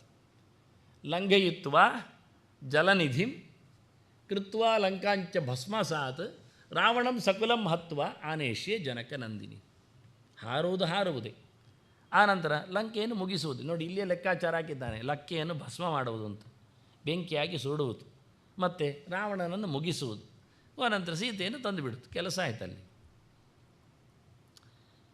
ಸ್ವಲ್ಪ ಜಾಸ್ತಿ ಆಯಿತಾ? ಸರಿ, ಚೂರು ಕಂಟಿನ್ಯೂ ಮಾಡುವಂತ. ಯದ್ವಾ ಬದ್ವಾಗಲೇ ರಜ್ವಾ ರಾವಣಂ ವಾಮ ಪಾಣಿನ ಲಂಕಾಂ ಸಪರ್ವತಾಂ ಧೃತ್ವ ರಾಮಸ್ಯಾಗ್ರೆ ಕ್ಷಿಪಾಮಿ. ಇಲ್ಲ, ಲಂಕೆಯನ್ನೇ ತಂದು ಹಾಕಿಲ್ಲ ರಾಮನ ಬುಡಕ್ಕೆ. ಬಿಡ್ತಾನವ, ಅವನನ್ನು ಎಡ ಕೈಯಲ್ಲಿ ಕಟ್ಟಿ ಹಾಕುವುದು. ಅವನನ್ನು ಕಟ್ಟಿ ಹಾಕಿ ಎಳೆದು ತಂದು ಜೀವಂತ ಇರಲಿ, ಲಂಕೆಯನ್ನು ಪರ್ವತ ಸಮೇತ ಗುಡ್ಡೆ ಸಮೇತ ತಂದು ಹಾಕುವುದು. ಅವನಿಗೆ ಅದು ಕಮ್ಮಿ ಅಲ್ಲ, ಲಂಕೆ ಅಲ್ಲಿಯೇ ಉಂಟು. ಇದೆಂಥದ್ದು? ಗಂಧಮಾದನಕ್ಕೆ ಹೋಗಿದ್ದಾನೆ. ಪ್ರಾಕ್ಪಂಚ ಷತ್ಸಹಸ್ರೇರ್ ವ್ಯವಹಿತ ಮಮಿತಂ ಯೋಜನೆ ಪರ್ವತಂತ್ವಂ ಯಾವತ್ ಸಂಜೀವನಾದ್ಯೌಷಧ ನಿಧಿ ಮಧಿಕ ಪ್ರಾಣ ಲಂಕಾಮನೈಷಿ. 50,000 ಯೋಜನದ್ದು ತಂದಿದ್ದಾನೆ. ಅಲ್ಲಿಂದ ಇಲ್ಲಿ ತಂದವನಿಗೆ ಇದೊಂದು ದೊಡ್ಡ ಸಂಗತಿ. ಇಲ್ಲಿಂದ ಅಲ್ಲಿ ಹಾಕೋದು ಸುಲಭ, ದಂಡಕಾರಣ್ಯದಲ್ಲಿ ಅಥವಾ ಇಲ್ಲಿ ಸೇತುವಕ್ಕದಲ್ಲಿ ರಾಮನಿಗೆ ಹಾಕೋದು. ಅದೆಂತ ಮಾಡು ಯೋಚನೆ ಮಾಡಿದೆ. ಬೇಡ, ಜಾಸ್ತಿ ಆಯಿತು. ಯಾಕೆ ಲಂಕೆ ಇದ್ದಲ್ಲೇ ಇರಲಿ. ಯದ್ವಾ ದೃಷ್ಟ್ವೈವ ಯಾಸ್ಯಾಮಿ ಜಾನಕಿಂ ಶುಭಲಕ್ಷಣ. ಸೀತೆಯನ್ನು ಕಂಡೇ ಬರ್ತೇನೆ, ಸಾಕು. ಎಲ್ಲಿದ್ದಾಳೆ ನೋಡಿ ಬರು. ಮತ್ತೆ ಬೇಕಾದರೆ ಸೆಕೆಂಡ್ ಟ್ರಿಪ್ಪಲ್ಲಿ ಪರ್ವತ ಸಮೇತ ತರೋದು. ಇಲ್ಲಾದರೆ ಲಂಕೆ ಮುಗಿಸಿಯೇ ಬರೋದು. ನೋಡು ಯಾವುದಾಗ್ಬೋದು ಅಂತ. ಈಗ ಸದ್ಯಕ್ಕೆ ನೋಡಿ ಎಷ್ಟು ಚಾಯ್ಸ್ ಅವನಲ್ಲಿ. ಹಾರುವಾಗ ಕೆಳಗೆ ಏನುಂಟು, ಯಾರೆಲ್ಲ ಬರ್ತಾರೆ ಎಲ್ಲ ನೋಡಲಿಲ್ಲ. ಅದೆಲ್ಲ ಕೆಕ್ಕೆ ಇಲ್ಲತ್ತು, ಅದು ಕಾಲಡಿಯ ಕಸ. ಮೇಲಿನ ಯೋಚನೆ. ಅಂದರೆ ಬೇರೆ ಬೇರೆ ಪ್ರಕಾರಗಳಲ್ಲಿ ಹನುಮಂತನನ್ನು ಕಾಣುವ ಅಂತ, ಎಲ್ಲರೂ ಕಾಣುವಂತೆ ಬೇಡ ಅಂತ ಹೊಸ ರೀತಿಯಲ್ಲೆಲ್ಲ ಹುಡುಕಿದ್ದೇನೆ. ಅಮ್ಮನ ಹತ್ರ ಹೇಳ್ತಾನೆ, ಬಂದು ಕೊಟ್ಟಾಗಿದೆ, ಮಾತು ಮುಗಿಸಿ ಆಗಿದೆ. ಎಂಥ ಕಥೆಯೇ ಇಲ್ಲ, ಸುಲಭ ಕೆಲಸ ಅಂತಾನೆ. ಎಂಥ ಕೆಲಸ ಸುಲಭ ಆಗಿದೆ? ಬ್ರಹ್ಮವಿವರ್ತದಲ್ಲಿ ಹೇಳ್ತಾರೆ, ಮರ್ಕಟಿ ಡಿಂಬತುಲ್ಯಾಂಚ ಲಂಕಾಂ ಪಶ್ಯಾಮಿ ಸುವ್ರಥೆ. ನನಗೆ ಎಂಥದ್ದು ಕಾಣುವುದಿಲ್ಲ, ಇದೊಂದು ಕೋಳಿ ಮೊಟ್ಟೆ ಆಗಿ ಮತ್ತೆಂಥದ್ದು ಕರ್ಮ. ಮರ್ಕಟಿ ಅಂದರೆ ಇವಳು ಚೇಳ್ನ ಕಥೆಯಲ್ಲ, ಅದಕ್ಕಿಂತ ಬಹಳ ಕಡಿಮೆ ಇದ್ದದ್ದು, ಏನು ದೊಡ್ಡ ಸಂಗತಿ ಅಲ್ಲ ನನಗೆ. ಇಷ್ಟು ಸಣ್ಣ ಪ್ರದೇಶ, ಮೂತ್ರದಲ್ಲಿ ಅಂತ ಸಮುದ್ರ ಅಂಚ, ಅದೆಂದು ಉಪ್ಪುಂಟು ಹೇಳ್ತಾರೆ, ಸರಿ, ಅದೊಂದು ಮೂತ್ರ ಮಾಡಿದ ಹಾಗೆ, ಅದು ದೊಡ್ಡ ಸಂಗತಿ ಅಲ್ಲ. ಮತ್ತು ಶರಾಮಿತಿ ಭೂತಲಂ, ಈ ನೆಲವು ದೊಡ್ಡ ಸಂಗತಿ ಇಲ್ಲ, ಒಂದು ತಟ್ಟೆ ಹಾಗೆ ಉಂಟು. ಪಿಪೀಲಿಕಾ ಸಂಗಮಿವ ಸಸೈನ್ಯಂ, ರಾಕ್ಷಸರು ಎಂಥದ್ದು ಇರುವೆಗಳಾಗಿ ಅಪ್ಪಚ್ಚಿ ಆದರೆ ಸತ್ಯ ಹೋಗ್ತದೆ, ಎಂಥದ್ದು ಇಲ್ಲ. ಖಂಡಿತವಾಗಿಯೂ ನಾನು ರಾವಣನನ್ನು ಸಮೇತ ಅದೊಂದು ದೊಡ್ಡ ಇರುವೆ ಹೇಳ್ತೇನೆ. ಮತ್ತೆಂಥದ್ದು ವಿಚಿತ್ರ ಇರುವೆ, 10 ತಲೆ ಇತ್ತು, 20 ಕೈ ಇತ್ತು, ವಿಚಿತ್ರ ಕೀಟ, ಮತ್ತೆಂಥದ್ದಿಲ್ಲ. ಅಷ್ಟು ಆಶ್ವಾಸನೆ ಕೊಡುವ ರೀತಿ. ಮೊದಲೇ ಹೇಳಿದ್ದ ಸೀತೆ ಹೇಳುವಾಗ, ಎಂಥದ್ದು ಆಗ್ತದ ಮಂಗಗಳಿಗೆಲ್ಲ ಬರಲಿಕ್ಕೆ, ಎಂತಮ್ಮ ನಾನೇ ಪರ್ಕಟ್ ಮಂಗ ಇಲ್ಲಿ ಬಂದಿದ್ದೆ, ನೀನು ಉಳಿದವರ ಕಥೆ ಮತ್ತೆ ಪ್ರತ್ಯವರ ಕಚ್ಚಿ ನಾತಿ ಸುಗ್ರೀವ ಸನ್ನಿದು, ಸುಗ್ರೀವನ ಪಾಳೆಯದಲ್ಲಿ ನನ್ನಷ್ಟು ಪರ್ಪೋಷಿ ಮಂಗ ಯಾವುದಿಲ್ಲ, ಮತ್ತು ಉಳಿದವು ಭಾರಿ ಜೋರಿದ್ದಾರೆ. ಅವಳಿಗೆ ವಿಶ್ವಾಸ ಮೂಡಿಸುವ ಕ್ರಮ, ಅದಕ್ಕೆ ಇನ್ನೊಂದು ರೀತಿಯ ವಿಶ್ವಾಸ ಮೂಡಿಸುವ ಕ್ರಮ ಹೇಳಿದ್ದು ನಾನು. ಇದು ಸಹಜ, ಅದು ಸುಳ್ಳು, ಅದು ಹೇಳಿದ್ದು ಸತ್ಯ. ಮಂಗನೇ ದೊಡ್ಡವ, ಹನುಮಂತನೇ ಜೋರು, ಉಳಿದವರೆಲ್ಲ ಹಾರುವಾಗ ಹೇಳಿದರು, ನಾವು ಹಾರುವುದು ಸ್ವಲ್ಪ ಕಮ್ಮಿ ಉಂಟು, ಮತ್ತು ನೀರಿಗೆ ಬೀಳ್ತೇವೆ ಅಂತ. ಜಾಂಬು ಅಂತ ಹೇಳಿದವು, ನಾನು ಗ್ಯಾರಂಟಿ ಹಾರುತ್ತಿದ್ದೆ, ಆದರೆ ಈಗ ಸ್ವಲ್ಪ ಕಮ್ಮಿ ಆಗಿದೆ. ಯಾಕೆಂದರೆ ನಾನು ವಾಮನ, ಅವನು 3 ಅಡಿ ಇಡೀ ದೇಶವನ್ನು ಕಬಳಿಸಿದಾಗ, ಇಡೀ ಜಗತ್ತಿಗೆ ಅದನ್ನು ವಿಷಯ ತಿಳಿಸಬೇಕು ಅಂತ ಹಾರಿ ಹೋದಾಗ ನನ್ನ ಕಾಲು ಗಂಟು ಸುಮ್ಮನೆ ಹಾರುವಾಗ ಮೇರು ಪರ್ವತಕ್ಕೆ ಗುದ್ದಿದೆ, ಸ್ವಲ್ಪ ಡ್ಯಾಮೇಜ್, ಅದರಿಂದ ಹಾರುವಾಗ ಚೂರು ಕಮ್ಮಿ ಹಾರ್ತೇನೆ ಅಂದ. ಇಲ್ಲಾದರೂ ಒಳ್ಳೆಯದು ಅಂದ. ಅಂಗದ ಹೇಳ್ತಾನೆ, ನಾನು ರೆಡಿ ಹಾರಲಿಕ್ಕೆ, ಆದರೆ ಮತ್ತೆಂತ ಮಾಡೋದು ನನಗೆ ಗೊತ್ತಿಲ್ಲ. ಹಾರಿದ ನಂತರ ಒಮ್ಮೆ ಕೂತು ಬಿಡೋದು ಆಗ್ತದೆ, ಮತ್ತೆಂತ ಇಲ್ಲ. ನಿನಗೆ ಹಾರಿದ ನಂತರ ಏನು ಮಾಡೋದು ಗೊತ್ತು, ನೀನು ಹೋಗೋದು ಅಂದರೆ ಇದ್ದದರಲ್ಲಿ ಎಲ್ಲ ಗೊತ್ತಿರೋದು ಇವನಿಗೆ, ಆದರೆ ಹೇಳೋದು ಸೀತೆ ಹತ್ರ ಅದು ಕಮ್ಮಿ ಅಂತ. ನಾನು ಅದಕ್ಕೆ ಅದನ್ನು ಗುರುತಿಸೋದೆ, ಆ ಮಾತಿನಲ್ಲಿ ಹೆಚ್ಚು ಕಡಿಮೆ ಉಂಟು ಹೇಳಿ ನಾನು ಇದನ್ನು ಎತ್ತಿದ್ದು ಬ್ರಹ್ಮವೈವರ್ತದಲ್ಲಿ. ಇದು ರಿಯಲ್, ನನಗಿದು ಎಂಥದ್ದು ಲೆಕ್ಕಕ್ಕಿಲ್ಲ, ಸಮುದ್ರವೂ ಲೆಕ್ಕಕ್ಕಿಲ್ಲ, ಸೈನ್ಯವೂ ಲೆಕ್ಕಕ್ಕಿಲ್ಲ, ಲಂಕೆಯೂ ಲೆಕ್ಕಕ್ಕಲ್ಲ. ಇನ್ನೆಂತ ಆಗಬೇಕು, ಇನ್ನೇನಾಗಬೇಕು ಹೇಳು.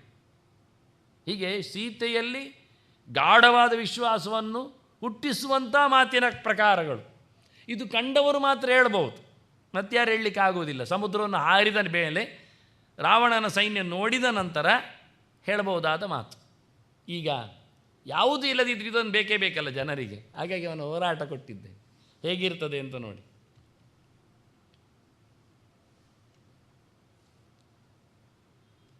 ವಿಚಿತ್ರ ಅನ್ನಿಸ್ತದ. ಕುಂಫು ಮಾಸ್ಟರ್ಗಳೆಲ್ಲ ಇವತ್ತು ಕಂಪ್ಯೂಟರೈಸ್ಡ್ ಕ್ರಮ ಇದ್ದರೆ ಹೀಗೆಲ್ಲ ಆಗ್ತದೆ ಎಂದು ಯೋಚನೆ ಮಾಡ್ತೀರಾ? ಸತ್ಯಕ್ಕೂ ಅಲ್ಲಲ್ವ?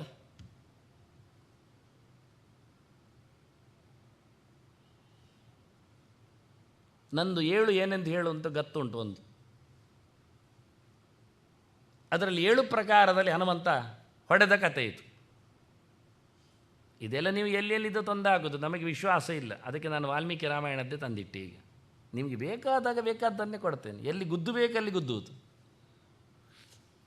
ತಲೆಯೇನ ಅಭ್ಯಹನತ್ ಕಾಂಶ್ಚಿತ್, ಕೆಲವರನ್ನು ಕೈಯಲ್ಲಿ ಹೊಡೆದಾಕಿದ. ತಲಾಭ್ಯಾಮ್ ಇಲ್ಲ, ಒಂದು ಕೈ ಫ್ರೀ ಇಲ್ಲ ಅವನಿಗೆ. ಪಾದೈಹಿ ಕಾಂಶ್ಚಿತ್ ಪರಂತಪ, ಶತ್ರುಗಳ ಮೇಲೆ ಎರಗುವುದೇ ಗೊತ್ತು ಅವನು ಕಾಲುಗಳಿಂದ. ಅಷ್ಟು ಯೋಚನೆ ಬರ್ತಿತ್ತು, 2 ಕಾಲು ಇರುವುದಲ್ಲ, ಅದು ಬಾಲು 1 ಕಾಲು. ಆಗ ಬನ್ನಿ ಮಾತಾಡ್ತೇನೆ ವಾಲ್ಮೀಕಿ ಹತ್ರ. ಮುಷ್ಟಿಭಿಶ್ಚಾಹನತ್ ಕಾಂಶ್ಚಿತ್, ಅದು ಕೆಲವೊಮ್ಮೆ ಕೈ ಮುಷ್ಟಿ ಹಿಡ್ದದ್ದುಂಟಲ್ಲ, ಅದು ಬಹುವಚನ ಬಂದದ್ದು. ಯಾಕೆಂದರೆ ಇದು ಮುಷ್ಟಿ, ಇದು ಮುಷ್ಟಿ, ಇದು ಮುಷ್ಟಿ, ನಿಮ್ಗೆ ಗೊತ್ತಿಲ್ಲ. ಅದು ಬೆರಳು ಬಗ್ಗಿಸಿದರೆ ಮುಷ್ಟಿ, ಇದು ಈಶದ ಮುಷ್ಟಿ ಅಂತ ಅರ್ಥ. ಇದು ಅರ್ಧ ಮುಷ್ಟಿ, ಇದು ಪೂರ್ಣ ಮುಷ್ಟಿ. ಹೀಗೆ ಹೊಡಿಲಿಕ್ಕೆ ಆಗುತ್ತದೆ, ಹೀಗೆ ಹೊಡಿಲಿಕ್ಕೆ, ಹೀಗೆ ಹೊಡಿಲಿಕ್ಕೆ ಆಗುತ್ತೆ. ಒಂದೇ ಸರ್ತಿ 3 ಕಿಕ್, ಅಷ್ಟು ಎಕ್ಸ್ಪರ್ಟ್ ಇರಬೇಕು. ಮುಷ್ಟಿಭಿಶ್ಚಾಹನತ್ ಕಾಂಶ್ಚಿತ್. ನ ಕೈಹಿ ಕಾಂಶ್ಚಿತ್, ಉಗುರುಗಳು ಒಂದು ಸರ್ತಿ 5 ಉಗುರು ಹಾಕಿದರೆ ಮುಗಿದೋಯ್ತವ, ಇಲ್ಲ, ಕಿತ್ತು ಬರಬೇಕು ಅವನ ತಲೆ. ಪ್ರಮಮಾಥ ಉರಸಾ ಕಾಂಕ್ಷಿತ್, ಎದೆಯಲ್ಲಿ ಹೊಡೆಯುವುದೇ, ಡಿ ಕೊಡುವುದೇ. ಎದುರು ಬಂದಾಗ ಓಡಿ ಬರ್ತಾನೆ ರಕ್ಕಸ, ಎದೆ ಹೊಡೆದು ತೋರಿಸಿದ, ಮುಗಿದೋಯ್ತವನ ಆಯುಸ್ಸು. ಊರುಭ್ಯಾಮ್ ಅಪರಾನಪಿ, 2 ತೊಡೆ ಇರೋದು, 2 ಗಂಟುಗಳಿರೋದು, ಕಾಲೆತ್ತಿದರೆ ಕಾಲಲ್ಲಿ ಹೊಡೆದ ನಂತರ ಕಿಕ್ಕು ಬಗ್ಗಿಸಿ ಗಂಟಿನಲ್ಲಿಯೂ ತೊಡೆಯಲ್ಲಿ ಹೊಡಿಲಿಕ್ಕುಂಟು ಹಾಕ್ಕೊಂಡು ಕೇಚಿತ್ ತಸ್ಸೈವನಾದೇನ. ಇನ್ನು ಕೆಲವರಿಗೆ ಬೊಬ್ಬೆ ಹೊಡೆದದು, ಹತ್ತಿರ ಬಂದಿದ್ದಾನೆ ಅಂತ ಕಿರಿಚಿದ, ಅಲ್ಲೇ ಪಡ್ಚಾವ. ತತ್ರೈವ ಪತಿತಾಭುವಿ, ಹೊಡೆದ ತಿಂದವರು ಅಲ್ಲೇ ಬಿದ್ದಿದ್ದಾರೆ. ಎಷ್ಟು ಚೆನ್ನಾಗಿ ಹೇಳ್ತಾನೆ. ಯಾರಾದರೂ ಹನುಮಂತನ ಹೋರಾಟ ನೋಡಿದ್ದಾರೆ, ಈ ಬಗ್ಗೆ ಹೇಳಿದ್ದಾರೆ. ಇದು ನಿಜವಾಗಿಯೂ ಫುಲ್ ಆಫ್ ಕರಾಟೆ. ಕರ ಅಂದರೆ ಕೈ, ಅಟನಂ ಅಂದರೆ ಆಟ, ಕೈಯ ಆಟ ಇದು. ಕರಾಭ್ಯಾಮ್ ಅಟತೆ, ತಲಪ್ರಹಾರ, ತಲದಲ್ಲಿಯೂ ಫ್ರೀ ಆಫ್ ಹ್ಯಾಂಡಲ್ಲಿ ಚುಚ್ಚುತ್ತಾನೆ, ಸವರ್ತಾನೆ, ಹೇಗೆ ಬೇಕಾದ್ರೆ ಮಾಡ್ತಾನೆ. ಅದನ್ನೆಲ್ಲ ತೋರಿಸಲಿಕ್ಕೆ ಆಗುವಷ್ಟು ತೋರಿಸಿಕೊಟ್ಟಿದ್ದೇನೆ ಹೇಗಿರ್ತದೆ ಅಂತ. ಜಂಪಿಂಗ್ ಕಿಕ್ ಹೇಗಿರ್ತದೆ, ಮುಷ್ಟಿ ಪ್ರಹಾರ ಹೇಗಿರ್ತದೆ, ಇನ್ನೊಂದು ಕಡೆಯಲ್ಲಿ ಪ್ರೊಟೆಕ್ಷನ್ ಹೇಗೆ ಮಾಡಲಿಕ್ಕೆ ಆಗ್ತದೆ, ಕಾಲು ಗಂಟಿನಿಂದ ಹೇಗೆ ಒದಿಲಿಕ್ಕೆ ಉಂಟು, ಸುತ್ತಮುತ್ತಲಿನ ರಕ್ಕಸರ ಆಟಾಟೋಪಗಳು ಎಷ್ಟೆಲ್ಲ ಬಗೆಯಲ್ಲಿ ಉಂಟು ನೋಡಿ. ಏನೆಲ್ಲ ಆಯುಧಗಳೆಲ್ಲ ಯೋಚನೆ ಮಾಡಲಿಕ್ಕೆ ಆಗುವುದಿಲ್ಲ. ಇನ್ನೆಷ್ಟೋ ಇದರಲ್ಲಿ ಮಾಡಲಿಕ್ಕೆ ಬರ್ತದೆ, ನಾವು ಕೊಡಲಿಕ್ಕೆ ಆಗ್ತದೆ. ವಾಸ್ತವವಾಗಿ ಗೆರೆಗಳನ್ನು ಓದಿಯೇ, ಚಿತ್ರದಲ್ಲಿ ಅಲ್ಲ, ನಿಜವಾಗಿ ಗೆರೆಗಳೇ ಅಷ್ಟು ಇಂಪ್ರೆಸಿವ್ ಆಗಿವೆ. ಓದುವುದಿಲ್ಲ, ಕೊಡುವುದಿಲ್ಲ ಅಷ್ಟೆ. ಮತ್ತು ಯಾರಾದರೂ ನಾನು ಬೇರೆ ಕಡೆದು ಹೇಳಿದರೆ ವಾಲ್ಮೀಕಿ ಹೇಳಿದ್ದಾನ, ಇದೆಲ್ಲ ನಿಮ್ಮದೇ. ಅದಕ್ಕೆ ನಾನು ವಾಲ್ಮೀಕಿ ರಾಮಾಯಣದನ್ನೇ ಹುಡುಕಿ ಹೇಳು ಏನೆಂದು ಹೇಳು ಎನ್ನುವುದಕ್ಕೆ ಇದೆಲ್ಲ ಕೆಲಸ ಮಾಡುವುದರಲ್ಲಿ ಬಹಳಷ್ಟು ನಮ್ಮ ಕಂಪ್ಯೂಟರ್ ಸಚಿನ್ ಇದ್ದಾನೆ, ಅವನು ಕೆಲಸ ಮಾಡಿದ್ದಾನೆ. ಹೇಳಿದಾಗೆ ಮಾಡುವವರು ಬೇಕಲ್ಲ. ಹನುಮಂತನ ಪ್ರತಿಷ್ಠೆ, ಲಂಕೆಯ ದಹನ ಆಗಿದೆ ಗೊತ್ತು ನಿಮಗೆ. ಹನುಮಂತನಿಗೆ ಬಾಲಕ್ಕೆ ಬೆಂಕಿ ಕೊಟ್ಟಿದ್ದಾರೆ. ಅವನಿಗೆ ವಿಚಿತ್ರ ಅನಿಸ್ತಾ ಉಂಟು ಹನುಮಂತನಿಗೆ. ಅಲ್ಲ, ಕೊಟ್ಟದ್ದು ಬೆಂಕಿ ಅಲ್ವೋ, ಹೌದು. ನಾನು ಸಮುದ್ರಕ್ಕೆ ಇಡಲಿಕ್ಕೆ ಅಲ್ವೋ, ಹೌದು, ನಂದಲಿಕ್ಕೆ. ಆದರೆ ಬಿಸಿ ಆಗ್ತಾ ಇಲ್ಲಲ್ಲ, ಸುಡ್ತಾ ಹೋಗ್ತಾ ಇಲ್ಲ, ಇದೆಂಥ ಕತೆ ಅಂತ. ಇದು ಹೋಗಿ ರಕ್ಕಸಿಯರೆಲ್ಲ ಸೀತೆಗೆ ಹೇಳಿದ್ದಾರೆ, ಈಗ ಒಂದು ಮಂಗ ಮಾತಾಡಿತ್ತಲ್ಲ ನಿನ್ನ ಹತ್ರ, ಹೌದು, ಅದಕ್ಕೆ ಒಂದು ಗತಿ ಮಾಡಿದ್ದಾರೆ ಅಂತ. ಬಾಲಕ್ಕೆ ಬೆಂಕಿ ಕೊಟ್ಟಿದ್ದಾರೆ. ಪಾಪ, ಅವಳು ಕೂಡಲೇ ಕೈ ಮುಗಿದಿದ್ದಾಳೆ. ಇದು ವಾಲ್ಮೀಕಿ ರಾಮಾಯಣದ. ಎಲ್ಲಿಗಾದರೂ ಬಿಸಿ ಏರಿದರೆ, ಜ್ವರ ಬರ್ತಾ ಇದ್ದರೆ, ತಲೆ ಬಿಸಿ ಆದರೆ, ಹೆಚ್ಚು ಕಮ್ಮಿ ಆದರೆ ಇದರ ಚಿಂತನೆ ಮಾಡಿದರೆ ಸೀತೆ ಹೇಳಿದ್ದಾಳೆ ಹನುಮಂತನಿಗೆ, ಥಂಡಿ ಆಗಲಿ, ಕೂಲ್ ಡೌನ್ ಒಂದು ಶೀತೋಭವ ಹನುಮತ ಅಂತ. ಯದ್ಯಸ್ತಿ ಪತಿ ಶುಶ್ರೂಷ, ಮೊದಲು ಹೇಳೋ ಮಾತವಳು. ನಾನೊಂದೊಮ್ಮೆ ರಾಮ ಅಂತ ಹೇಳಿ ಚಿಂತನೆ ಮಾಡ್ತಾ ಇದ್ದರೆ, ಅವಳ ಸೇವೆಯಲ್ಲಿ ರತರಾಗಿದ್ದರೆ ಖಂಡಿತವಾಗಿಯೂ ಆ ಧರ್ಮ ನನ್ನ ಈ ಸೇವಕನ ಹನುಮಂತನ ಬಾಲವನ್ನು ಚಪ್ಪೆ ಮಾಡಿ ಸುಡದಿರಲಿ. ಎಂಥ ಒಂದು ಯೋಚನೆ. ತಾನು ಮಾಡಿದ ಧರ್ಮವನ್ನೇ ಧಾರೆ ಎರಿತಾಳೆ ಆ ಒಂದು ಸೇವಕನಿಗೆ, ದೂತನಿಗೆ ಎಷ್ಟು ಪ್ರೀತಿ ಇರಬೇಡ ನೋಡಿ. ಯದ್ಯಸ್ತಿ ಪತಿ ಶುಶ್ರೂಷ. ಹೆಣ್ಮಕ್ಕಳಿಗಿರತಕ್ಕ ದೊಡ್ಡ ಇಡುಗಂಟು ಏನು ಕೇಳಿದರೆ, ಗಂಡಂದಿರ ಮೇಲಿರತಕ್ಕ ಭರವಸೆ, ಪ್ರೀತಿ, ವಿಶ್ವಾಸ. ಅದು ಉಂಟು ಅಂತಾದರೆ ಅವರು ನಿರ್ಭಯವಾಗಿ ಏನು ಕೆಲಸ ಮಾಡ್ತಾರೆ, ಎಂತ ಮಾಡಿದರೂ ದಕ್ಕಿಸಿಕೊಳ್ತಾರೆ. ಅದರಿಂದಲೇ ಗಾಂಧಾರಿ ಅಷ್ಟು ಜೋರಾಗಿದ್ಲು. ಕೊನೆಗೆ ಕೃಷ್ಣ ಆ ಪವರ್ ಕಮ್ಮಿ ಮಾಡಲಿಕ್ಕೋಸ್ಕರವೇ ರಣಾಂಗಣ ಅವಳಿಗೆ ತೋರಿಸಿ ಶಾಪ ಕೊಡುವಂತೆ ಮಾಡಿ ಧರ್ಮವನ್ನು ಕಟ್ಟು ಮಾಡಿದ. ತನಗೆ ಬೀಳಲಿ ಅಂತ ಪೆಟ್ಟು. ಆದರೆ ಯದ್ಯಸ್ತಿ ಪತಿ ಶುಶ್ರೂಷ, ಅದನ್ನು ಯಾರು ಇಡುವುದಿಲ್ಲ ಪಣಕ್ಕೆ ಹೆಚ್ಚಾಗಿ. ತಾವು ಮಾಡಿಕೊಂಡಿರ್ತಕ್ಕ ಅಮೂಲ್ಯವಾದ ಸೊತ್ತದು. ಆದರೆ ಅದನ್ನೇ ಇಟ್ಟು ಹೇಳ್ತಾಳೆ ಹನುಮಂತನಿಗೆ ಒಳ್ಳೆಯದಾಗಲಿ. ಎಂಥ ವಿಚಿತ್ರ ಆರೈಕೆ ನೋಡಿ. ಇದು ಗುಡ್ ವಿಲ್ಸ್ ಅಂದರೆ. ಯದ್ಯಸ್ತಿ ಪತಿ ಶುಶ್ರೂಷ ಯದ್ಯಸ್ತಿ ಚರಿತಂ ತಪಃ. ನಾನು ಮಾಡಿದ್ದೇನಾದರೂ ಜಪ ಇದ್ದರೆ, ತಪಸ್ಸಿದ್ದರೆ, ಅನುಷ್ಠಾನ ಇದ್ದರೆ, ಚಿಂತನೆ ಇದ್ದರೆ, ಯೋಚನೆಗಳಿದ್ದರೆ ಆಚರಿತ. ಯದಿವಾತು ಏಕಪತ್ನಿತ್ವಂ, ನಾನು ಯಾರನ್ನೂ ಯೋಚನೆಯೇ ಮಾಡಲಿಲ್ಲ. ಹನುಮಂತರ ಹತ್ರ ಹೇಳ್ತಾಳೆ, ನಾನೆಂತ ಮಾಡಿ ಅವ ಎತ್ತಿಕೊಂಡು ಬಂದ, ನನಗೆ ಆಗ್ತದ. ಹನುಮಂತ ಹೇಳೋದು, ಅಮ್ಮ ಈಗಲೇ ನಿನಗೆ ಅಳು ಬರೋದು ನಿಲ್ಲಿಸ್ತೇನೆ. ಹೇಗೆ? ನಾನು ಓದ್ಕೊಂಡು ಹೋಗ್ತೇನೆ. ನೀನು ಎಲ್ಲಿಗೆ? ರಾಮನಲ್ಲಿ. ಎಲ್ಲಿರಬೇಕು? ಬೆನ್ನಲ್ಲಿ ಕೂತ್ಕೋ. ನನಗಿಷ್ಟ ಆಗೋದಿಲ್ಲ.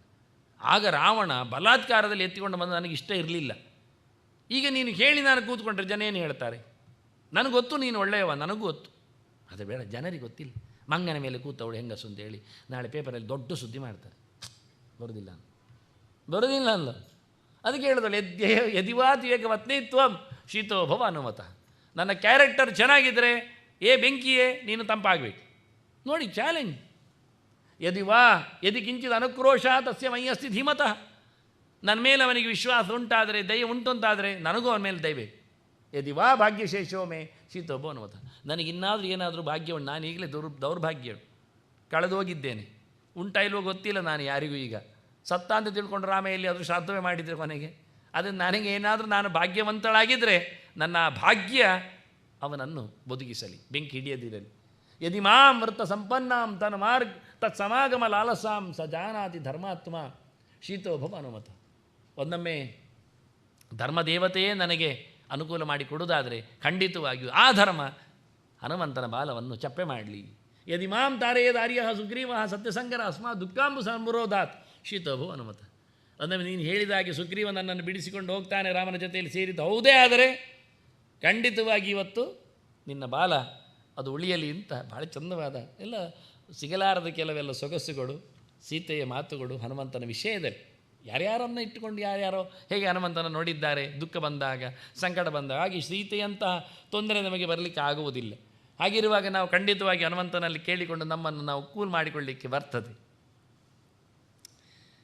ಇನ್ನೊಂದು ರೋಚಕವಾದ ಸನ್ನಿವೇಶ, ನೀವೆಲ್ಲ ಹೇಳಿದ್ದು ದೊಡ್ಡ ಸಂಗತಿ ಗೊತ್ತಾಯಿತು. ಹನುಮಂತನೇ ಭೀಮ, ಭೀಮನೇ ಮಧ್ವ, ಮೂರವತಾರ, ಭವಿಷ್ಯ ಪುರಾಣ ಎಲ್ಲ.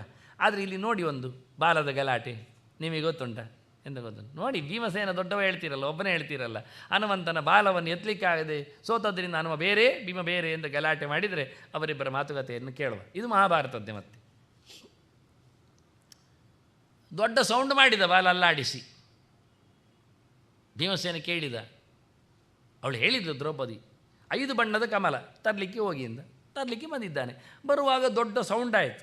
ಎಂತ ಇದು ಸಪ್ಪಳ ಯೋಚನೆ ಮಾಡಿದೆ. ಇರಲಿ ಪರವಾಗಿಲ್ಲ, ಮುಂದೆ ಹೋಗುವಾಗ ಅಲ್ಲಿ ಕೂತಿದ್ದಾನೆ ಹನುಮಂತ ಬಾಲ ಅಡ್ಡ ಹಾಕಿ. ವಿಜ್ಞಾಯತಂ ಬಲೋನ್ಮತ್ತಂ ಬಾಹುವೀರ್ಯೇಣ ದರ್ಪಿತಂ. ಭೀಮಸೇನ ಶಬ್ದ ಮಾಡಿದ್ರು ನೆಗ್ಲೆಕ್ಟ್ ಮಾಡಿಕೊಂಡು ಗಮ್ಮತ್ತಿನಲ್ಲಿ ಬರ್ತಾ ಇದ್ದಾನೆ, ದೊಡ್ಡ ಹೆಜ್ಜೆ ಹಾಕ್ಕೊಂಡು. ಗೊತ್ತಾಯ್ತು. ಹೃದಯೇನ ಅವಹಸ್ಯೈನ ಹನುಮಾನ್ ವಾಕ್ಯಮಬ್ರವೀತ್. ಒಳಗಿಂದ ನಗಾಡಿದ, ಹೇಳಿದ, ಪ್ರಸೀದ ನಾಸ್ತಿ ಮೇ ಶಕ್ತಿ ಉತ್ತಾತುಂ ಜರಯ ಅನಘ ಮಮ ಅನುಕಂಪೆಯಾತ್ ವೇದದ ಮುಚ್ಚಮುತ್ಸಾರಿ ಗಮ್ಯತಾಂ. ಸಾರಿ ಮಾರಾಯ, ಇದು ಬಾಲ ಅಲ್ಲಾಡಿಸ್ಲಿಕ್ಕೆ ಆಗೋದಿಲ್ಲ, ಒಂಚೂರು ಆಚೆ ಇಟ್ಟು ಹೋಗು ನಿನಗೆ ಹೋಗಬೇಕಾದ್ರೆ. ಮೊದಲೇ ತುಂಬ ಮಾತುಕತೆ ಆಗಿದೆ. ಹೋಗುವುದಿಲ್ಲ ಹೇಳಿದಾಗ ಹೋಗಲಿ, ಬಿಡುವುದಿಲ್ಲ ಹೇಳಿದಾಗ ಹೋಗ್ಲಿಕ್ಕೆ ಆಗುವುದಿಲ್ಲ ಹೇಳಿದರೆ ನಾನು ಹೋಗುವುದೇ ಅಂದ ಭೀಮಸೇನ. ಹಾಗಾದರೆ ಬಾಲ ಆಚೆ ಹಾಕಿ ಹೋಗು. ಆಗೋದಿಲ್ಲ, ಬಾಲ ದಾಟಿಕೊಂಡು ಹೋಗಂದ. ದಾಟ್ಲಿಕ್ಕೆ ನಾನು ಮಂಗನ ಅಂದ. ಇದು ವಿಚಿತ್ರ. ಭೀಮಸೇನ ಹೇಳ್ತಾನೆ, ನೀನು ಬಾಲವನ್ನು ದಾಟಿಕೊಂಡು ಹಾರಿಕೊಂಡು ಹೋಗು ಅಂದ ಹನುಮಂತ. ನಿನಗೆ ಹೋಗಬೇಕಲ್ಲ, ತೆಗಿಲಿಕ್ಕೆ ನನಗಾಗುವುದಿಲ್ಲ, ನಾನು ಅಜ್ಜ ಮುದುಕ, ನೀನು ಬೇಕಾದ್ರೆ ತೆಗಿಯುವುದು ಅಂದರೆ ಹೇಸಿಗೆ ಅಲ್ವ ನಿನಗೆ, ಬಾಲ ಮುಟ್ಟುವುದಿಲ್ಲ, ಆಯಿತು ಹಾರಿಕೊಂಡು ಹೋಗು. ಆಗ ಭೀಮಸೇನ ಏನು ಹೇಳುತ್ತದೆ, ನಾನು ಹಾರುವುದಿಲ್ಲಯ್ಯ. ಯಾಕೆ ಹಾರೋದಿಲ್ಲ? ಬಾಲ ಅಡ್ಡದಿಂದ ತೆಗಿಬೇಕು, ನಾನು ನೇರ ಹೋಗ್ಬೇಕು. ನಾನು ನಿಂಗೆ ಆಗೋದಿಲ್ಲಲ್ಲ, ಹಾರಿ ಹೋಗು. ನನಗೆ ಹಾರಲಿಕ್ಕೆ ಇಷ್ಟ ಇಲ್ಲ. ಯಾಕಿಲ್ಲ? ನಾನು ಎಲ್ಲ ಕಡೆ ದೇವರನ್ನು ಕಾಣುವವ, ಬಾಲದಲ್ಲಿದ್ದ ಭಗವಂತನನ್ನು ನಾನು ಹಾರಿಕೊಂಡು ಅವಮಾನ ಮಾಡುವುದಿಲ್ಲ ಅಂದ. ಹೌದಾ? ಅದೊಂದು ಮಂಗ ಇತ್ತಂತೆ ರಾಮಾಯಣ ಕಾಲದಲ್ಲಿ. ಅದು ಸಮುದ್ರವನ್ನು ಹಾರಿದ್ದು, ಸಮುದ್ರದಲ್ಲಿ ದೇವರಿದ್ದಾನೆ, ಹಾರುವ ಮೂಲಕ ಮರ್ಯಾದೆ ತೆಗೆದಿದ್ದೆ ಅಂತ ಹೇಳ್ತಾನೆ ಇವ. ಹನುಮಂತನಿಗೆ ಲೇವಡಿ ಮಾಡಿದ್ದಾನೆ ಭೀಮಸೇನ. ಹಾರಿ ಹೋಗುವುದನ್ನು ಇಷ್ಟಪಡುವುದಿಲ್ಲ. ಅವನಿಗೆ ನಡ್ಕೊಂಡು ಹೋಗ್ಬೋದಿತ್ತು, ಸಮುದ್ರದಲ್ಲಿ ಮೆಟ್ಟಿಕೊಂಡು ಹೋಗ್ಬೋದಿತ್ತು ಪೌರುಷ ಇದ್ದರೆ. ಯಾಕೆ ಹಾರಿದ? ಭಗವಂತನ ಅವಮಾನ ಮಾಡಿದ. ಸಮುದ್ರ ಎನ್ನತಕ್ಕ ಭಗವಂತನ ಮೇಲೆ ಅವನಿಗೆ ಭಕ್ತಿ ಕಮ್ಮಿ ಆಯಿತು. ನಾನು ಹಾಗೆ ಮಾಡೋದಿಲ್ಲ ಅಂತ. ಹಾಗಾದರೆ ಒಳ್ಳೆ ವಿಷಯ, ಒಳ್ಳೆ ನೀನು ಕೊಬ್ಬಿದಿ, ಗೊತ್ತಾಯಿತು, ನನ್ನ ಬಾಲ ಆಚಿಟ್ಟು ಹೋಗುವ ಅಂದ. ಸಾವಜ್ಞ ಮತ್ತು ವಾಮೇನ ಸ್ವಯಂ ಜಗ್ರಹ ಪಾಣಿನ ಬಾಲ ಅಂತ ಎಡಕೈಯಲ್ಲಿ ತೆಗಿಲಿಕ್ಕೆ ಬರಲಿಲ್ಲ. ನಚಾಕಶಚ್ಚಾಲಯಿತು ಭೀಮಃ ಪುಚ್ಛಂ ಮಹಾಕಪೆ. ದೊಡ್ಡ ಮಂಗ, ಬಾಲ ಆಗಲಿಲ್ಲ. ಉಚ್ಚಿಕ್ಷೇಪ ಪುನರ್ದೋರ್ಭ್ಯಾಂ ಇಂದ್ರಾಯುಧ ವಿಮೋಚ್ರಿತಂ. ವಜ್ರಾಯುಧದಂತೆ, ಅಶನಿಯಂತೆ, ಮಿಂಚಿನಂತೆ ಆ ಬಳ್ಳಿ ಭಯಂಕರ ತೇಜಸ್ಸುಳ್ಳ ಬಾಲವನ್ನು 2 ಕೈಯಿಂದ ಎತ್ತಿದ. ನೋದ್ದರ್ತಮಶಗದ್ ಭೀಮಃ ದೌರ್ಭ್ಯಾಮಪಿ ಮಹಾ. 2 ಕೈಯಲ್ಲಿಯೂ ಆಗಲಿಲ್ಲ ಅವನಿಗೆ. ಇದು ಎಂಥ ಮಂಗ ಮಾರೆ ನೋಡಿ, ಚೆನ್ನಾಗಿ ಉಂಟಲ್ಲ ಬಾಲ ಮತ್ತು ಮಂಗ ಭೀಮಸೇನ. ಮತ್ತೆ ಕೊನೆಗೆ ಹೇಳಿದ ಭೀಮಸೇನ, ಯಾರು ನೀನು? ನಾನು ನೀನು ಹೇಳಿದ್ಯಲ್ಲ ಆಗ ಹಾರುವುದು ಸರಿ ಇಲ್ಲ ಅಂತೇಳಿ, ಅದೇ ನಾನು ರಾಮಾಯಣದ ಮಂಗ ಹನುಮಂತ ಅಂತ. ಹೌದಾ? ಮತ್ತೆ ನೆಗಾಡಿದ ಭೀಮಸೇನ. ಅಯ್ಯ ಮಾರೆ, ನೀನು ಭಾರಿ ಪೌರುಷವಂತ, ನಿನ್ನ ಬಾಲ ತೆಗಿಲಿಕ್ಕೆ ನಿನಗಾಗುವುದಿಲ್ಲ ಅಂತ ನೀನೇ ಹೇಳ್ತಾ ಇದ್ದಿ. ಈಗ ನನಗೆ ಅರ್ಥ ಆಯಿತು. ರಾಮಚಂದ್ರನ ಸೇವಕನಾಗಿದ್ದುಕೊಂಡು ರಾವಣನನ್ನು ಗುದ್ದಿ ಬರುವ ಬದಲಿಗೆ ಹೋಗಿ ಸುಮ್ಮನೆ ಚೂಡಾಮಣಿ ತಂದು ನೋಡಿದೆ, ದೃಷ್ಟ ಸೀತ ಎಂಥದ, ನಿನಗೆಂತ ಬಲ ಇರಲಿಲ್ವಾ ರಾವಣನ ಮುಗಿಸ್ಲಿಕ್ಕೆ? ಭೀಮಸೇನ ಮತ್ತೆ ತಮಾಷೆ ಮಾಡೋದು, ಬಾಲ ಎತ್ತಲಿಕ್ಕೆ ಆಗದವ ರಾವಣನಲ್ಲಿ ಮುಗಿಸ್ತಾನೆ ಅಂತ ಹೇಳಿಬಿಟ್ಟ. ಹಾಗಲ್ಲ. ಮತ್ತೆಂಥ ವಿಷಯ? ಭೀಮಸೇನ ನ ಪರ್ಯಾಪ್ತ ಮಮಾಸೌ ರಾಕ್ಷಸಾಧಮಃ ಮಯಾತು ನಿಹತೆ ತಸ್ಮಿನ್ ರಾವಣೇ ಲೋಕಕಂಠಕ್ಕೆ ಕೀರ್ತಿರ್ನಶ್ಯೇದ್ ರಾಘವಸ್ಯ ತಥೇತದುಪೇಕ್ಷಿತ. ನರಾವಣ ಸಹಸ್ರಮೇ ಯುದ್ಧೇ ಪ್ರತಿಫಲಂ ಭವೇತ್. ನನಗೆ 1000 ರಾವಣ ಒಟ್ಟು ಬಂದರೂ ಪೆಟ್ಟು ಕೊಡಲಿಕ್ಕೆ ಆಗೋದಿಲ್ಲ ಅಂತಲ್ಲ, ಮುಗಿಸ್ತೇನೆ. ಆದರೆ ಏನಾಗ್ತದೆ ಅಂದರೆ ಈ ಪೇಪರ್ನವರು ಸುದ್ದಿ ಉಂಟಲ್ಲ ಭಯಂಕರ ಮಂಗನಿಂದ ಸೀತೆ ಸಿಕ್ಕಿದಳು ರಾಮನಿಗೆ ಅಂತ ಬರೆದು ಬಿಡ್ತಾಳೆ. ದೊಡ್ಡದು ಮಾಡಿ ಕೆಂಪಕ್ಷರದಲ್ಲಿ ಮಂಗನಿಂದ ಬರೀತಾರೆ. ಮಂಗನಿಂದ ಮದುವೆ, ಸೀತೆಯ ಪ್ರಾಪ್ತಿ, ಶ್ರೀರಾಮಚಂದ್ರನಿಗೆ ಅಯೋಧ್ಯೆ ಅರಸನಿಗೆ ಮರ್ಯಾದೆ ಪೂರ ತೆಗಿತಾರೆ. ಕೀರ್ತಿರ್ನಶ್ಯೇದ ರಾಘವಸ್ಯ, ನಾಳೆ ಒಂದೊಮ್ಮೆ ನಾನು ರಾವಣನನ್ನು ಕೊಂದು ಸೀತೆಯನ್ನು ತಂದರೆ ನಾಳೆ ಸುದ್ದಿ ಮಾಡ್ತಾರೆ, ಅಯೋಧ್ಯೆ ಅರಸನಿಗೆ ಹೆಂಡತಿ ಪ್ರಾಪ್ತಿಯಾದದ್ದು ಒಬ್ಬ ಎಕ್ಕಶ್ಚಿತ್ ಕಾಡಿನ ಮೃಗದಿಂದ, ಮಂಗನಿಂದ ಅಂತ. ನನ್ನ ಪ್ರಭುವಿನ ಮರ್ಯಾದೆಯನ್ನು ನಾನು ಉಳಿಸಬೇಕಾದ ನನ್ನ ಕರ್ತವ್ಯ. ಆದ್ದರಿಂದ ನಾನು ಲಂಕೆಯನ್ನು ತರಲಿಲ್ಲ, ರಾವಣನನ್ನು ಎಳಿಲಿಲ್ಲ, ಖಾಲಿ ಸೀತೆ ಸಿಕ್ಕಿದ್ಲು ಮಾತ್ರ ವೃತ್ತಾಂತವನ್ನು ತಂದೆ. ಅದಕ್ಕೆ ನಾನು ಅವನ 3 ಆಪ್ಷನ್ಸ್ಗಳು ಬಂದದ್ದು. ಲೆಕ್ಕ ಯಾಕೆ ಅಂತ, ಒಂದು ಸರ್ತಿ ಪೂರ ಮುಗಿಸ್ತೇನೆ ಅಂದ. ಬೇಡ, ಯಾಕೆ ಲಂಕೆಯನ್ನು ಸುಡುವುದು ನನ್ನ ಕೆಲಸ ಅಲ್ಲ, ಅದು ಯಾರದ್ದು ಸೃಷ್ಟಿ, ಬ್ರಹ್ಮದೇವರ ಗಿಫ್ಟ್, ಅದು ಕುಬೇರನಿಗೆ ಕೊಟ್ಟದ್ದು, ನಿಧಿ ಕಾಯುವವನಿಗೆ, ಅವನು ಎಳ್ಕೊಂಡದ್ದೀವ ಕಳ್ಳ, ಬಿಡಿ ಬೇಡ. ರಾವಣನನ್ನು ಎಳೆದಾಗೋದು, ರಾವಣನನ್ನು ಎಳೆದಾಕಿದ್ದಾನೆ ಅಂತ ಅಪಚಾರ ಮಾಡೋದು. ನನಗೆ ಹೇಳಿದ್ದೇನೆ ಎಲ್ಲಿದ್ದಾರೆ ಸೀತೆಯನ್ನು ಹುಡುಕಿ ಬನ್ನಿ ಅಂತ, ಅಷ್ಟೇ ಕೆಲಸ ಮಾಡ್ತೇನೆ. ನೋಡಿ, ಆಪ್ಷನ್ಸ್ಗಳಿಗೆಲ್ಲ ಯೋಚನೆ ಮಾಡ್ತಾ ಅವನೊಳಗೆ ಉತ್ತರಗಳು ಏನಿದ್ದವು ಅಂದರೆ, ರಾಮಚಂದ್ರನ ಕೀರ್ತಿಗೆ ಕಳಂಕ ಯಾವ ಪ್ರಕಾರದಲ್ಲಿಯೂ ಬರಬಾರ್ದು. ಭೀಮಸೇನ ಅಂತ ಹೇಳ್ತಾರೆ, ನನಗೆ ಹೊಡಿಲಿಕ್ಕೆ ಆಗಲಿಲ್ಲ ಅಂತಲ್ಲ, ನಾನು ಸುಮ್ಮನೆ ಇರಲಿ ಅಂತ ಹೇಳಿ ಬಂದದ್ದು. ಅವ ರಾಕ್ಷಸ ಅಧಮ, ಅದು ಕೀಟ, 20 ಕೈದ್ದು 10 ತಲೆದ್ದು ಎಂಥ ಕರ್ಮ. ನಮ್ಮ ವಂಶದಲ್ಲಿ ವಾಲಿ ಗೊತ್ತಿಲ್ವ ನಿನಗೆ? ಹೌದು, ಅವ ಎಂತ ಮಾಡಿದ? ಹಗ್ಗದಲ್ಲಿ ಕಟ್ಟಿ ಆಡಿಸಲಿಲ್ವ ಅವನನ್ನು? ಮತ್ತು ನಾವೆಲ್ಲ ತುಳಿತಾ ಇದ್ದದ್ದು ಅವುಗಳಿಗೆಲ್ಲ ಎಂಥ ಕರ್ಮ. ರಾವಣ ಎಂಥದ್ದು ಅಲ್ಲ, 1000 ರಾವಣ ಒಟ್ಟಾದರೂ ನನಗೇನಲ್ಲ ಅಂತ ಹೇಳ್ತಾನೆ. ಭಾರಿ ಖುಷಿಯಾಯಿತು ಭೀಮಸೇನನಿಗೆ. ಮತ್ತು ನಾನು ನೀನು ಎಲ್ಲ ಒಂದು ಗೊತ್ತುಂಟವರಿಗೆ, ಸುಮ್ಮನೆ ನಾಟಕ ಮಾಡಿತ್ತು. ಪ್ರಮದದ ಸುದ್ದಿಯಾಮೋ ಗದ್ವೇಷ ಭಾಜಾಂ, ಕೆಟ್ಟವರಿಗೊಂದು ಗಮ್ಮತ್ತು ಸುದ್ದಿ ಇರಲಿ ಅಂತ, ಗಮ್ಮತ್ತಿನವರಿಗೆ ಗಮ್ಮತ್ತಾಗುತ್ತೆ, ಆಟ ಇರ್ತದೆ ಅಂತ ಆಟ ಆಡಿದ್ದು ಗೊತ್ತಾಯಿತು. ನೀನೇನು ಮಾಡ್ತೀಯಾ ಕೇಳ್ತಾನೆ. ಹನುಮಂತ ಹೇಳ್ತಾನೆ, ನನ್ನೊಂದು ಸೇವೆ ಉಂಟು, ಮುಂದೆ ಆಗ್ತದಲ್ಲ. ಆವತ್ತು ಹುಟ್ಟಿದವರೆಲ್ಲ ಇವತ್ತು ಬಂದಿದ್ದಾರೆ, ಕೆಲವರೆಲ್ಲ ಉಳ್ಕೊಂಡಿದ್ದಾರೆ, ಸರಿಕಟ್ಟಲ್ಲಿ ಆಗಲಿಲ್ಲ ರಾಮಾಯಣದ ಸೇವೆ. ಈ ಸರ್ತಿ ಕೃಷ್ಣನ ಚರಿತೆಯಲ್ಲಿ ಆಗಬೇಕು ಅಂತ ಉಂಟು, ಆಗ್ತದೆ. ಆಗ ನೀನಿದ್ದಿ, ನಾನು ಬೇಕಾಗಿಲ್ಲ. ನಾನೊಂದು ಕೆಲಸ ಮಾಡ್ತೇನೆ, ಅರ್ಜುನನ ರಥದಲ್ಲಿ ನಾನು ಪತಾಕಿಯಲ್ಲಿದ್ದೇನೆ, ಪುರುಸೋತಾದಾಗೆಲ್ಲ ಹಾರ್ತೇನೆ ಅಂದಿದ್ದ. ನಾನು ಬೇಕಾದಾಗೆಲ್ಲ ನನಗೆ ಗೌಜಿ ಮಾಡಲಿಕ್ಕೆ ಉಂಟು ಅಂತಾನೆ. ಚಮೂಂ ವಿಗಾಹ್ಯ ಶತ್ರುಣಾಂ ಶರಶಕ್ತಿ ಸಮಾಕುಲಂ ಯದಾ ಸಿಂಹರವಂ ವೀರ ಕನಿಷ್ಯಸಿ ಮಹಾಬಲ ತದಾಹಂ ಬ್ರಹ್ಮೈಷ್ಯಾಮಿ ಸ್ವರವೇಣ ರವಂತವ. ನೀನು ಯಾವತ್ತಾದರೂ ಗೌಜಿಯಲ್ಲಿ ಯುದ್ಧದ ಸಂದರ್ಭದಲ್ಲಿ ಕೂಗಿದೆಯಾ, ನನ್ನ ಕೂಗು ಸೇರಿತು ಅಂತ ತಿಳ್ಕೊಂತ. ತದಾಹಂ ಬ್ರಹ್ಮೈಷ್ಯಾಮಿ ಸ್ವರವೇಣ, ನೀನು ಶತ್ರು ಸೈನ್ಯವನ್ನು ನೋಡಿ ಸಿಂಹರವ ಮಾಡಿದೆ, ಭೀಮಸೇನ ಕೂಗಿದರೆ ಜೊತೆಯಲ್ಲಿ ಹನುಮಂತ ಸೇರಿ ಸ್ವರ ಕೊಡ್ತಾನಂತೆ. ಯಾರಿಗೆ ಗೊತ್ತೇ ಇಲ್ಲ, ಅಲ್ಲಿ ಕೂತತ್ತು. ಅದರಿಂದ ಭೀಮಸೇನ ರವೋಭ್ಯಭೂತ ಅಂತಾರೆ. ಇದು ಮಹಾಭಾರತ ಹೇಳ್ತದೆ. ಇಡೀ ಪ್ರಚಂಡವಾದ ಸೈನ್ಯದ ಶಬ್ದ, ಆನೆಗಳ ಗೀಳು, ಕುದುರೆಗಳ ಕೂಗು, ಜೊತೆಯಲ್ಲಿ ಮನುಷ್ಯರ ಗೌಜಿ, ಇನ್ನು ಬಡಿಯುವವರದ್ದೆಲ್ಲ, ಇಷ್ಟೆಲ್ಲ ಸಮಾವೇಶದಲ್ಲಿ ಕೂಗಿದ ಭೀಮಸೇನನ ಸದ್ದು ಜಾಸ್ತಿ ಕೇಳ್ತಿತ್ತಂತೆ ಮೇಲಕ್ಕೆ. ಅದು ಕಾರಣ ಅದರೊಟ್ಟಿಗೆ ಹನುಮಂತನ ಕೂಗು ಸೇರಿತು. ಅದಕ್ಕೆ ಹಾಗೆ ಹೇಳಿದ್ದು, ಕೆಲವು ನಾದದಿಂದಲೇ ಸತ್ತಿವೆ ಅಂತ. ಹೆಸರು ಒಡೆದೇ ಶಬ್ದ ಕೇಳಿ ಬೊಬ್ಬೆ ಹಿಡದೆ ಸತ್ತಿದ್ದಾರೆ. ವಿಜಯಸ್ಯ ಧ್ವಜಸ್ತಶ್ಚ ನಾದಾನ್ ಮೋಕ್ಷ್ಯಾಮಿ ದಾರುಣಾನ್. ವಿಜಯ ಅಂದರೆ ಅರ್ಜುನ ರಥದ ಧ್ವಜದಲ್ಲಿ ಕೂತು ನಾನು ಬೊಬ್ಬೆ ಹಾಕ್ತೇನೆ. ನಾದಾನ್ ಮೋಕ್ಷಿಷ್ಯಾಮಿ ದಾರುಣಾನ್, ಭಯಂಕರ ಕೂಗ್ತೇನೆ. ಆದ್ದರಿಂದ ಕರಾಟೆಯವರು ಕೂಗುದು ಹೊಡೆಯುವಾಗ, ಅದು ಕೂಗಿಯೇ ಕೆಲವರಿಗೆ ನಡಗೆ ಬೀಳ್ತದೆ ಅಂತ. ಹೊಡೆಯುವ ಫೋರ್ಸು ಇರ್ತದೆ, ಒಟ್ಟು ಸೇರ್ತದೆ, ಸೌಂಡು ಆ್ಯಂಡ್ ಇದು ಹಿಟ್, ಇದೆಲ್ಲ ಇವನೇ ಹೇಳಿಕೊಟ್ಟದ್ದು. ಕೂಗಿ ಹೊಡಿಲಿಕ್ಕೆಲ್ಲ ಅವರಿಗೆಲ್ಲ ಗೊತ್ತಿಲ್ಲ ಪಾಪ. ನಿಜವಾಗಿ ಅವರೆಲ್ಲ ಹನುಮಂತನ ಫೋಟೋ ಹಾಕಿಕೊಂಡು ಆಡಬೇಕು ಎದುರಲ್ಲಿ. ನಿಜವಾಗಿ ಒಳ್ಳೆ ಆಡಲಿಕ್ಕೆ ಬರ್ತದೆ, ಆಡಲಿಕ್ಕೆ ಆಗ್ತದೆ. ಆದರೆ ಕರಾಟೆಯ ಮೂಲ ಪ್ರವರ್ತಕನೇ ಅವನು.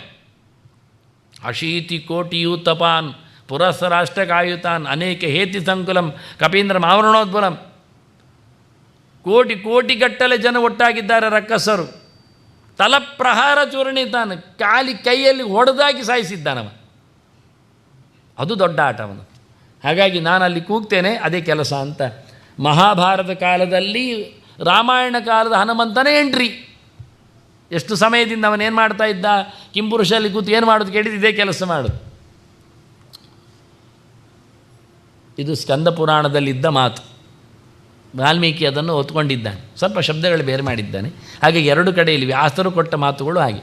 ಹನುಮಂತನಿಗೆ ಎಣೆಯಾದವರು ಯಾರೂ ಇಲ್ಲ.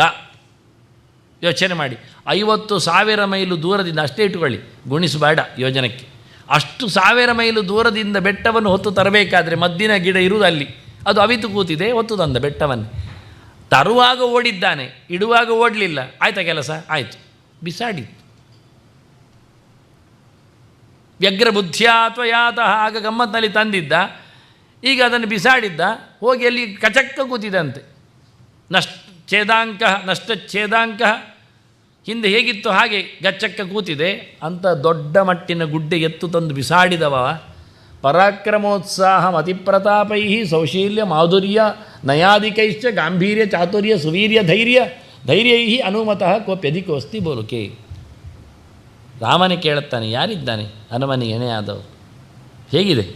ಮಮೇವ, ನನ್ನಾಗೆ ವಿಕ್ಷೋಭಿತ ಸಾಗರಸ್ಯ ಲೋಕಾನ್ ದಿದಕ್ಷೋರಿವ ಪಾವಕಸ್ಯ ಪ್ರಜಾಂ ಜಿಹೀರ್ಷೋರಿವ ಚಾಂತಕಸ್ಯ ಅನುಮತಃ ತಾಸ್ಯತಿ ಕಪ್ಪುರಸ್ತಾತ್.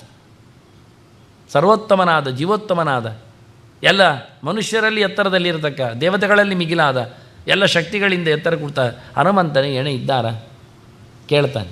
ಅವನ ಮಾತುಗಳಲ್ಲಿ ಕೇಳ್ತಾರೆ. ಇದು ಪುರಾಣಗಳಲ್ಲೆಲ್ಲ ಬಂದಿರತಕ್ಕ ಮಾತುಗಳು ಎಲ್ಲ ಹೇಳಿದ್ರಿಯಲ್ಲ. ಹಾಗಾದರೆ ವಾಲಿಯನ್ನು ಸುಗ್ರೀವನಿಂದ ರಕ್ಷಣೆ ಮಾಡುವಲ್ಲಿ ಹನುಮಂತನ ಪಾತ್ರ ಯಾಕಿಲ್ಲ? ಹನುಮ ಸುಗ್ರೀವನ ಸಚಿವಲ್ವ, ಹೊಡೆದು ಹಾಕಿದ್ದಾರಲ್ಲ, ಸುಮ್ಮನೆ ಕೂತಿದ್ದಾನಲ್ಲ ತೆಪ್ಪಗೆ. ವಾಲಿಗೆ ಬುದ್ಧಿ ಕಲಿಸಬೇಕಿತ್ತಲ್ಲ.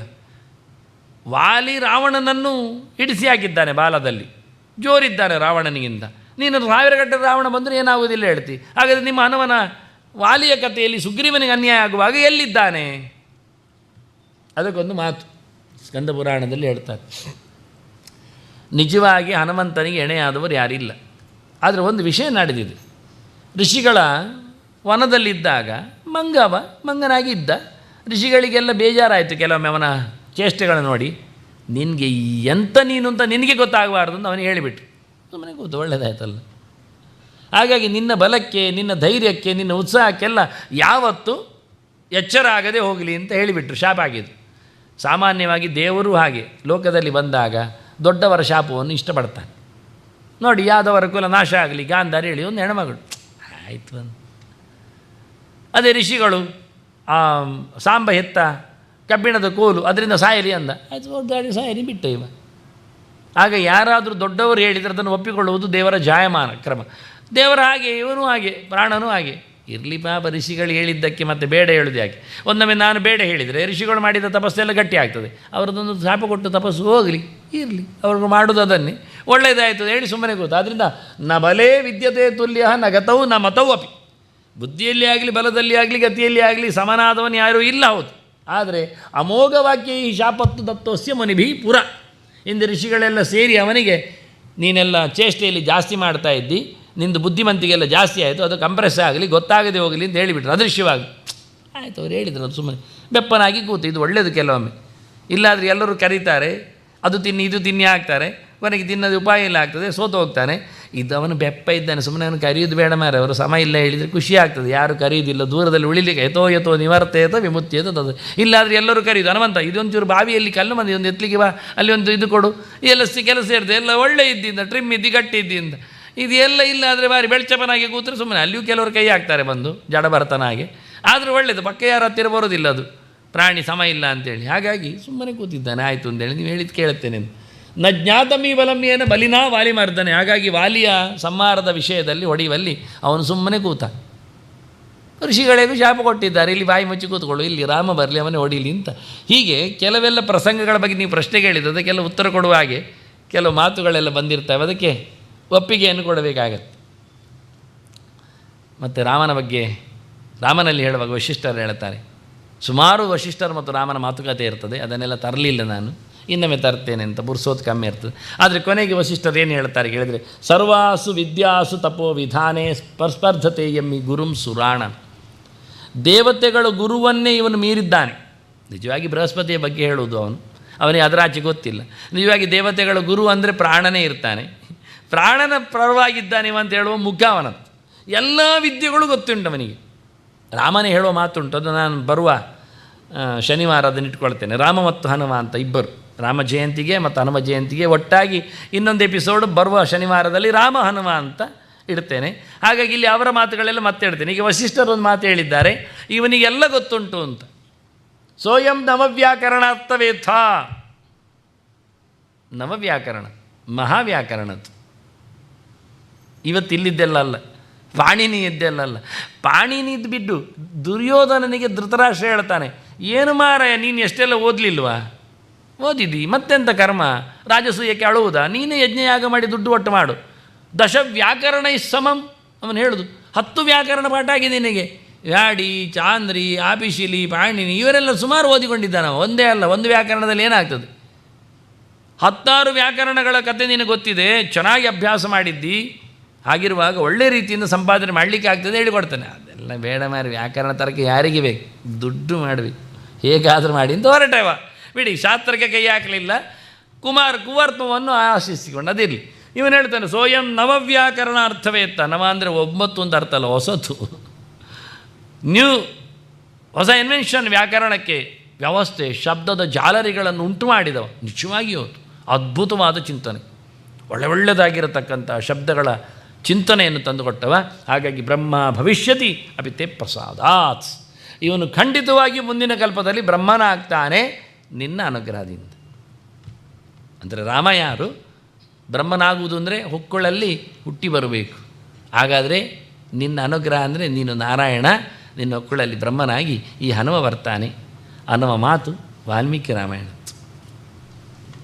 ಇನ್ನು ಯಾರದ್ದೋ ಎಲ್ಲಿದ್ದು ಅಧ್ಯಾತ್ಮ, ಆನಂದ ರಾಮಾಯಣ, ಅದು ಇದು ಅಂತ ಹೇಳಿಕೊಂಡು ನೀವು ಎಲ್ಲಿಯೋ ಎಡಕ್ಕಿದ್ದೆಲ್ಲ ಹೇಳಿ ಅದನ್ನು ಬದಿಗೆ ಹಾಕ್ತೀರಿ.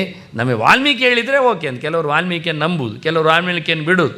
ಅದಕ್ಕೆ ಒಟ್ಟು ನಂಬದಿರಿ, ಮಾತಿದೆ ಎನ್ನುವುದನ್ನು ಒಪ್ಪಿಕೊಳ್ಳಿ. ನೋಡಿ ಹೇಗಿದೆ, ಇನ್ನೇನು ಹೇಳು. ಬ್ರಹ್ಮನಾಗುವ ಕಲ್ಪನೆಯನ್ನು ಹನುಮಂತನಿಗೆ ಹೇಳಬೇಕಾದ್ರೆ ಇದು ಎಷ್ಟು ದೊಡ್ಡ ವೇದಾಂತ ಯೋಚನೆ. ಇದು ಮಾಧ್ವರು ಹೇಳುವಂಥದ್ದು, ಇವರು ಮಾತ್ರ ಮಾಡುವಂಥದ್ದು. ಅದು ಹಾಗಲ್ಲ, ಹೀಗಲ್ಲ. ಮೊದಲಗೆರೆಯಲ್ಲಿ ಆ ಪ್ರಾಣನ ಅವತಾರಗಳನ್ನು ಹೇಳಿದೆ. ಹಾಗಾದರೆ ಯಾರು ಬ್ರಹ್ಮನಾಗ್ತಾರೆ ಎಂದು ಯೋಚನೆ ಮಾಡಿಕೊಂಡು ಬನ್ನಿ. ಅವತಾರಗಳು ಮುಗಿದಾಗ, 3 ಅವತಾರಗಳು ಕಳೆದಾಗ, ಅಂದರೆ ಈ ವೇದಾಂತ ಕಾನ್ಸೆಪ್ಟ್ ಮುಂಬರುವ ಕಲ್ಪದಲ್ಲಿ ಈ ಪ್ರಾಣನಿಗೆ ಒಂದು ಬಡ್ತಿ, ಮುಂಬಡ್ತಿ ಇಬ್ಬರಿಗೇ ಇರುವುದು. ಹೀಗೆ ಪ್ರಾಣನಿಗೆ ಬ್ರಹ್ಮನಾಗುವ ಒಂದು ಕತೆ ಕಲ್ಪದಲ್ಲಿ, ಶಿವನಿಗೆ ಶೇಷನಾಗುವ ಬಗೆ. ಈ 2 ದೇವತೆಗಳಿಗೆ ಮಾತ್ರ, ಅದರಲ್ಲೇ ಬ್ರಹ್ಮ ವಿಷ್ಣು ಮಹೇಶ್ವರ ಹೇಳುವ ಕ್ರಮಗಳು.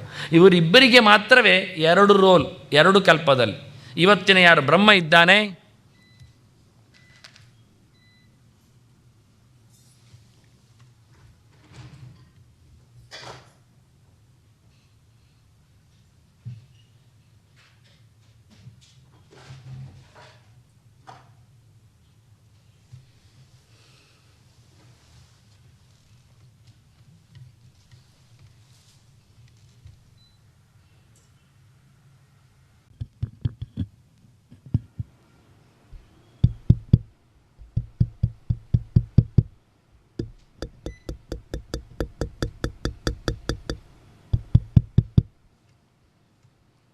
ಕಲ್ಪದಲ್ಲಿ ಬ್ರಹ್ಮನಾಗುವುದು ನಮಗೆ ಕಾಣುವುದಿಲ್ಲ. ಯಾಕೆಂದರೆ ಒಂದು ಸರ್ತಿ ಪ್ರಳಯ ಆಗಿ ಬರಬೇಕು ಅಂತ. ಎಂಥ ಒಂದು ವಿಚಿತ್ರವಾದ, ರೋಚಕವಾದ ಒಂದು ಪರಿಕಲ್ಪನೆ. ಕಣ್ಣು ಮುಚ್ಚಿದ ಬಳಿಕ ಆಗುವುದು, ಕತ್ತಲಾಗದೆ ಸೃಷ್ಟಿಯಾಗುವುದಿಲ್ಲ. ಈ ಕಲ್ಪನೆ ಅಂದರೆ ಮತ್ತೆ ಬರ್ತಾನೆ ಎನ್ನುವುದು ಹೇಗೆ ಅರ್ಥೈಸಿಕೊಳ್ಳುವುದು ಅಂದರೆ, ದೇವರಿಗೆ ಪರನಾಮ ನಿಮೇಶ ಕಾಂತಿ, ಕಣ್ಣು ಮುಚ್ಚಿ ತೆಗೆದಾಗೆ ಅಂತ. ತುಂಬ ಕಷ್ಟ ವಿಷಯ ಬ್ರಹ್ಮಕಲ್ಪ ಮತ್ತೆ ಬರುವುದು, ಅರ್ಥ ಆಗದ ವಿಷಯ. ಆಗಲಿ, ವಾಲ್ಮೀಕಿ ರಾಮಾಯಣ ಹಿಂದೆ ಹೇಳಿದ ಅದರ ಲಾಸ್ಟ್ ಸ್ಲೈಡ್ ಅದೇ ಆಗಿತ್ತು, ಬ್ರಹ್ಮ ಭವಿಷ್ಯತಿ ಅಂತ. ಒಂದು ನೆಕ್ಸ್ಟ್ ಪ್ರಾರ್ಥನೆಗೆ, ಅದಕ್ಕಿಂತ ಹಿಂದೆ ಒಂದು ಪ್ರಾರ್ಥನೆ. ಉದ್ಯಾನ ಮಾರ್ತಾಂಡ, ಪರವಾಗಿಲ್ಲ ಹಾಗೆಯಾ, ಫುಲ್ ಸ್ಕ್ರೀನ್ ಸ್ಲೈಡ್ ಶೋ ಇರಲಿ, 2 ಸ್ಲೋ ಓಕೆ, ನೈಸ್. ಉದ್ಯಾನ ಮಾರ್ತಾಂಡ ಕೋಟಿ ಪ್ರಕಟ ರುಚಿ ತಂದಾನು, ಮತ್ತೆ ಅಲ್ಲಿ ಸ್ಲೈಡ್ ಶೋ ಹೋಗಿ ಮತ್ತೆ ಸ್ಟಾರ್ಟ್ ವೇಗೆ ಹೋಗಬೇಕು. ಇರಲಿ, ಸಾಕಿಷ್ಟು, ಇನ್ನೆರಡೇ ಪ್ರಾರ್ಥನೆ ಮಾಡಿ ಮುಗಿಸುವ ಅಂತ ಪ್ರಾಣ ಆಗ್ತಾನೆ ಹೇಳಿತು. ಉದ್ಯಾನ ಮಾರ್ತಾಂಡ ಕೋಟಿ ಪ್ರಕಟ ರುಚಿಯುತಂ ಚಾರು ವೀರಾಸನಸ್ಥಂ ಮೌಂಜಿ ಯಜ್ಞೋಪವೀತಾರುಣ ರುಚಿರಶಿಖಾ ಶೋಭಿತಂ ಕುಂಡಲಾಂಗಂ ಭಕ್ತಾನಾಂ ಇಷ್ಟದಂತಂ ಪ್ರಣತ ಮುನಿಜನಂ ವೇದನಾದ ಪ್ರಮೋದಂ ಧ್ಯಾಯೇದ್ದೇವಂ ವಿಧೇಯಂ ಪ್ಲವಗ ಕುಲಪತಿಂ ಗೋಷ್ಪತಿ ಭೂತವಾರ್ಥಿಂ. ಸಮುದ್ರವನ್ನು ಒಂದು ದನದ ಗೊರಸಿನಲ್ಲಿ ಆದ ಒಂದು ಹೊಂಡದ ಹಾಗೆ ಅಂತ ದಾಟಿಸುವ ಎನ್ನುವ ನೆಲೆಯಲ್ಲಿ ಪ್ರಾಣನ ಚಿಂತನೆ ಎನ್ನುವುದು ಅಪೂರ್ವವಾಗಿದೆ. ಅವನು ಕೂತ ಭಂಗಿಗಳು ಇದು ವಿಶೇಷವಾದದ್ದು. ಕೊನೆಗೆ ಅವನನ್ನು ಹುಡುಕಬೇಕಾದ್ದು, ಅವನು ಕೂತದ್ದಿಲ್ಲಿ ಅಂದರೆ ಪಾರಿಜಾತದ ಈ ಸ್ಲೈಡಲ್ಲಿ ಬಹಳ ಚಂದವಾಗಿ ಅಕ್ಷರಗಳು ಮತ್ತೆ ಮೂಡುವಂತೆಲ್ಲ ಮಾಡಿದ್ದು, ಅದು ಇನ್ನೊಂದು ಸತ್ಯ ಬರುವಾಗ ಕಾಣಿಸುವ. ಮುಖ್ಯವಾಗಿ ಆಂಜನೇಯಂ ಪಾಟಲಾಸ್ಯಂ ಸ್ವರ್ಣಾದಿ ಸಮವಿಗ್ರಹಂ ಪಾರಿಜಾತ ದ್ರುಮೂಲಸ್ಥಂ ಚಿಂತೆಯೇತ್ ಸಾಧಕೋತ್ತಮ. ಪಾರಿಜಾತವನಿಗೆ ಭಾರಿ ಇಷ್ಟವಾದಂತಹ ಹೂ, ಹನುಮಂತನ ವಿಶೇಷವಾದ ಅಭಿಮಾನಕ್ಕೆ ಒಳಪಟ್ಟದ್ದು ಪಾರಿಜಾತ. ಕಮಲಕ್ಕೆ ಮಹಾಲಕ್ಷ್ಮಿ ಇರುವ ಹಾಗೆ, ಹಾಗಾಗಿ ಅಂತಹ ಪಾರಿಜಾತ ದೇವರಿಗೆ ಭಾರಿ ಇಷ್ಟವಾಗಿದೆ. ಯಾಕೆ ಪ್ರಾಣನ ಇಷ್ಟ ಆದ್ದರಿಂದ ಅಂಥ ಇದು ಪಾರಿಜಾತದ ಹಾಗೆ ಉಂಟು. ಮರ ಬೇಕಾದ ಅಲ್ಲ ಹೇಳ್ಬೋದು ನೀವು, ಅರಳಿ ಅಂತ, ಅದನ್ನು ಪಾರಿಜಾತ ಅಂತ ಕನ್ಸಿಡರ್ ಮಾಡಿ ಅಂತ. ಪಾರಿಜಾತದಲ್ಲಿ ಈಗ ಮರ ತೆಗೆದ್ರೆ ಎಲೆಗಳು ಸಿಗ್ತಾ ಇಲ್ಲ, ಅದನ್ನು ಹಾಗೆ ಗಮನಿಸಿ ಅಂತ ಹೇಳುತ್ತಾ. ಮತ್ತು ಇದು ಬೇರೆ ಇಟ್ಟಿದ್ದಾರೆ, ಮತ್ತು ಅವರಿಗೆ ಗೊತ್ತಾಗಲಿಲ್ಲ ಅಂತೇಳಿ ಗೊತ್ತಾಗ್ತದೆ, ಏನು ಮಾಡು. ಹಾಗಾಗಿ ಅಂಥ ಪ್ರಾಣನಿಗೆ ಮಗದೊಮ್ಮೆ ನಾವು ಕೈ ಮುಗಿಯುವ ಮೂಲಕ ಪರಿತಃ ಭಗವಂತಂ ಜಾತಂ ಅನ್ವೇತಿ ಅಂತ ಅರ್ಥದಲ್ಲಿ ಪಾರಿಜಾತ ಅಂತ, ಸುತ್ತಲೂ ದೇವರನ್ನೇ ಕಾಣುವವ ಎನ್ನುವ ಎಚ್ಚರದಲ್ಲಿ ಭಗವಂತನನ್ನು ಚಿಂತನೆ ಮಾಡುವ ಅಂತ ಹೇಳುತ್ತಾ ಕೊನೆಗೆ ತಮಗೊಮ್ಮೆ ಎಲ್ಲರಿಗೂ ಧನ್ಯವಾದ ಹೇಳಿ ವಿಶೇಷವಾದ ಕಾರ್ಯಕ್ರಮವನ್ನು ನಡೆಸಿಕೊಟ್ಟವರು ತಾವು ಅಂತ ಹೇಳುತ್ತಾ ಮುಂದಿನ ಚಿಂತನೆಗೆ, ರಾಮ ಹನುಮ ಚಿಂತನೆಗೆ ತಾವೆಲ್ಲ ಬನ್ನಿ ಅಂತ ಹೇಳ್ತಾ ಇದ್ದೇನೆ. ಶ್ರೀಕೃಷ್ಣಾರ್ಪಣಮಸ್ತು. ನಾರಾಯಣ ನಾರಾಯಣ ನಾರಾಯಣ.